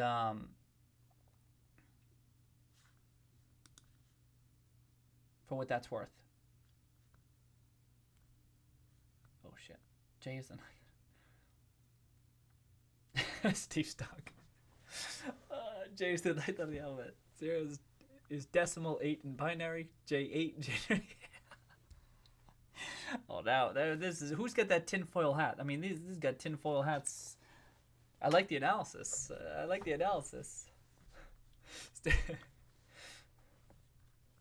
I want to retweet that, Steve, and be like, this is the type of high quality analysis we do during the GME live stream. This is it. If you want a taste, if you want a taste of this high quality stuff, you got to tune in.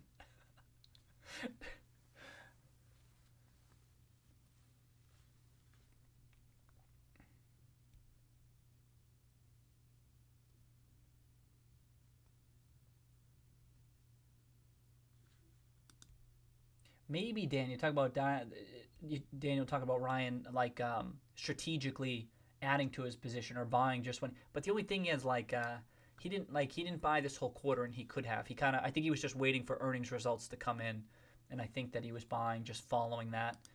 Like they could if he had been trying to buy it when it was, what do you say, at the right time when they have to set up to begin to cover, like he could have been.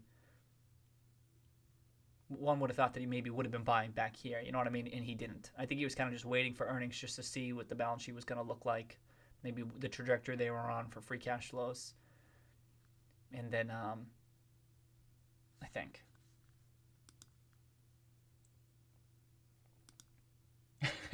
Philly.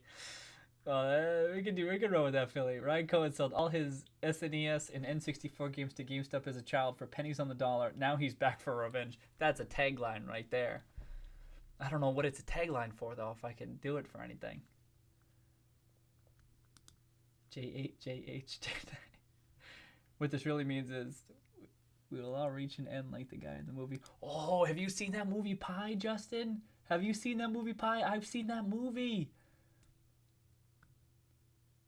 I've seen that movie. That movie's. That movie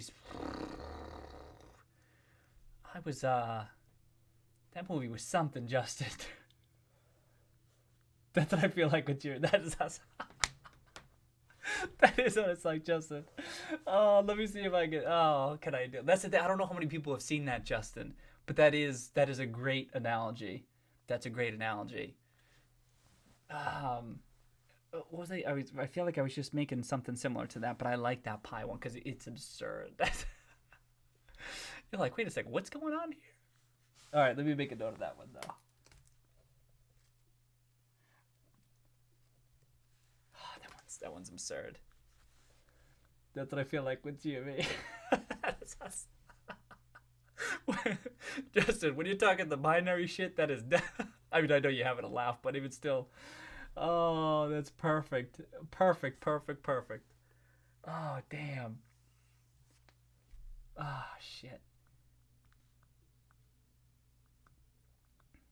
9 minus 8. 9 minus 8 equals 1 Cohen is the 1 in the matrix. Started early in that guy. Hey, it might be. Is it hard alcohol? Is Steve Stonk is still here? Steve Stonk, is it hard alcohol time? Do we got time? It's getting kind of late, but if Steve Stonk were doing it, maybe I might be able to. We gotta. It is eggnog season, huh? Chimps and code breaking. Come to the arcade stream.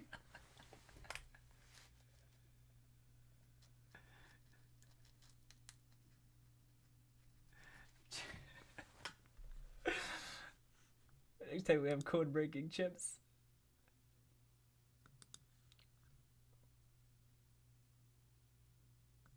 I'm trying to pay off subscribe for that. It's Carl.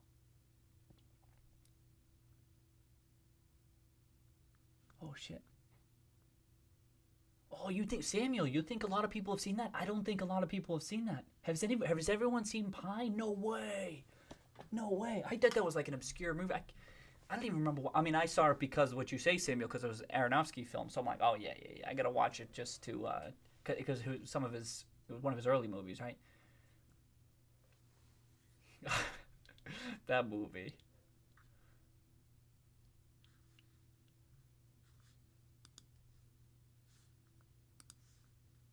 Well, wait a second. Hold on. It's getting late, so I need to just double check this, but yeah, okay. I was going to say, speaking of, I mean, that movie's Pie's out there, right? But speaking of Aronofsky movies that you're like, do I want to rewatch this? Requiem for a Dream. Requiem for a Dream, anybody? Oh, someone just said this. Steve Stonk. Steve Stonk, I didn't even see your card. It just jumped. Hold on. Who hasn't seen Great SRC? Really Pie. Stream of consciousness came up with the thumb. They could somehow convince him. Yeah, that's the thing. I mean, Uber. If it's true that they, at this point, that they can't get out, or there's not enough volume to get out, I have to wonder that because they didn't. Uber, why aren't they even trimming? That's like my big question. Why not even trim? It seems like they should have trimmed. It seems like we should be at like a $50 or $40 million short interest. That they haven't even trimmed is stunning to me, which makes me think that maybe they think, number one, that their thesis is correct, right? Or even more correct now that the price has risen. But number two, that even if they were wrong, that they could get out. I'm like struggling with that. Oh, Steve, Requiem for a Dream is the better movie.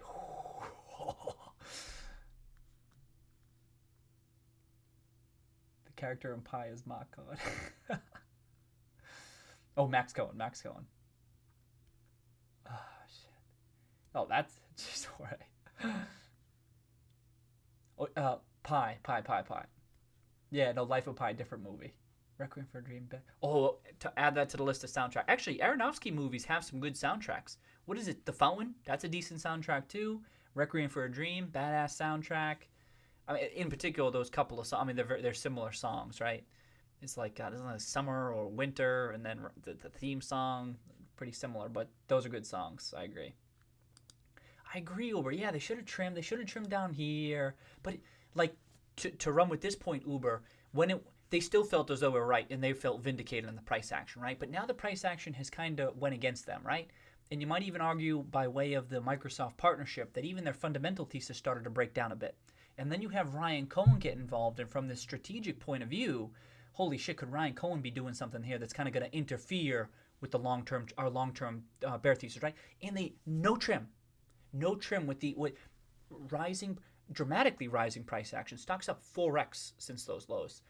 Some not as much as we would like, but some announcements that have risen or caused the terminal value to increase by some people's models. Maybe not theirs, but I mean, come on. I mean, and then the Ryan Cohen angle. I think you don't trim. How do you not trim?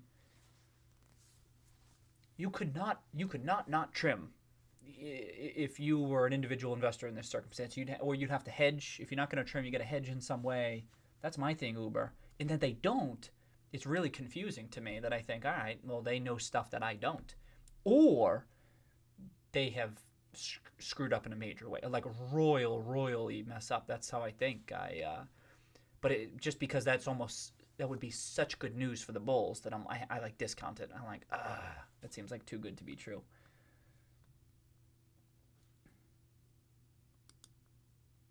Emotional, maybe, but I feel as though these institutions, they don't get like emotional to the degree that individuals would. 3, 4, 5. So, well, okay, I think they thought they were so right. I agree with that, Uber. What happens to the one shares?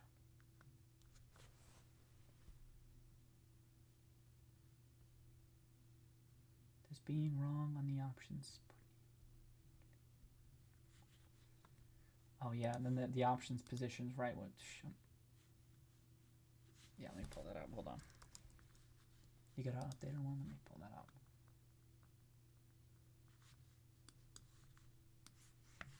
up. This is good. Rod. Oh, you just did that. It's over 9 million.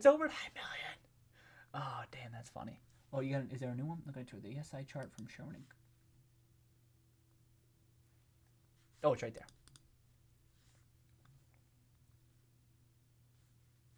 Yeah, but why not trim? Why not trim these past couple of months, Uber, you know?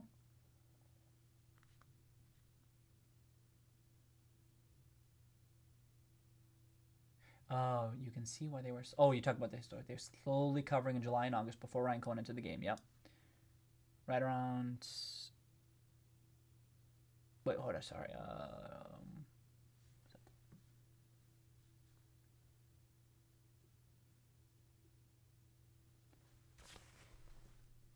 Green. Slowly covering right down there. Yep. And then it started to go up. Okay. I'm with you. Yeah, so he wrote, but why not trim if he's ruining stuff, right? You're seeing it in real time. Why not trim? Well, exactly, Samuel. At what point does risk management force them to? Price action starts getting out of control. I felt as though at least it has to some degree that it should have been trimmed already, but the hell do I know? Okay, 18, 19. That's what we were thinking too, and of course it got knocked down at right when it did. But now we're right up there. The more time has passed, the chart has been like this bullish chart has been supported and validated. Like, I mean, not a crazy amount of time has passed since it last got to that 18-19 range, but still now a breakout here. Okay.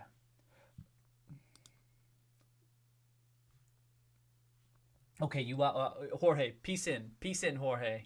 You have happy holidays, Jorge. And that chart was looking interesting. A little bit up against a little bit of resistance there, but it's overbought this time around, and that was crazy because it was coming out of the lows and stuff. But I wonder if there's more to the story there. I have to look into it. Philly, yeah, Philly. I'm planning on taking Wednesday off right now, but if anything changes, I'll post it on Twitter or YouTube. But my base case is it's going to be quiet right now. But if anything nutty happens and we need to like share some research, like I got to maintain that flexibility, right? So we'll see. But it turned out to be perfect timing for today because of Cohen stuff. But let's see what happens from here on out. I know I should have announced that at the beginning of the stream.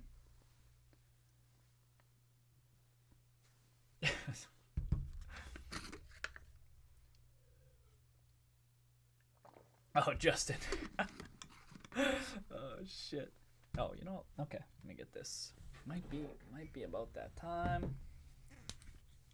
I mean, now that we're breaking into the binary, you know, at least worth a little bit right there. That'll do. Cheers to the high quality analysis that we're doing here. We figured it out. We're translating binary into middle vec.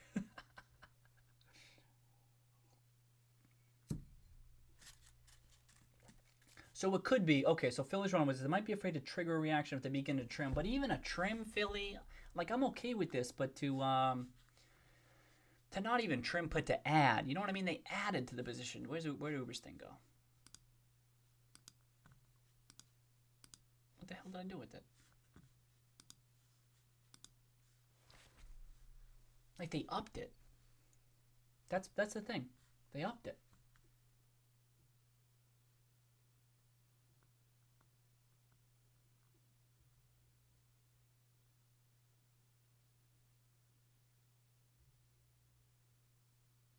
All right, yeah, no one really picked up. Not even I saw the Street had an article, but it was nothing in it. It was just like it don't look like it wasn't automatically generated, but it might as well have been. There wasn't anything in it.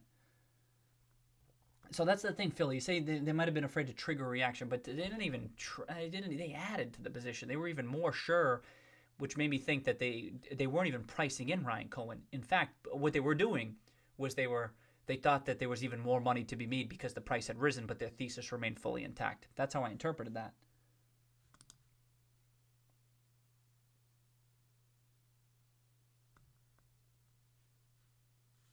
Oh, you. Okay. Sorry, you get me the short one. Okay, I get it.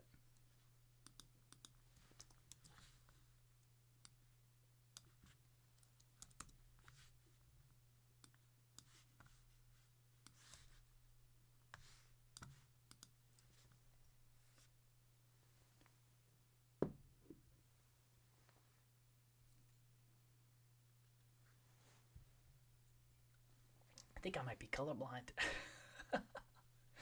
My wife says I am.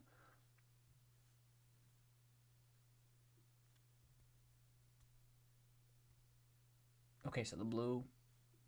Okay, so you're saying they're starting to close, but not that much though. But it did get under 60. Okay, that's notable. It was under 60. Was it under 60 back then?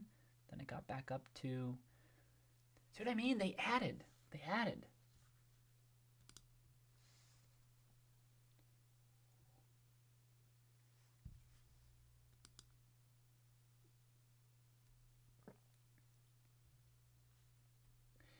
Alex, you probably wouldn't get you probably wouldn't get number of customers to calculate revs per customer. You could get like revs per square footage of all their total stores, or revs per store. That's something you could get from the 10K.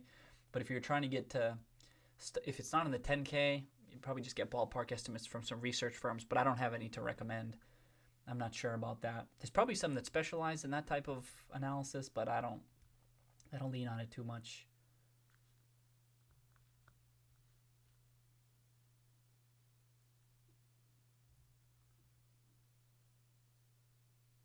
Right. Oh, you could do members. Good call, Uber. You could do members, power up rewards members. That's a good call.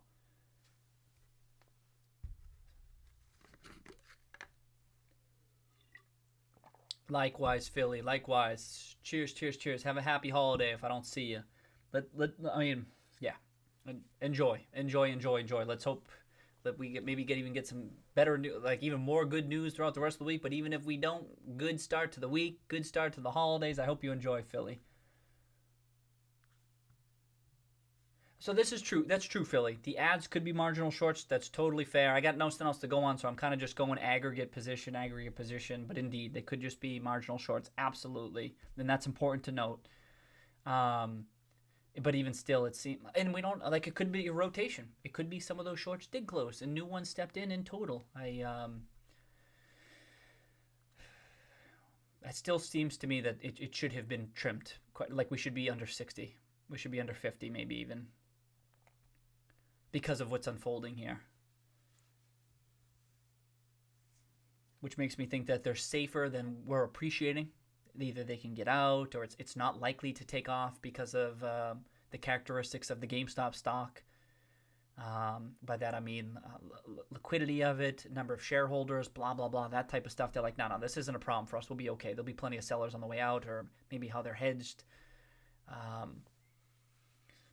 Or they're wrong in a huge way, and they've been so slow to drag their feet that maybe, like you said, and they're just like, well, we better not trigger anything by even starting to close because people will pick up on it. And when I see the volume, I mean, I guess the volume kind of supports that because I see, in my opinion, not that much volume on this stuff, and I think, and do they think maybe some event-driven folks will if they start picking up the scent, they're like, oh, you're starting to close, but I don't know. Ah, shit, I gotta close out of some stuff. I'm losing track.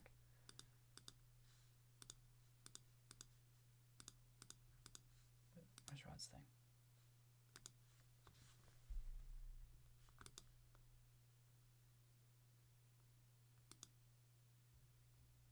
Peace out, Jorge. Peace out. Happy holidays.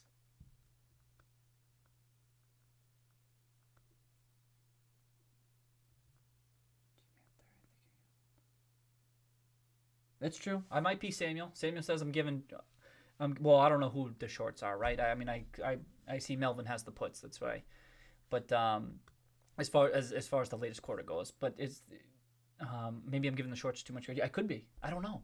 But I default to I'm ignorant because it's always been the safer path for me. Downside protection type stuff, right? Perpetually focused on that. But maybe I am giving them too much credit. Sometimes sometimes folks just double down on the wrong hand and it's a mistake.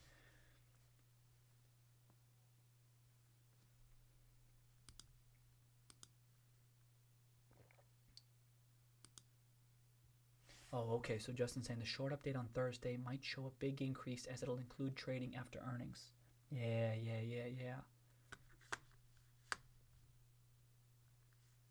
Yeah, I'll be curious to see what that is following earnings. I suspect. What do folks think? I mean, I think some of them closed. I felt some of them closed back here, and maybe some of them did, but it wasn't a crazy amount of closures. Again, when you get a stock pullback like this, it makes sense that some of them went close to kind of lock in some gains, but I don't think that was probably material closures.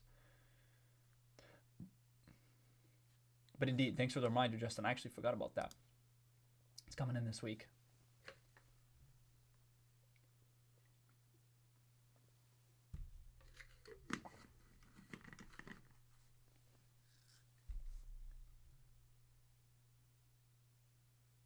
They think they can control what they're using. That might be, maybe. And it could be that's the simplest explanation, and I'm, like you've seen me do times in the past, where I'm overcomplicating it by assigning probabilities to too many things. Sometimes, Occam's razor, you know what I mean? It's the simplest hypothesis.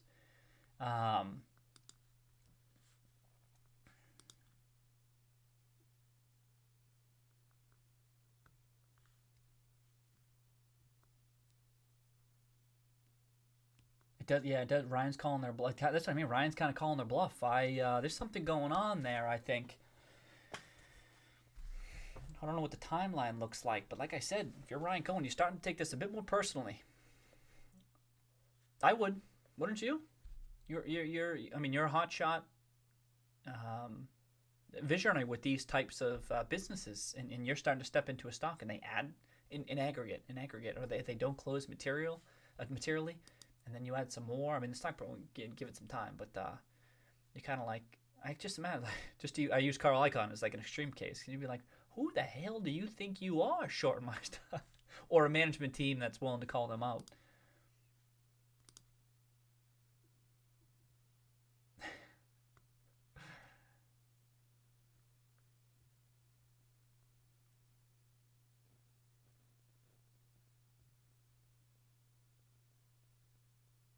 Oh, EO talking about the synthetic longs because of all the shorts.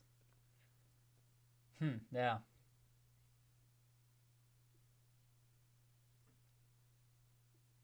Float is going to Lookie. Oh, that's true. Justin's saying the percent of float is going to look even worse now, right? Because Cohen's eating up some more of it. He's an official insider now. He'll be removed from that float calculation.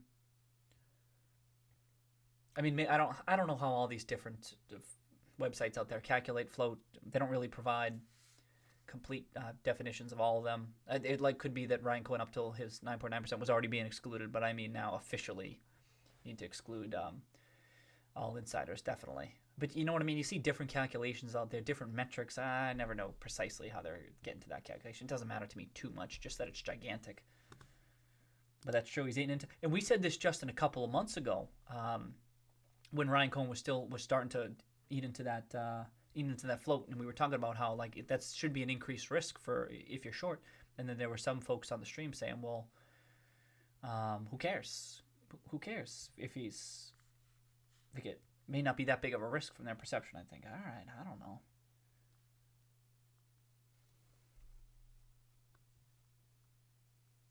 Okay, caught up. Okay. The shirt might hit all-time highs now. I wonder, Justin. We'll see. That'd be something. And many of us, they could get to 200%. Can you imagine? Oh, Chris Roth, you out. Peace out, Chris. Happy holidays. Have a nice week. Merry Christmas. Happy Hanukkah. One next week, unless we get a surprise stream. Absolutely. Cheers, Chris. Cheers, cheers, cheers. Have a nice week. It's crazy. Won't come in. Yeah, crazy. Borrow fees are still elevated too. I could probably compare. It's not a linear relationship. No, it's not. Not a linear relationship. And to Uber's point, a lot of this isn't linear, and many of us, including myself, even at times, think in linear fashion. And like I might be thinking, oh, they haven't trimmed or anything like this, and I'm kind of thinking about it in slow motion. But it could be, to Uber's point, that there's some series of events where all of a sudden these borrow fees are just in the stratosphere, right? And then suddenly they need to close, or that, you know what I mean? Then something happens, and then all what has slowly happened or not happened over the past couple of months is irrelevant. And then boom, it hits, and then everything's going haywire. You know what I mean? Like what happens is people get complacent, right? That's where we've been saying a lot, right, Uber? And even with our analysis, we're like, oh, this is kind of how it's unfolded so far. This is how it's kind of unfolded. Now imagine something happens, and this stock's at 30. It's at 30 in a couple of weeks. Who cares why? $40. I don't care. And then like, holy shit, what's going on here? And then it's like everything's just what's kind of unfolding here very slowly, or it's like who gives a shit? We're in a new world, and it's like to Uber's point, it's a good point that not everything is it's just not always linear.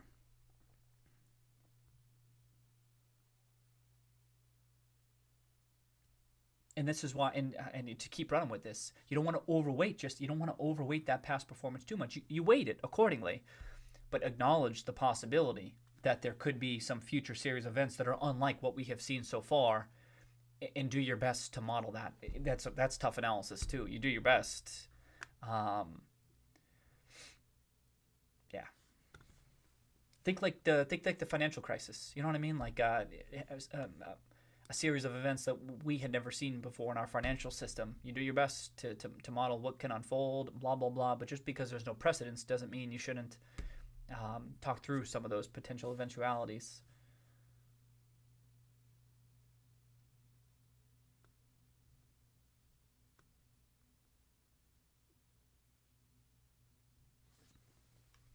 The shorts never close. Yeah, blessed.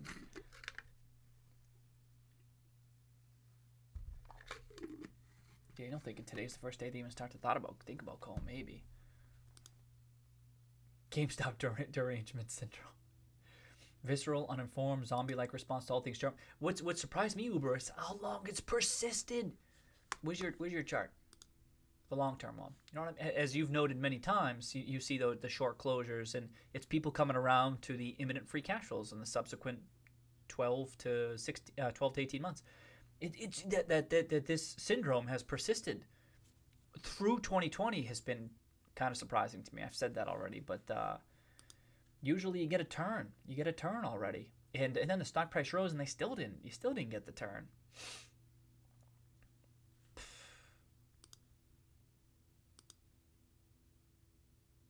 Oh, that's a good point, Justin. The dollar value of the short position is still the highest ever, except for the period 12.1 to 12.9. Yeah. Where's that chart? Yeah, right here. Talk about these days right here. Yep. We're right at that 17, 18, 19 range, huh? Break out of that, look out.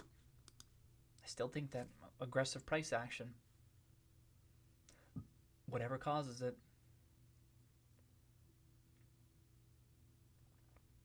price action can just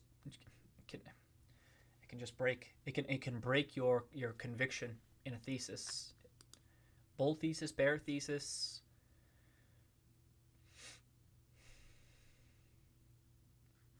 I don't know, but I thought that like I say, I'm kind of surprised they didn't even trim yet. But now, to Justin's point, it's getting expensive, real expensive. I mean, we don't know how big these firms are. When I say, I mean relatively speaking. If you're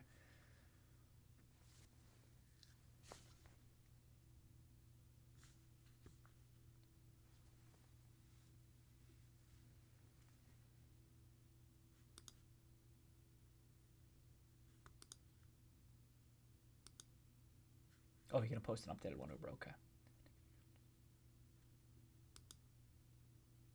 Yeah, I guess.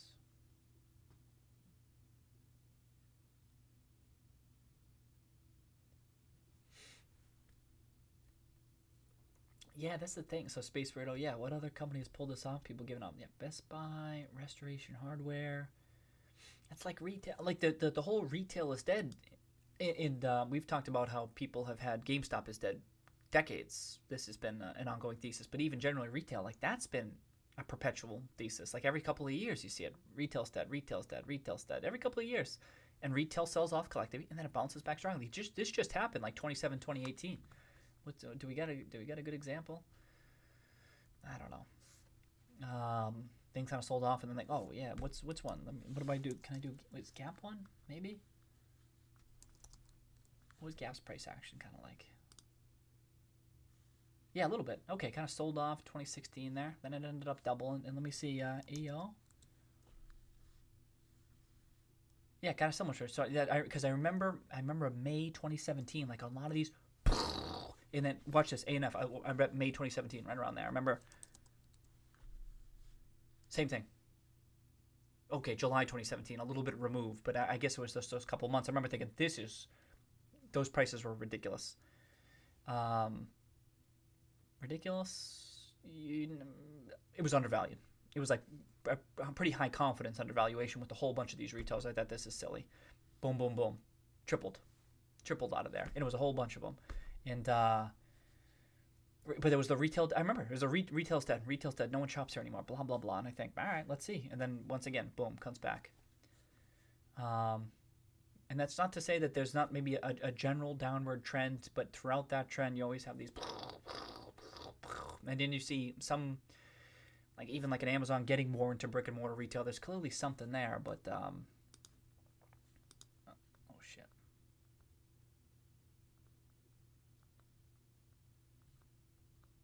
I missed some. Ah, well. Too slow.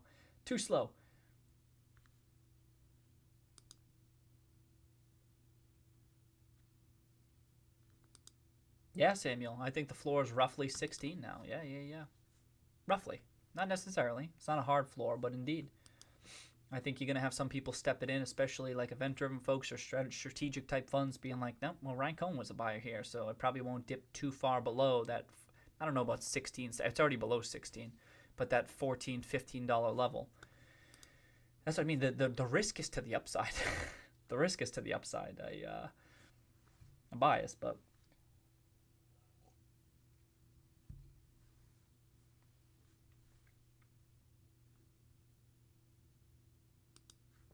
indeed, Uber, right? So many people, and then you see so many articles out there about crazy short interest.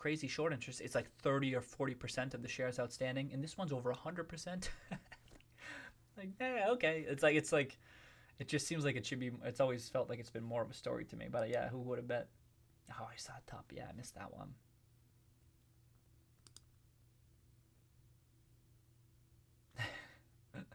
Oh yeah, PEI. I know. Is that PEIX? I know that.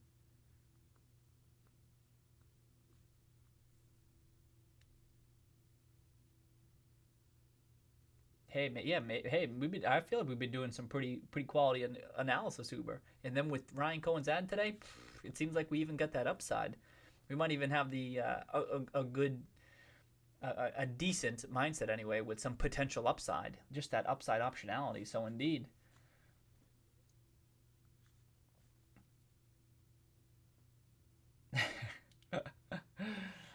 Oh shit. Oh, okay. Thanks, Justin.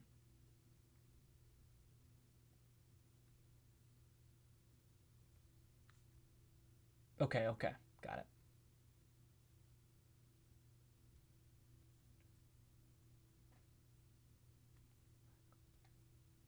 What's your next steps to take over then? Well, yeah, if that's his goal, to take over. What's this green share pricing? Share short. And you could argue too that they were part of the reason that they were raising their short interest is to try to control the price action. I'm certain I've said that in the past. That's one reason you do it.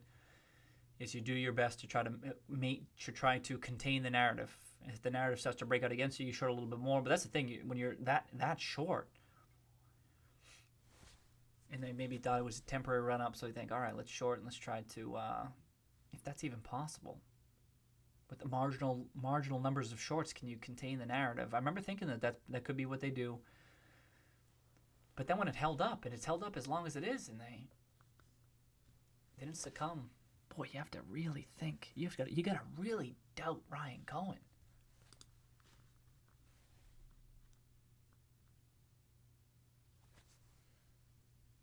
And management. You doubt management, which we already figured, right? Because they thought that even if the company does have free cash flows, they're going to squander it, right? They're being like, you're going to blow this. But now Ryan Cohen gets involved with it's management's duty to kind of like, oh, we gotta do right by this company. But now you got Ryan Cohen, whose ass is on the line himself with his own money, and he's believing in that upside. Then what are you thinking? Now you think management's crazy and they're going to waste the capital. Ryan Cohen, who's a visionary, but is he clueless? I'm very curious. Yeah, I mean, now I'm curious to see. I'm curious to see what that short interest is going to be post earnings. Right? Is that what you said? Post earnings? Good.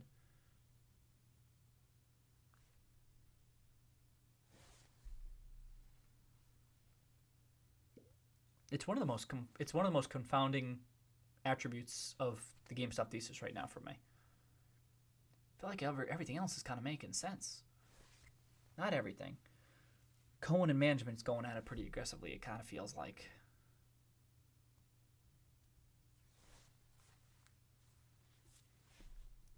Whereas he'd been involved with the company for a while. You know what I mean? Like that kind of, how often does that happen?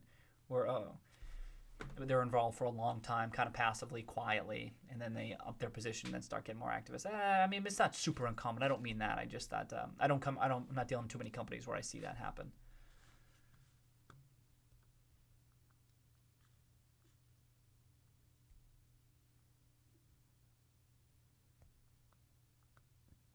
Oh, where are you going with this proposed majority board slate first week in March? PR before that as a rebuttal to whatever management says at ICR.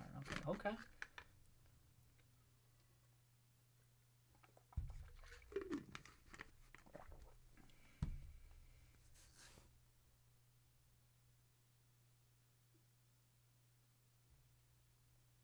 Not if?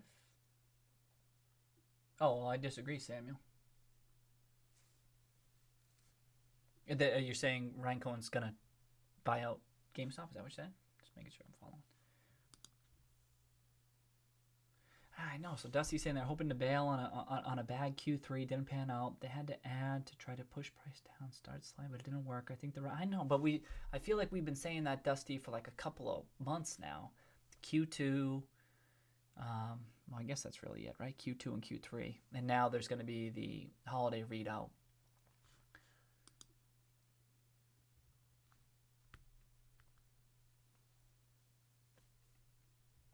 At this point, clearly Cohen's not phasing them. Not yet, anyway. They're not. Maybe they think they have time, too, because if it comes down to a vote or something, they got a couple of months to get out. So there's no urgent reason to get out. And then they really doubt management. They go, nah, they got nothing. They really doubt management. I think management would, that's what I mean. Management would surprise a lot of people if they started, like, all of a sudden announcing stuff. Like, oh, I didn't really think that they had it in them. And maybe they don't. Maybe there isn't anything there. But everyone has priced in that there's nothing there. Both sentiment-wise, bearish thesis-wise, and I think they would. As I said, I felt it's overdone considering their execution on past stuff so far, but maybe they're right and they don't. I guess we'll see soon enough.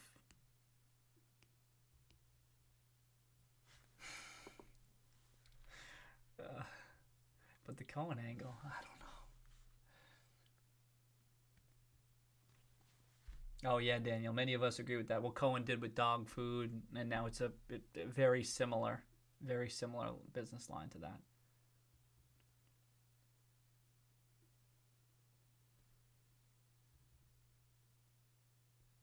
Opportunity for them to exit that depth. Yeah. And this was a good opportunity. Now maybe there was rotation of the shorts on this sell. This was a 30% drop. That's a good time to trim the position, and maybe some did and new ones rotated in, but in the aggregate, flat. I was kind of surprised by that too, because I figured, this is probably some good close, but I'm like, oh, that's it. It didn't even get below 60, and then this wasn't as big of a sell-off. What was this? 20%, 25%, maybe 30%. I think was it 30%? I can't even remember. Oh, down at the lows maybe.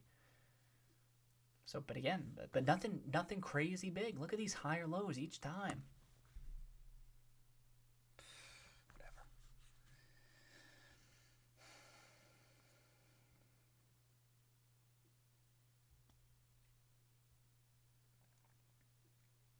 Okay, Dusty was worried about Q3. They're lined to fall back in their minds, yeah. Struts. Cheers to Struts.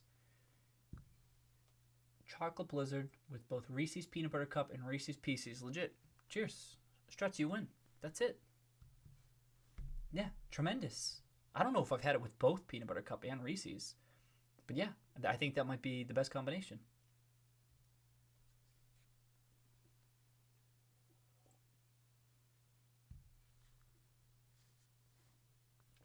Okay, so Justin saying holiday sales is their final line. Kind of running with what Dusty said about Q3.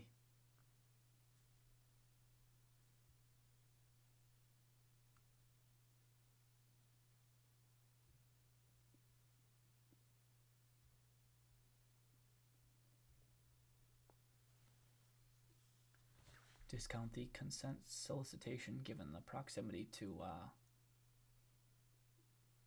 okay. Ivan. Peace out, Ivan. You have a happy holidays. Have a nice week. Have a nice week.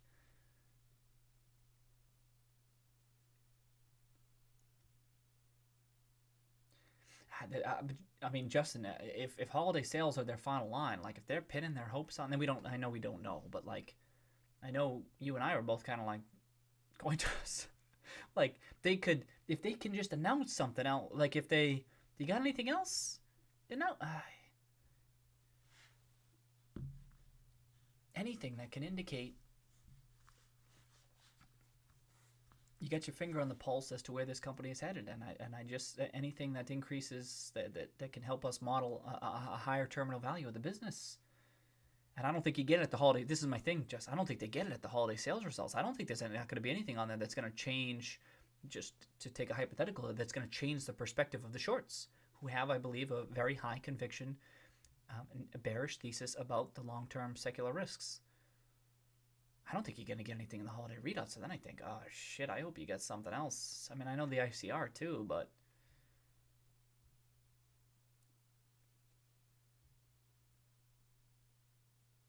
I don't know.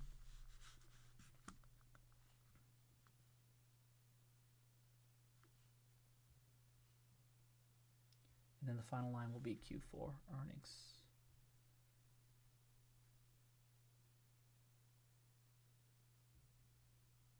Exactly.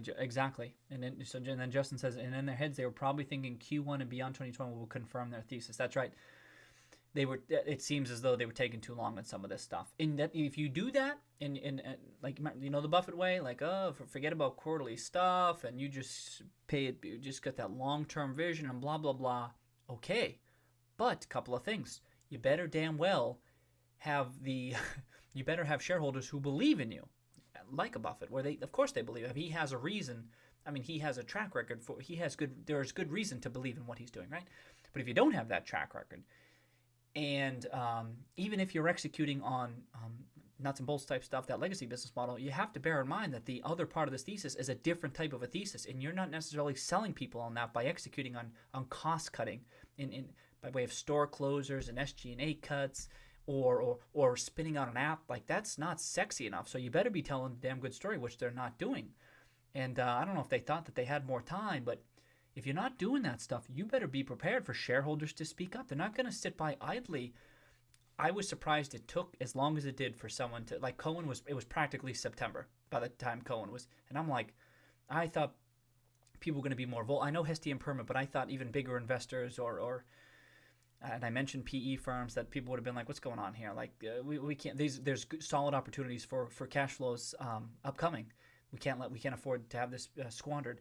And I thought there would be it'd be more of a talking point up to that point. And then so now like I'm not surprised that Ryan Cohen speaking up. I didn't know that it was going to be Cohen, but I'm like, someone was not going to let this go too far. And then at the time, even when Cohen first followed, I thought, well, we still have Q2. And then Q2 was like, all right. And then when I'm like, oh, we still got Q3, and that's when the consoles are going to come out, which was the big one, right? I was I'm with you on that one, Justin. I'm like, all right, well, that's a great opportunity to kind of speak to this stuff. But then nothing really. I'm like, what the hell's going on here? Then I'm like, well, you shouldn't be surprised by having a Cohen speak up and be like, what the hell's going on here? Because you have been asking for it. You don't have you're not Warren Buffett yet. You don't get the benefit of the doubt with this type of stuff. You don't get that benefit of the doubt. So you have to bear that in mind as a management team, that you need to kind of, I don't know, you need to account for that. And now we're really up. I mean, we're months away from what would be that vote. And I think, oh, you got something up your sleeve? You got something up your sleeve? Do you? You better. We'll know soon enough. Because if you don't, you're gonna lose. You'll lose. And I don't know what Cohen wants, but he'll win. He'll win. You're not going to get that opportunity to Justin's point. If you were trying to get to Q1 and beyond, you didn't tell a good enough story along the way, and you should have been.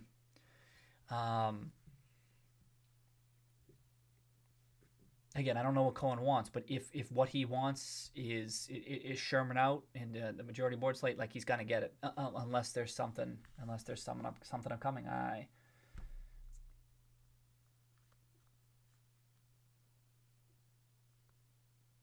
It's getting close to being too late.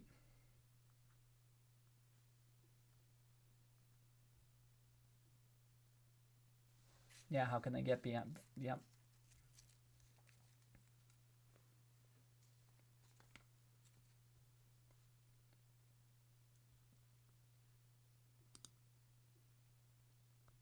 Oh, movie reference, Struts? Did I miss it? Shit.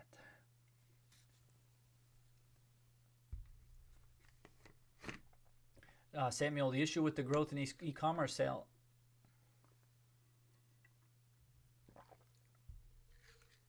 The issue with the growth in e-commerce sales is because those sales, what they're selling, people are saying that what's generating the lion's share of their free cash flow.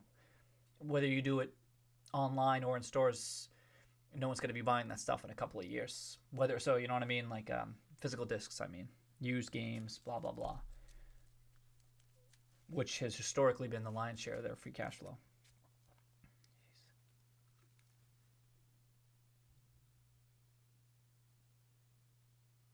Oh.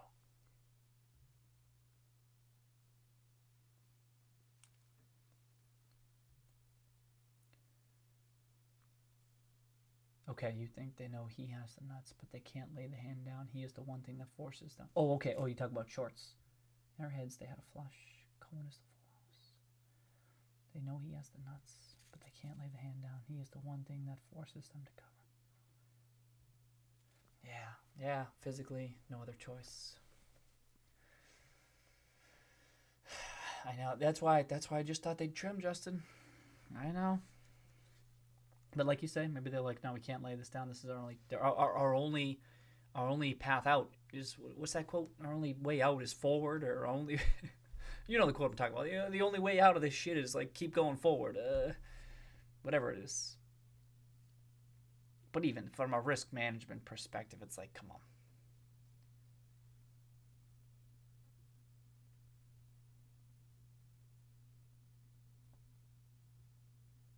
Well, no, you receive. Okay. Whether I do or don't. Incremental support retail. Oh, sick. Okay. That's right. Okay, so he confirmed. Good. Uh-oh, Super Saucy back. Uh-oh. Team Cohen. Team Justin. Oh, what's the movie, Coach Struts? I missed it. Give us another chance. Did I get the earlier one? I thought I did.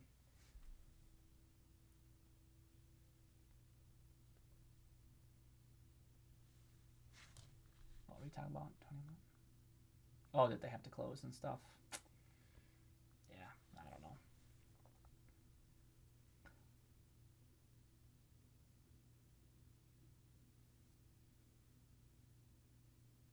Yeah, it could be Dusty. Dusty's saying maybe Cohen's intentions are changing in real time. Could be.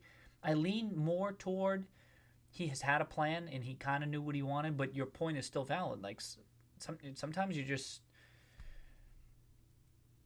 kind of I don't know, kind of rolling with it a bit. Like kind of send out the letter, especially remember the Bloomberg article following his amended 13D in September. Kind of see how people are feeling about you.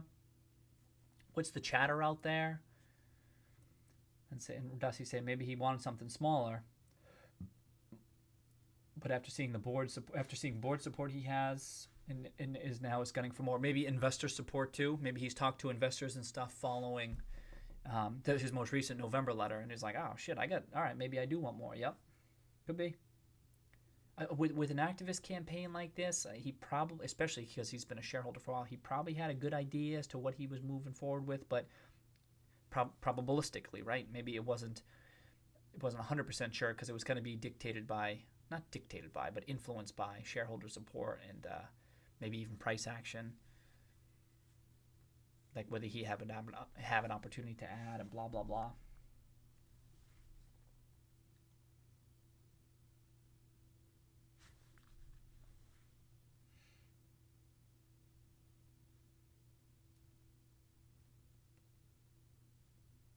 All right, yeah, he's in his 30s. He wants to run on the company. Maybe, I don't know. He wants to run.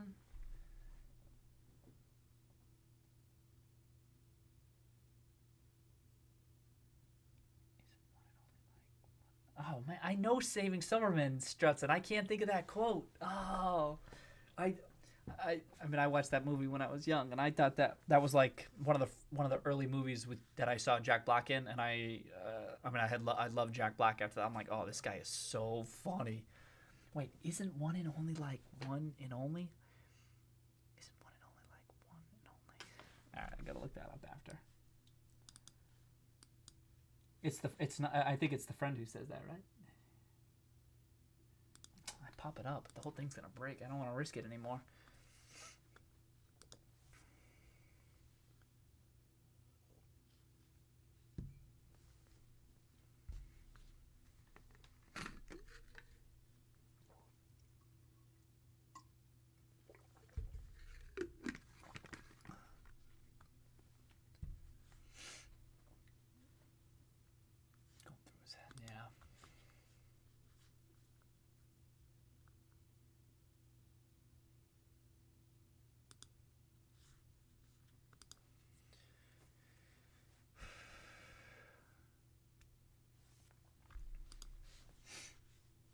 Right. In which case, super saucy. What's the reason? If it's going to be dictated by shorts closing suddenly, what's the reason they would close?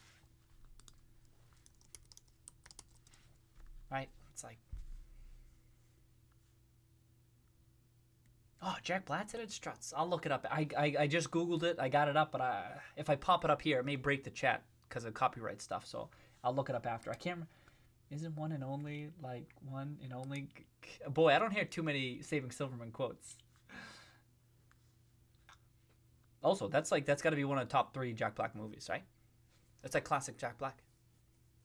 I think there's one more. Orange County. Orange County might be classic Jack Black. Maybe it's Orange County and then Saving Silverman.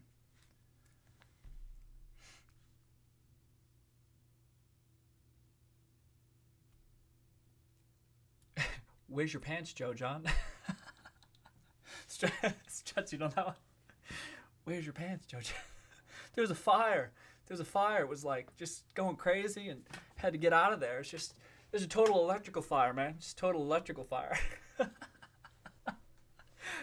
shit.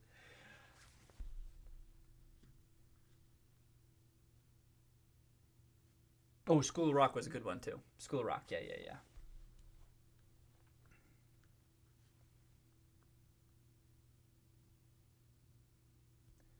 If he has to recall now, does that impact? Oh, could squeeze later. Man, I don't know shit about this recall stuff.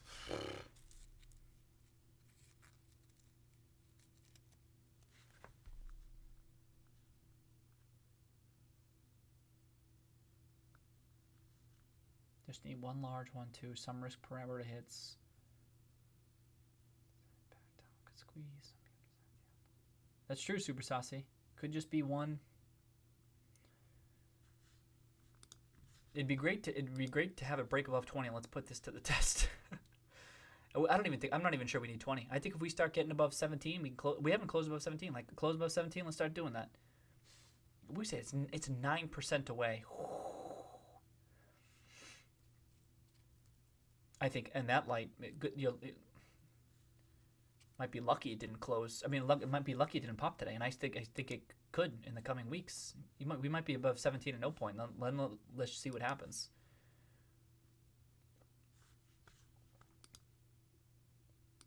Okay, no, Uber. Oh, there you go. Uber says this. Okay, Uber says 20. I'm thinking maybe even Uber 17, like closing above 17. That's a change. We kind of stuck at that 16. Like, yeah, we got above 19. Then it closed that day at 16.15, 16.56, 16.58. Like it hasn't been able to close. I think that could be. Let's kick things off. But indeed, yeah, 20% is nothing. It might be lucky it didn't happen today, Uber, right? But that maybe it happens in the next couple of weeks. I don't think this is.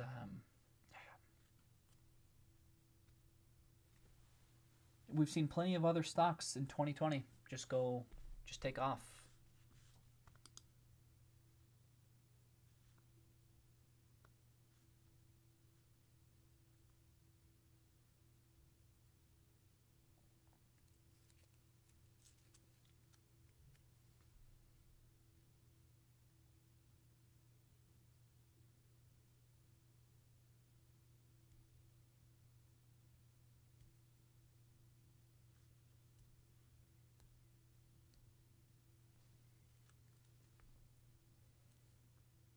Yeah, I don't know. Or is it recalling those shares enough to cause squeeze? So above my pay grade.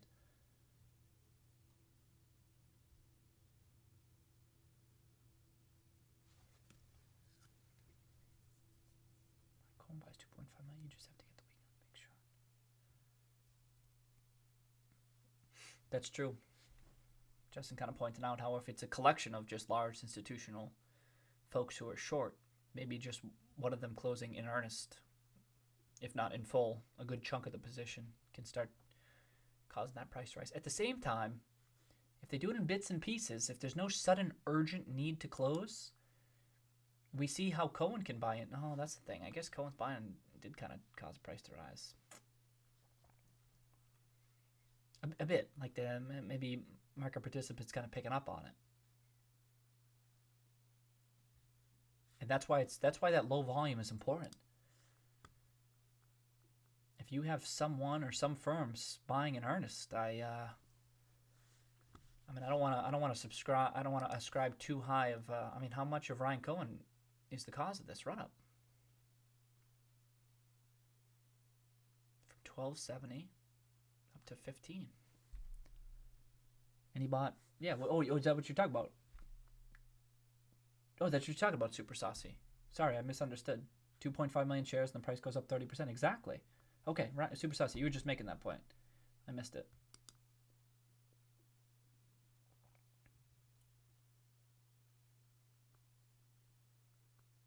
I know, what are you talking about? A recall on Christmas Eve? But why? But why? Just because? Ryan Reynolds? But why?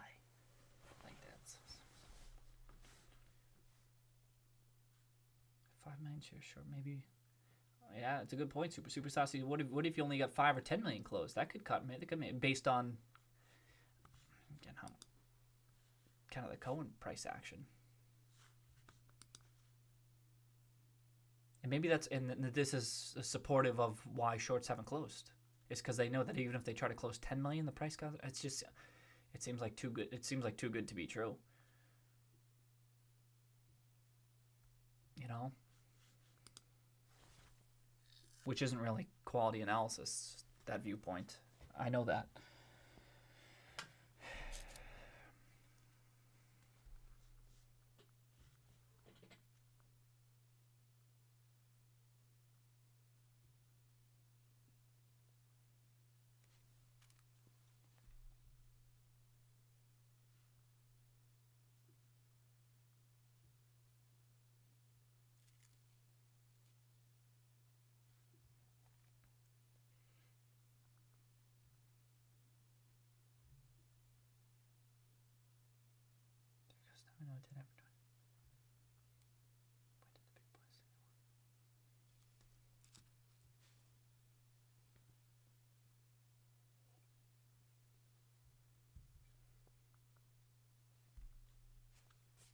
Just reading through here.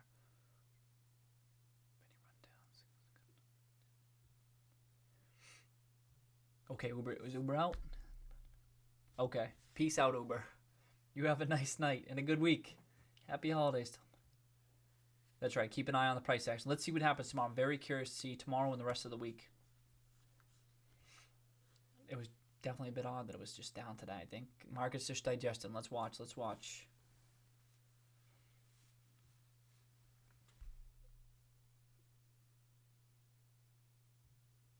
Oh, Justin too? Peace out, Justin. Happy holidays.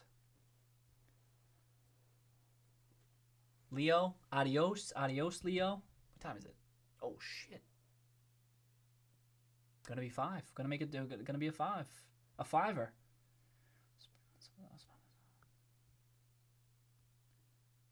Yeah, 20 tomorrow will be good.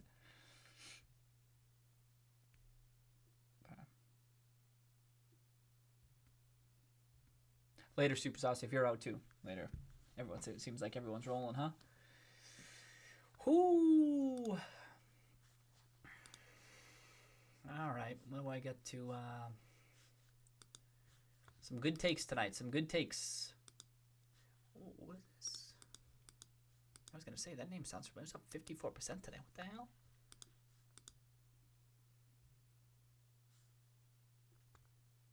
Oh my God! It's a 10-bagger.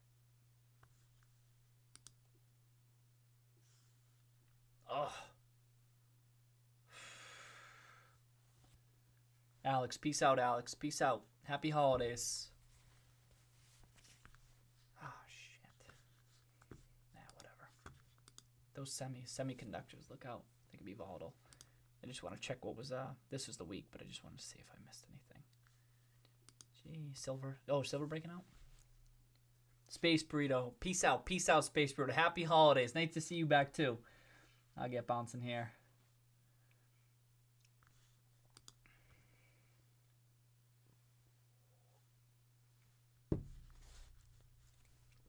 Ooh, GameStop made it into the top weekly movers. Cirque.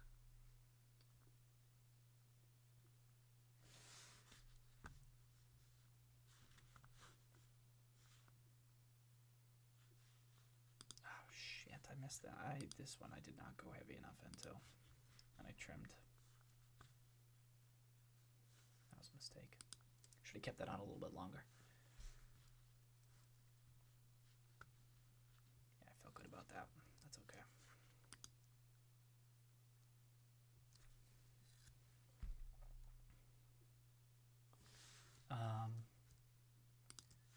Yeah, precious metals bouncing back a little bit. Gold, no, about flat. Silver a little bit, but not much. A little bit, okay. Whoa, whoa, whoa, what the hell happened today?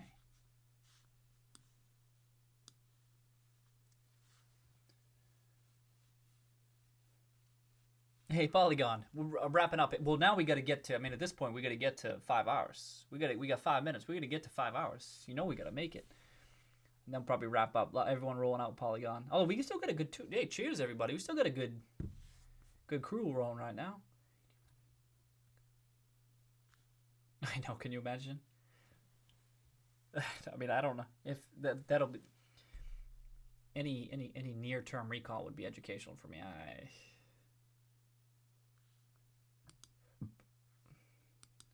Oh yeah. That I agree, Dusty. The big thing for me is the U.S. dollar.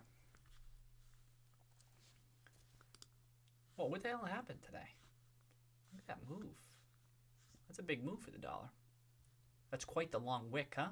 That's bearish. It tried to like kind of break out.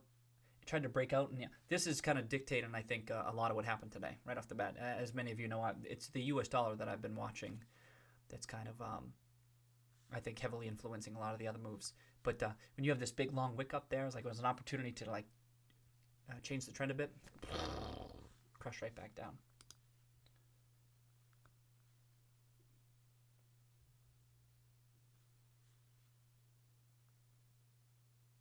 Hey, Daily. Cheers, Daily. Holy shit. Cheers, Daily.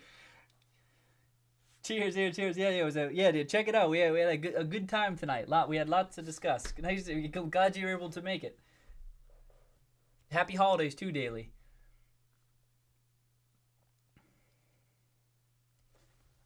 Chips made a split section. Take back. Okay. Oh yeah, stimulus. Oh yeah, right. There was stimulus stuff today. That kind of impacted the stuff. But still, even still, the degree of volatility is kind of what's surprising to me. It's kind of like changed its mind. Well, for this stuff too. Look at silver.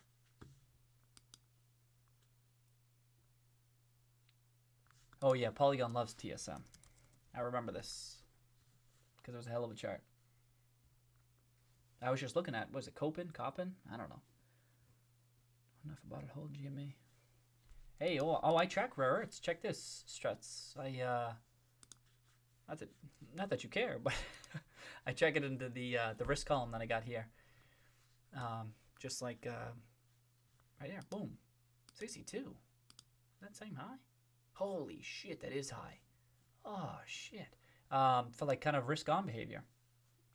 Oh, you got an actual ticker for rare earths, huh? Look at this breakout. And this is in line with just about everything. Oh, it's not real. Oh. It kind of came out like terrible. What do we want it to say, huh? We could have it say anything we want.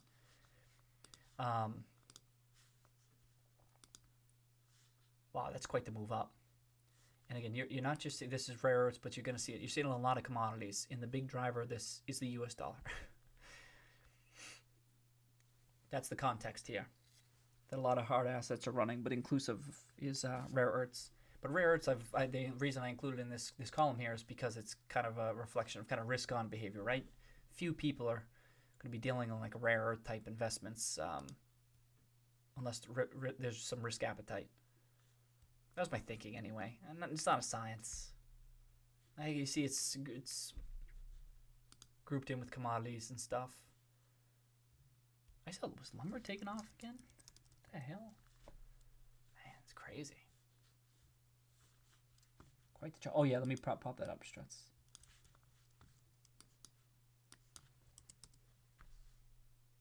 Oh, okay. Let's track on rare earths. Oh, I don't know this name. Seems like one I could add to my. Look at that breakout. Oh, what's his market cap?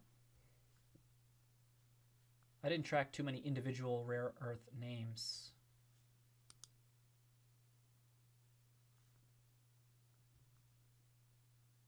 $2.7 billion.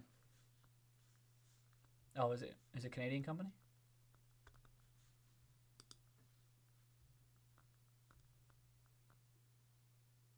Australia. Oh. Actually, yeah, I don't even know if there's any rare earths in Canada.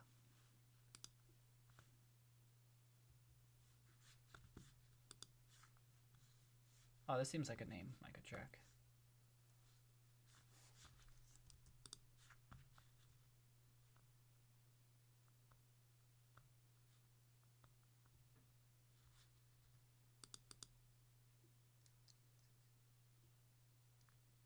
Shit.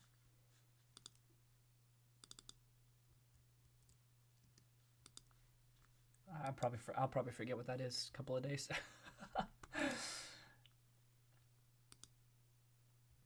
Exactly, Polygon. What do you talk about? The US dollar? Yes, DXY. Yep. March. I agree. Incredible. Ridiculous.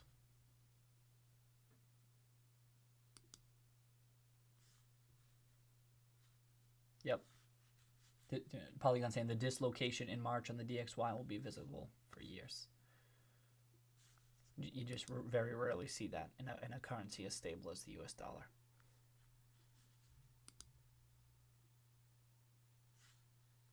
Look at that wick. Is that the monthly? Yeah. If they do, I mean, there are big moves otherwise. But it's just kind of like the uncertainty of it that sticks out, you know? Like what was this? October 2008, right? All the craziness that's going on. Yet a big leg up in the US dollar, right? Kind of a flight to safety. But it's the uncertainty that sticks out. Like kind of like the back-to-back weekly. That's like, whoa. Like the market couldn't figure out what to do.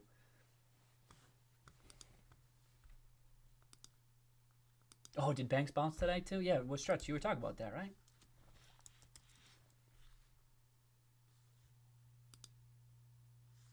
Oh shit, you did get the gap up. There you go. Wow. That's kind of I mean, we understand why, right? Struts, you were the one talking about this, about the buyback announcement and stuff. But you got banks outperforming.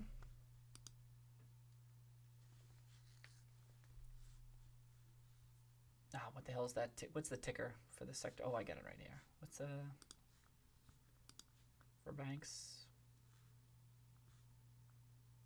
An ETF or something I can pull up? What the hell is it? It's probably right in front of my face. I can't see it.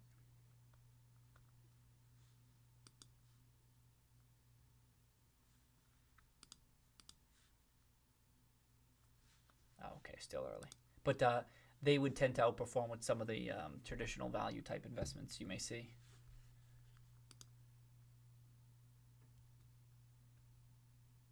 You know, Dusty, I actually doubt it, whether or not we get any new articles from any of the major outlets of Ryan Cohen's ad.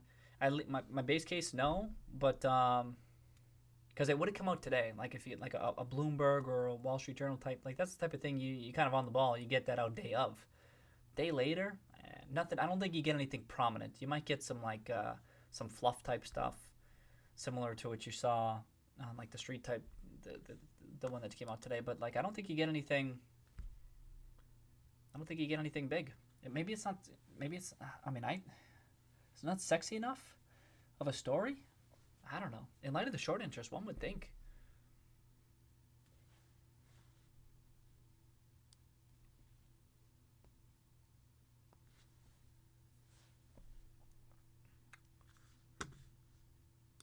I'm probably more curious just about the price action itself. Seems as though the stock price should have been up today. Not should have been. I think it was a bullish announcement. I think, and like I don't think the market is going to care too much about the arc. Well, I don't know. It's a prominent source.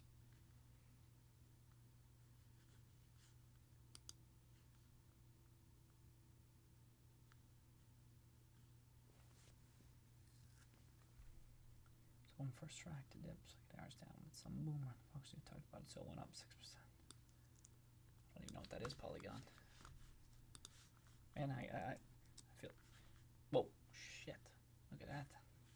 Another SPAC? Wow.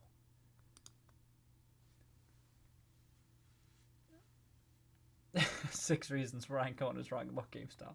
The fifth will shock you. Oh shit, that's funny, Polygon. And Polygon, you gotta click through each one to try to get to it. You're like, ah, oh, shit. Can you just show me the six? The new lawyer for Cohen also advised entitled capital for their proxy crime. Oh, okay. Yeah, I didn't quite. They also had 12.9%. Oh shit. Wait, Ryan. Hey, welcome, Ryan. Are you Ryan Cohen? Are you trying to? Ryan Cohen? Are you trying to have us help you do due diligence on your attorney?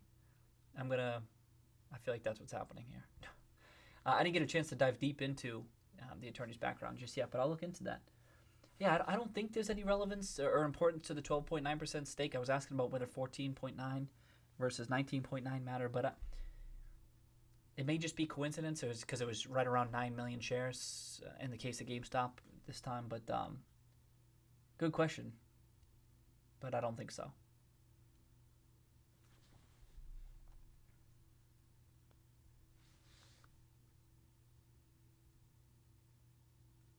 Exactly, Dusty. You get the Chewy angle with Cohen. Yep. 12.9%. Yeah, I don't think it's meaningful. XLF. Thank you, Struts. That's actually what I was looking for.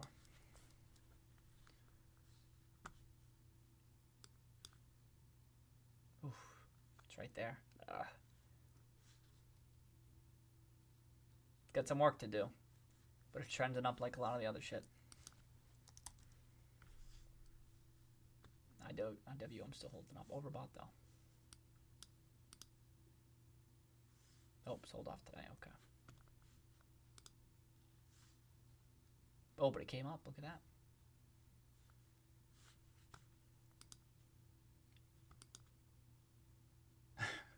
Oh yeah, I should include that one too.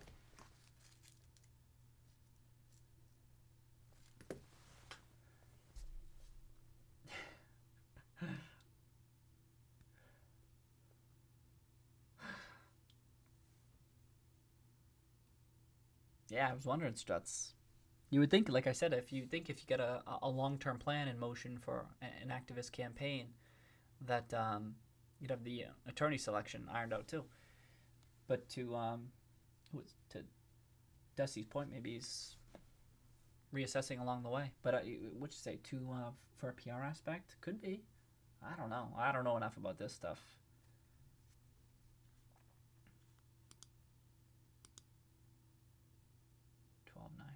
Wants us to rubber the gap down, yeah.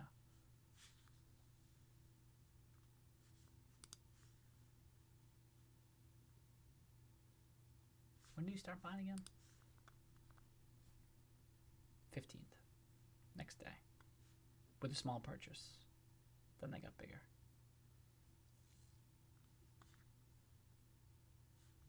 And then most of them were the 17th and the 18th.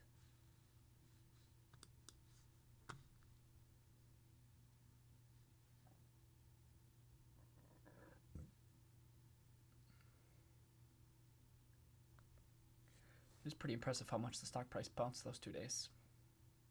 1385. Nothing crazy, but even still, wasn't that many shares. It was a bullish tilt.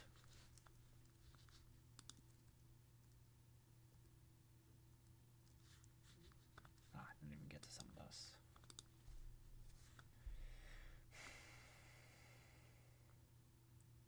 Still largely a quiet day, huh?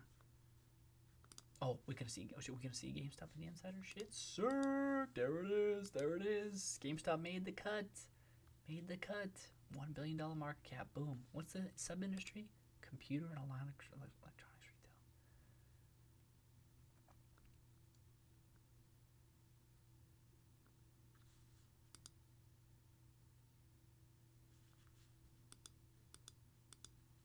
Oh, it might be one of the biggest. Oh, let's sort. Yeah. Well, I know. Probably the biggest.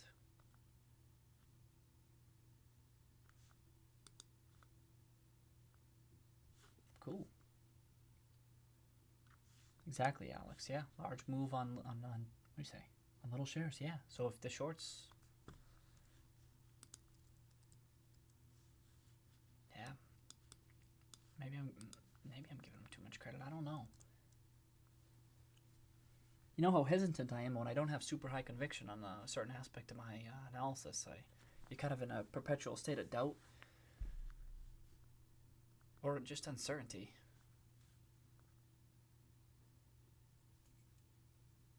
And curiosity.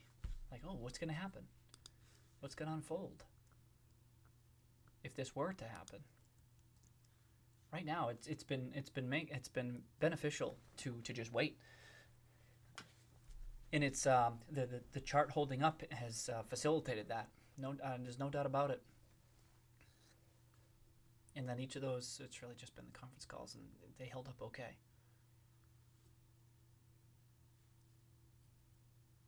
And every incremental news is like, well, I know it was red today, right? But it's a good. I feel like we're right to be discounting that move. But every incremental news item is seems like it will be bullish.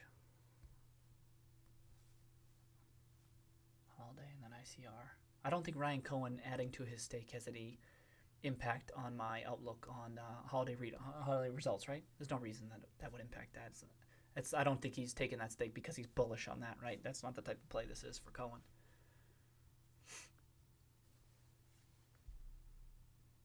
Doubt it.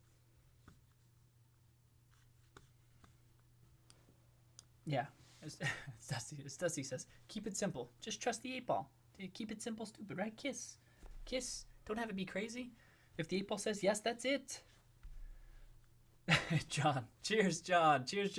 John just woke up. Oh, shit. So you guys don't go last. That's okay. Well, I think, does it upload automatically? I think it does. I think it uploads automatically. You'll see it there. Cheers. I'm glad you're able to make it, John. We'll wrap it up. Oh, shit. We made it past 5. Okay.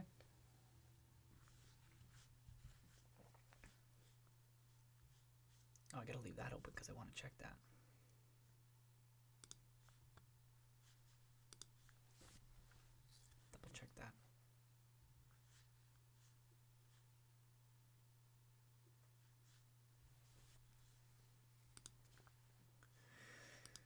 Yeah, it wouldn't be crazy if there's any more material news this week, right? It's supposed to be a quiet week. If more stuff comes out, that'd be pretty crazy. But in the meantime, it's almost like my base case is nothing. I have to do that. But price action, especially during a quiet period, following this. Have to watch that. Struts, yeah. I'm finally caught up. John, you made it just in time. I just got caught up. On stuff. Oh, shit.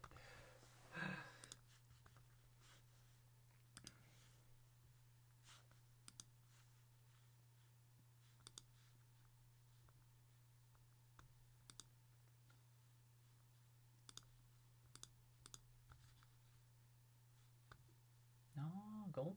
Gold's starting to break out just a little bit. And what's PBF doing, by the way? It did look like, was Philly here? Oh, Philly already left.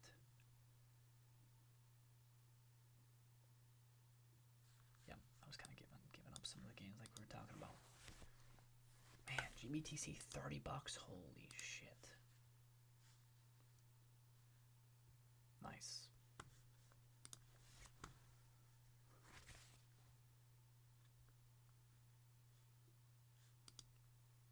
Been a quiet couple of days anyway. Oh, BXC over 30. Circ. Ooh.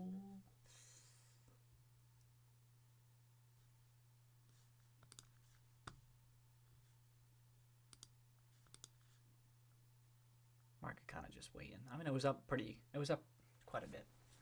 A couple of weeks. Hey, shit, Patrick. Welcome, Patrick. We're just wrapping up, and you came in just in time. Cheers, Patrick.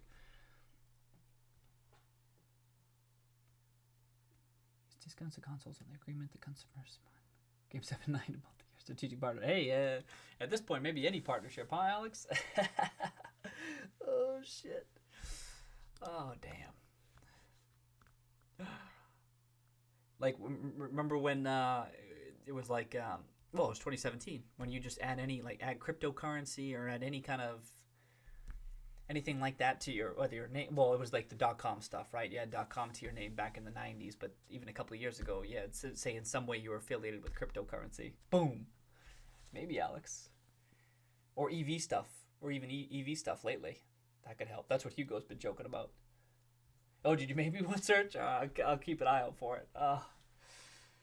All right, I'll get going tonight. Okay, well, happy holidays to everybody, huh? Again, if something goes crazy or whatever, if anything's going nuts, you may need to regroup. Make no mistake, sometimes the market don't break for holidays. So, but cheers to Ryan Cohen for timing this news release with this stream. Oh, good guy Ryan Cohen. Cheers. But thanks everybody for hopping on the stream. We had a good turnout today, huh? Shared some important viewpoints around what's unfolding right now. And the big thing now, it was just flat today, which is interesting. But now let's see what happens the next couple of days. Is the market open 22? So it's open Tuesday, Wednesday, and Thursday, and close Friday. Wait, oh shit, it's the next day. Close Friday, okay. See what happens the rest of this week. And I know some folks were speculating that maybe Cohen's still buying this week, so that would be interesting. I doubt you get any management response, so that'd probably be it. And then, as Dusty said, if anyone's talking about the story too. Or there could be other investors too. As the market cap gets larger and it kind of consolidates among a few players, you don't see too many like new large firms like step into it. Like they kind of like, all right, that's Ryan Cohen and maybe Senvest and maybe Bari, but maybe. But I doubt it. So that's really it. Happy holidays, Dusty. Cheers. Yeah, I know, right? Dusty said, yeah, catch you Wednesday when this melts up. If this thing's like cracking 20, I mean, the market will force your hand. We streaming. I don't know what to say. How do you not get into seller bird term more when you're at it almost did over the Thanksgiving break, right? It was like getting close where it was starting to get bid up again. Didn't quite go crazy, but it was like right there. And then the next Monday we were back, so it was fine. But here we are again. We'll have to see. That's funny, Dusty. Cheers, Ryan. Cheers. Thank you. You have a nice week. Patrick? Okay. Like the punch bowl. Happy holiday, Patrick. You made it in right at the end. Cole's announcement. You would think management makes sense, but I don't think... I agree, Struts. You would think that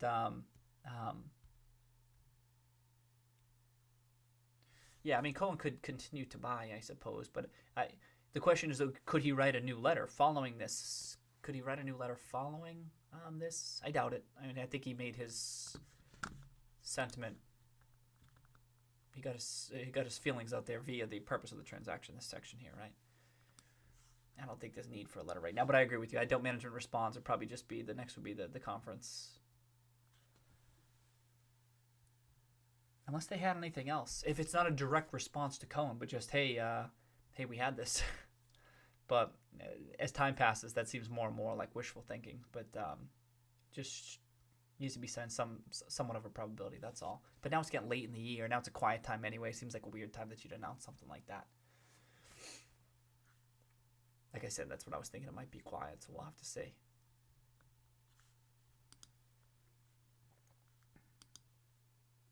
I know, yeah, Dusty. Cheers. And we got a couple of days early, perhaps. Serge, happy holidays to you as well. Happy holidays. Cheers. Let's hope the 8 ball's right. Let's hope the 8 ball's on a hot streak. 8 ball's on a hot streak. Let's see if he can keep it going. Peace out, Alex. Anyone else? Patrick? John? Peace out, John. Danny, Struts, adios. Daniel, Polygon, if y'all still here. Y'all have a good night and a good week, or a good morning now. Next day now. Daily, peace out. And yeah, have a good week. Happy holidays, everybody. I mean, we'll watch the GME price action, right? But enjoy your holidays. Have a good week. We'll regroup. Keep an eye out. And I'll post whenever the next stream will be. You'll see that. But peace out. Peace out, John. Peace out. All right. Oh, let me get this queued up. Do that one. Okay. All right. Peace out, everybody. Happy holidays. Let me get this thing. Got that. Got the kitties. Have a nice week. Peace.